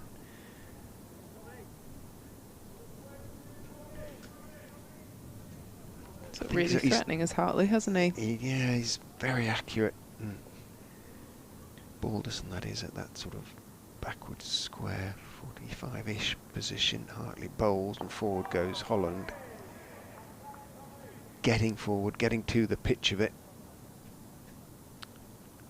coming up possible second consecutive maiden. Bohannon crosses the pitch from short leg to the silliest of silly mid-offs,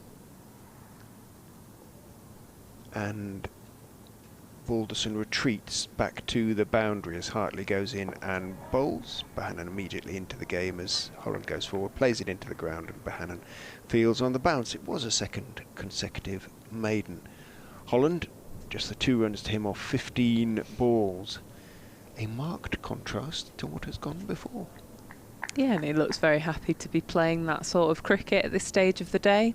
5 overs left. If they go into tomorrow only 1 down, then it's a serious win for Leicestershire. Yep, for sure. I can't see Ahmed really changing his style of play here. Got 2 slips a gully. Fine leg, deep square, deep point. He might rein it in a bit. I'd love to be here tomorrow, at the crease that is. Mahmood in, driven through to mid-on. A flare flick off the legs. In the air for a long time. In which it suggests he's going to continue with his aggressive style of play. Although Holland's coming down to have a word with him. Stay with me here until tomorrow. Yeah. That's a big ask. 30 balls. It's a decent forecast for tomorrow. The sun might be out, so... It makes a big difference if he's batting tomorrow morning. You can make inroads then. That's what Holland will be trying to say to him. In comes Mahmood. Second delivery to Ahmed. Big forward defence there. Nothing getting past that. The other thing is that people notice hundreds in a way that they don't notice 70s and 80s or half centuries. So it's, you know, it's, and when you're already a bit of a name like Rehan Ahmed, you can bet that if he does go on to score 100, it'll be they'll talk about it in the press and it'll be picked up here and there, and England will be pleased. Mahmood in and worked through mid-wicket for a single as he makes his way up to 53. Absolutely, they're the scores that get you headlines. And when you're on the fringes of an England team, they're looking to push names forward at the moment, particularly more so probably in the white ball teams, but everything's still up to grab in that test team as well.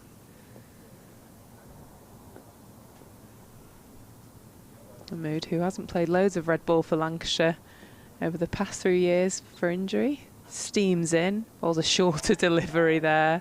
Comes through at head height for Hurst. Holland happy to watch that whiz past his head. Sort of leans back on that one rather than ducking. Good line from Mahmood. Got big on him quick there.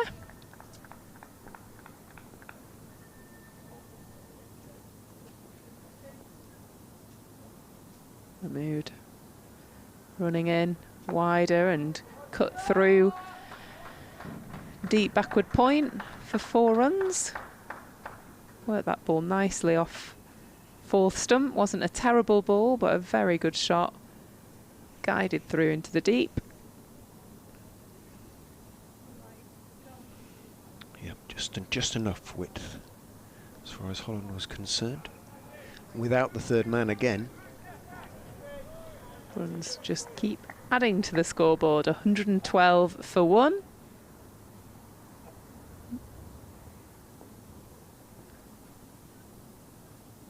Mahmood presenting the seam up. It's a straight delivery to Holland, who defends that nicely, and that's another over bowled. 4 left in the day. What are your predictions for the last 4 overs, Richard? It's Rehan Ahmed, so I haven't a clue really. I mean, you know, he might look to see it out, but you know, he might try and whack a few as well, take advantage of a few close fielders to get a couple away to the boundary. But he doesn't look entirely comfortable against Hartley in particular, who's bowled the last 2 overs, been really probing those maidens. They've not been defensive maidens, and he's asked a lot of questions, knowing that the close is proximate. So I would anticipate Ahmed would be very keen to be there tomorrow. We shall. Are you going for 1 down or 2 down? I think 3 down. I think they'll see it out, but we'll see. I'm hoping for a few fireworks here. Hartley is in. Ahmed goes back and rather shovels it out towards Jones at extra cover. Well, they've sent Philip back deep at. Well, he is long off now, isn't he? Yeah. Initially was sort of halfway, but he's taking more steps back. He's about 10 yards inside the ropes at long off as Hartley goes in and bowls. Reaching for it a touch is Ahmed. Jones falls to his left in the covers to field, and although he doesn't gather it cleanly, it would have been a huge risk to have run on the misfield, and wisely Ahmed didn't. A bit of chat going on now. Ahmed and the wicket keeper. Don't know if they've come, he and Matty Hurst have come across. What's going on out there? Got plenty to say to each other. Ahmed's chuntering away, and somebody said something. Standing there with his gauntlets on his hips, saying he's backing down, and the umpire's just saying, just calm down a bit. Words have been exchanged. Hartley is in and bowls. Ahmed is forward and is beaten. And Hurst whips off the bails, but Ahmed's back foot had gone nowhere. But did that straighten past the outside edge? Did he play down the wrong line? Still saying something. Ahmed, who will never back down in those circumstances, is saying something back. That's why we need a stump mic, isn't it? Yeah, Tuning in. I'd love one. If we promise not to repeat the swear words, please give us one. We can bleep them out. We can bleep them out. Promise. Hartley is in and bowls. Ahmed is forward, blocking it out into the offside. Now, Bahanan has gone to short leg instead of leg slip, clapping his hands there. And Balderson has come up again to the sort of 45. A bit of tension at the end of the day. Hartley is in, Ahmed is forward, and he's got that one in the gap. Hartley sprawled to his right to try and cut off the single, but wasn't able to do so. It runs out towards long off, and the single is taken. Ahmed onto 54. Brings the, what should we say, less volatile, more experienced Holland to the strike. I don't think he'd be inclined to get involved in a slanging match. Hartley is in. Holland indeed just leans forward and blocks it calmly back up the pitch. End of Hartley's 5th over, none for 8. His figures 3 to go. Overs, that is, tonight. Yeah, I think if you can say anything to try and lose Ahmed's temper at this point, make him play a reckless shot. Sometimes with players like that, though, you feed them and you help them by having a chat. I don't know what's Ahmed like when he gets into these sort of little battles with players. Does it help him or does it hinder him? I haven't really seen him involved in too many one way or the other. Hurst clearly said something that whether it needled him, he felt the need to respond, didn't he? Mahmood runs in from the Statham end, full and defended by Ahmed. He almost squares up and just shows a full face of the bat in front of his pads. It feels riskier than it probably feels for him. But he squares him up again and again. There's Mahmood at the moment. Wicket in these last 3 overs will be massive for Lancashire. If Leicestershire go in tomorrow 1 down, they'll feel like they've come out on top after day 2. Mahmood in. Ball's a lovely line and defended again by Ahmed. He's getting in some unusual defensive positions then. He's playing from a squat. Off Mahmood, gets really deep in his stance. And jumps at the ball. You'll get used to it, but it's a lot of fun watching him. It's almost more fun now watching him trying to block out a maiden over. As Mahmood comes in. He plays the short ball. Gets a top edge down into the ground. Could have gone anywhere. There's a deep square, a deep fine. Yeah, there's no deep mid-wicket though, so that's good field position. So he's saying, oh, I can whack it into that gap. And he very nearly whacked it onto his stumps, didn't he? Could have done. The tempter. Probably just been reminded there once again by Holland, who seems to be the head on his shoulders, keeping his feet on the ground for the last 15 deliveries. Can he survive? I bet he doesn't keep his feet on the ground. They tend to come off it. Mahmood in, big thick outside edge, down to the rope it goes. No third for Lancashire. That'll be a good delivery that just goes through that gully sort of region, but well played by Ahmed. It's a good ball from Zakib. Angle in, moves away, plays on it late, and it would have dropped before any fielder in there anyway. This game of survival keeps going. 58 from 90, and he's playing a defensive game, which we haven't seen much of today. Is Ahmed, as Mahmood steams in. Fuller defended again, trickles down to third. Were they going to come back for two? No, it's cut off. Oh, this could be good. It could mean that Ahmed is on strike to Hartley. Brilliant. That's One what we more wanted. ball, yeah. Let's make the last 12 balls as entertaining as possible.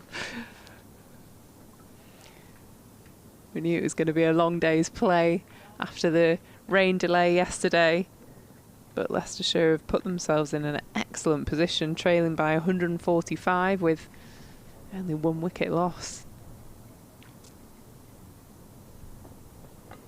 Oy.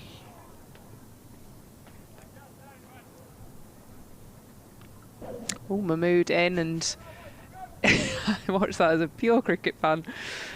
Well, they posted a sort of deepish leg slip, and he bowled on Midland leg. And Ahmed did, and beg your pardon, Holland did indeed sort of flick it around the corner. It only bounced a couple of feet short of leg slip, so it was a. If trap it was, then it very nearly worked perfectly for Lancashire. Didn't quite. It's been that sort of day, though. I think for Lancashire, really. That once Leicestershire sort of got into the lower order, nothing's quite worked for them. So Hartley to Ahmed, just bobs at the knees as Hartley comes in. Ahmed is working it past Jones for the single. And I suspect that the Leicestershire dressing room will probably be quite relieved about that. Means the calm head of Holland will be on strike instead. Holland 6 off 20. Ahmed 60 off 92, and Bahanan back in at that silly mid-off position. Hartley is in, Holland is forward very correctly, playing the ball back up the pitch to the tall left-arm spinner. He's got quite a high forehead as Hartley, but he always sort of has had. Nothing seems to have changed since then. In he goes and bowls, Holland forward again. There's not much difference in height between Holland and Ahmed, but Holland seems to be able to play Hartley much more comfortably off getting forward to the pitch of the ball than Ahmed. Famous last words. Hartley is in, Holland is leaning forward. It could be that Hartley's bowling slightly differently to him, pushing it that little bit further up. Jennings waves at the pavilion. He wants some lids. So they're going to bring in another couple of close fielders for these last few Hartley deliveries. 8 legitimate deliveries left in the day. What time is it, actually? 7:10. Struth, as they say down under. It's a late one. They'll do well to go much later this season. Phoebe's off, and Scott's going to come back basically to say goodbye, really.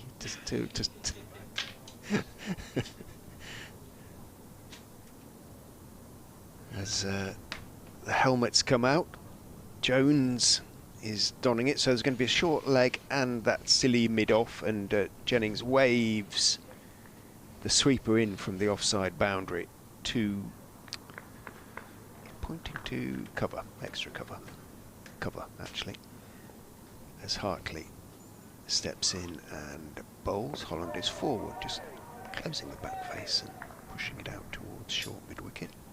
No run.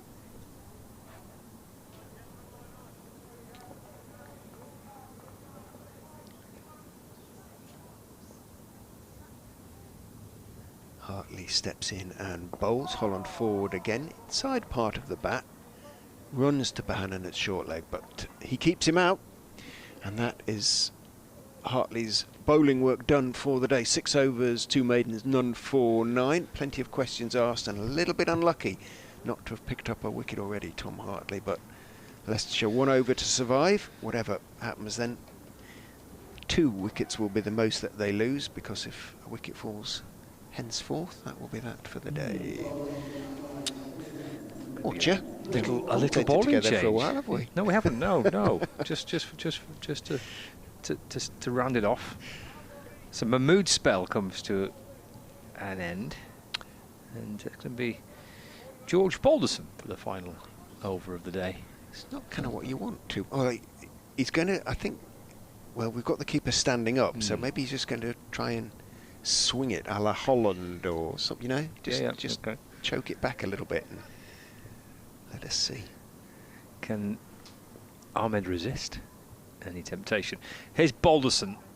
He plays solidly on the front foot in defence, is no run. I mean, he's played some wonderful shots and he's kind of enterprising batting. You know. He's also been pretty solid in defence. Oh, the technique's there, isn't it, essentially? You know, he's slightly unorthodox, but he's been taught well, clearly. He's unbeaten on 60. There is Balderson into Ahmed. He'll add to it here. Just works it away off his hip out to wide mid-on for a single. 61 not out, so 120 for 1. Brings Holland on strike. The keeper retreats to safer ground. Yeah, they're not far off halfway to knocking off the Lancashire first innings, so it has, whatever happens in the next few balls, been a good session for Leicestershire. Absolutely has. He's content to leave that. Is Holland. He's played he's played his own game here, but a very different approach, isn't it? He's been very watchful, probably since coming out to replace Buddinger with tomorrow in mind, and trying to bat well tomorrow and try and get themselves a first innings lead over Lancashire that trailed by 143 with 9 wickets remaining. Holland doing his best to make sure that they've got plenty of resources going into tomorrow.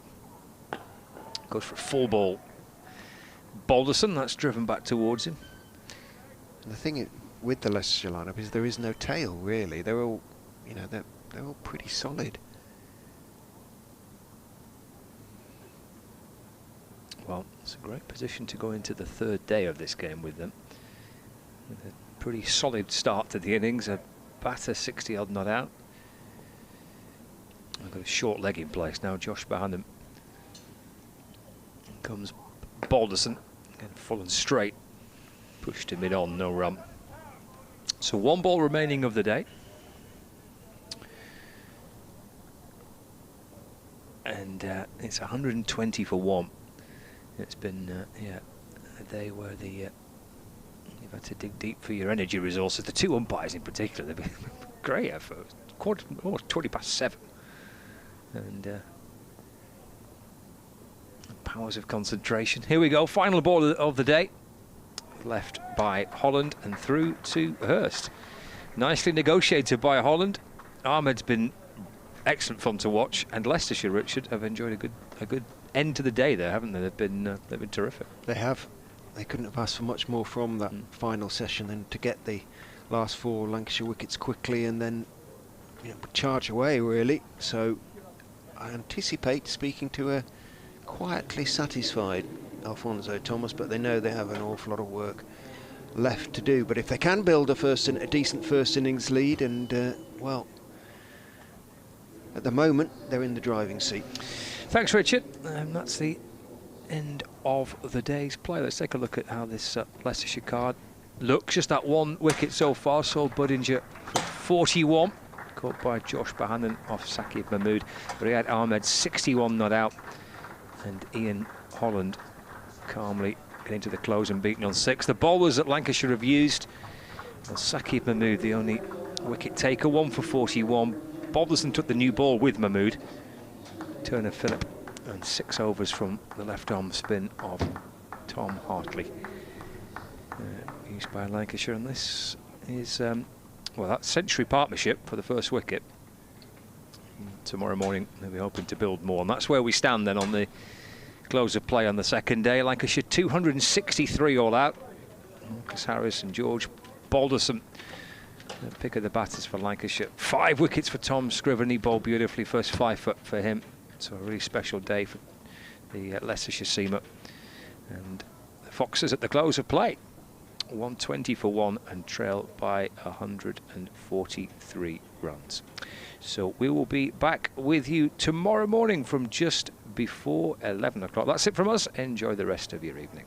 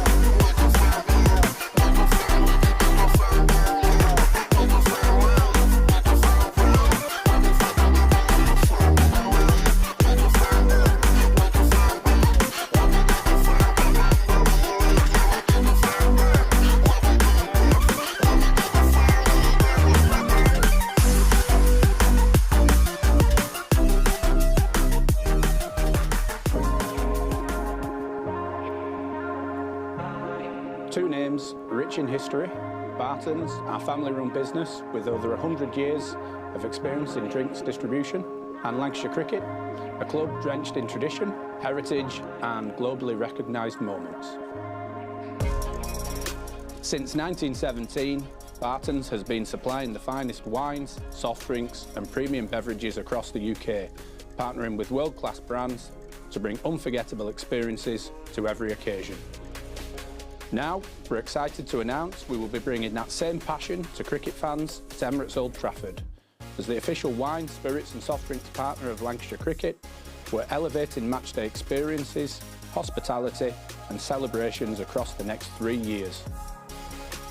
From the first ball to the final cheers, Barton's is here to make every moment one to savour. Keep an eye out for some familiar brands such as Guinness, Celavino, VK Hooch and Britvic. Barton's and Lancashire Cricket, partnership built on passion, unforgettable moments and history.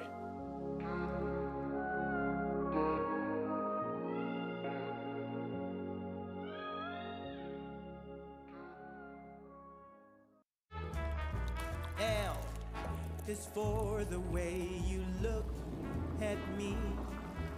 O is for the only one I see. V is very, very extraordinary. Welcome to the opening day. Oh, that is a wonderful shot.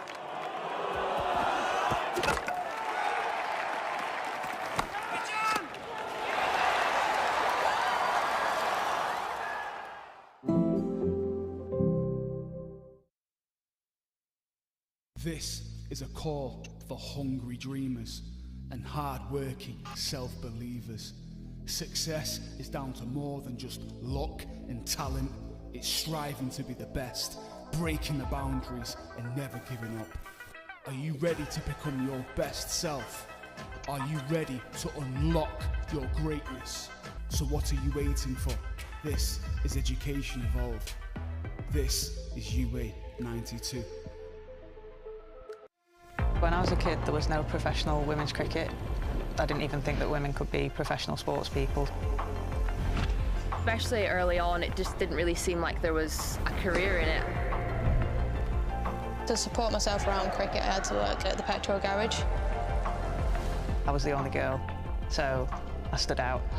I'd love for young girls to be able to dream about being an athlete and it to be achievable. Thanks to the Hilton funding my contract, it's allowed me to play the game that I love all day, every day. We're like an engine and we need to be fueled with the right gas. Without funding, we can't be visible. You can't be what you can't see. As a team, it feels like we're breaking boundaries. Thunder and Lancashire always want to put women's cricket at the forefront, and now I think that's really shining through. It's mad to think that without the Hilton funding, like, we wouldn't be playing cricket every day, training. Well, we could be, but we wouldn't have any money. Yeah, true.